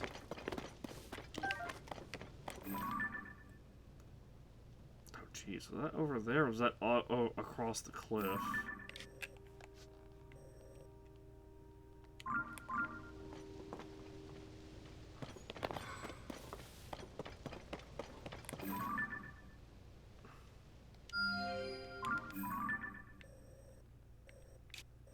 It looks like it may have been on the other side of here.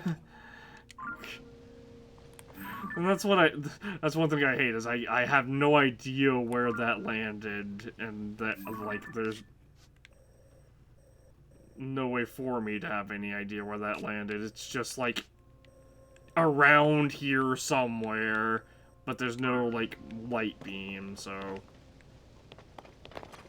I guess that star is just gone.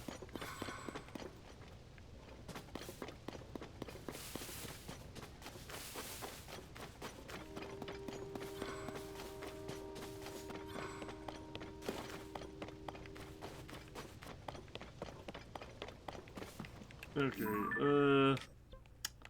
it is 4:15 a.m., so I think I am going to go ahead and call it here.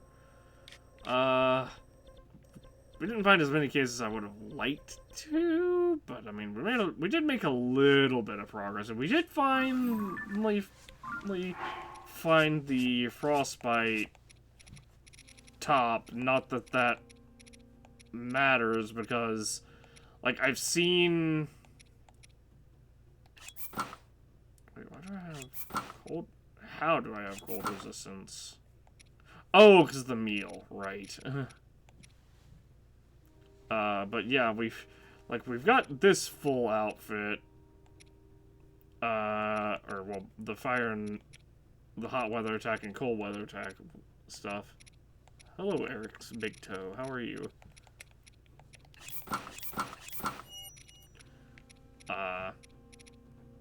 But as I was saying, it doesn't really seem to, like, from what I've seen, the cold weather and hot weather attack boosts don't increase any more than like the fierce deity set, which also doesn't stack with like mighty. Like if I were to make mighty simmered fruit with 5 mighty bananas, that would give me 3 stages of attack up. But it wouldn't stack with any of my other attack boosts, which is, you know, a little sad, but I understand, you know, they can't have us walking around dealing 200 plus damage with the Traveler's Sword. But I really wish they put a little more thought into the hot weather and cold weather attack buffs. Because, like, hot weather charge, I guess that does, like, the stamina thing.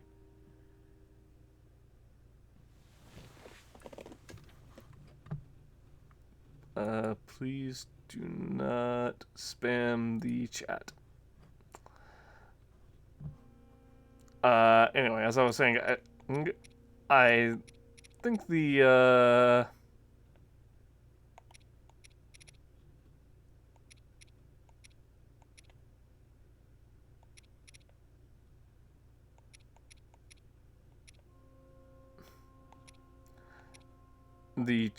like hot weather charge, and I assume this is going to be like cold weather charge. I think that would I think that's basically the same as the charge attack or stamina up or whatever. So it's basically just fierce deity set, but like weather dependent, or even, I mean, even just the barbarian armor, like it's also just the same. Like functionally, it's the same as the fierce deity set. We just happened to find the fierce deity set first because there was a quest that said, "Hey, here's where all of these are," rather than oh, go into a bunch of caves and hope that you can find it. Which is what ended up happening with the barbarian armor. Well, I think we got the top with the a quest, but we definitely just lucked in kind of randomly found the helm and the leg wraps. But anyway, so I wish they put a little more thought into those. They could have easily had those protect against the weather as well as provide the attack bonus, and that would make them like so much more useful. But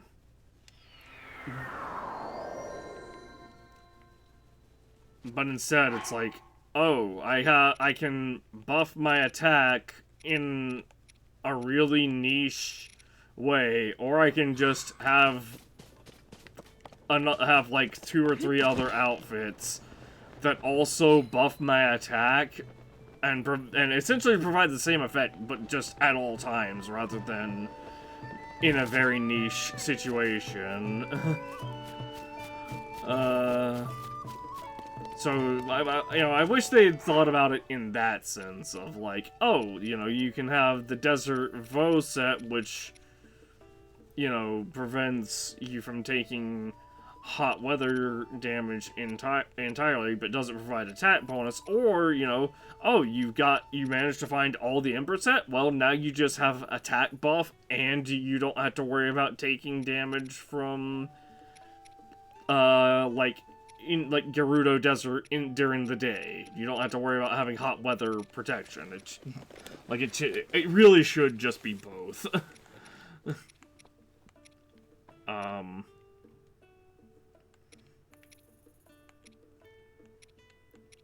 But anyway, that's all for tonight. Good night. I will see you all tomorrow, and I'll take a look at what all we need to upgrade our stuff more tomorrow. That's why you don't use those armors. Yeah, that's why I don't really, like, I don't use them either.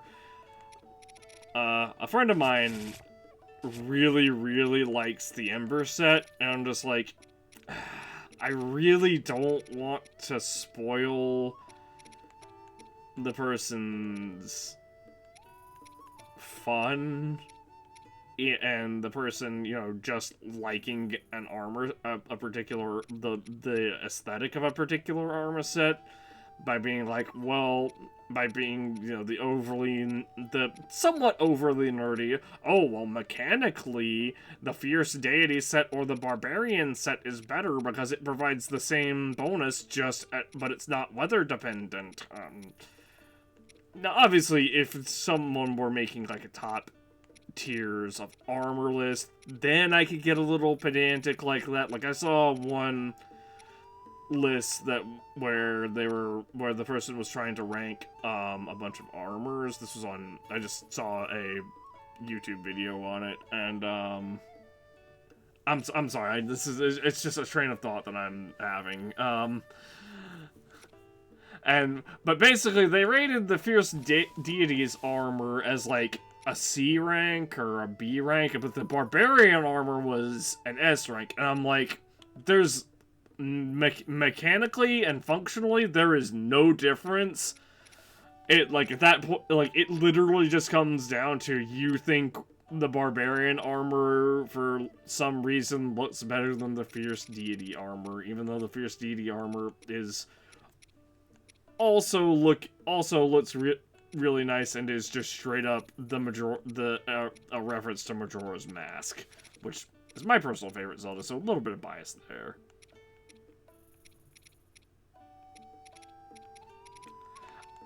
Here's the thing. Completely blank slate, removing any bias, you know, attempting to remove, you know, if I go with my bias, Deity would definitely be higher than Barbarian.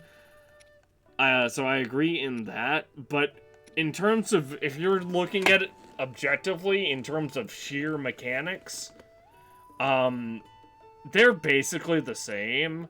You could argue that you could still make the argument that the Fierce Deity armor is better because the materials to upgrade it are, in my opinion, easier to get. I don't remember what exactly it was, but obviously the Barbarian armor you had to kill a bunch of Lionels for. For the Fierce Deity Deity armor, I keep saying deity.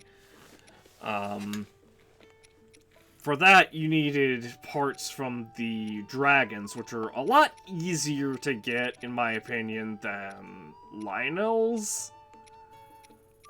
Or than killing Lionels, even like a red Lionel, because it's just like, oh, you shoot this very specific part of the dragon, and you do it like once per day, and you're done in like, you know, a week tops. Or you go hunt like an in-game week tops. Or you go hunt down a bunch of end game enemies to upgrade this armor that you've had since the beginning of the game, potentially. Yeah, I mean, that's just my thoughts on it. But anyway, I gotta go. Good night. I will see you all tomorrow.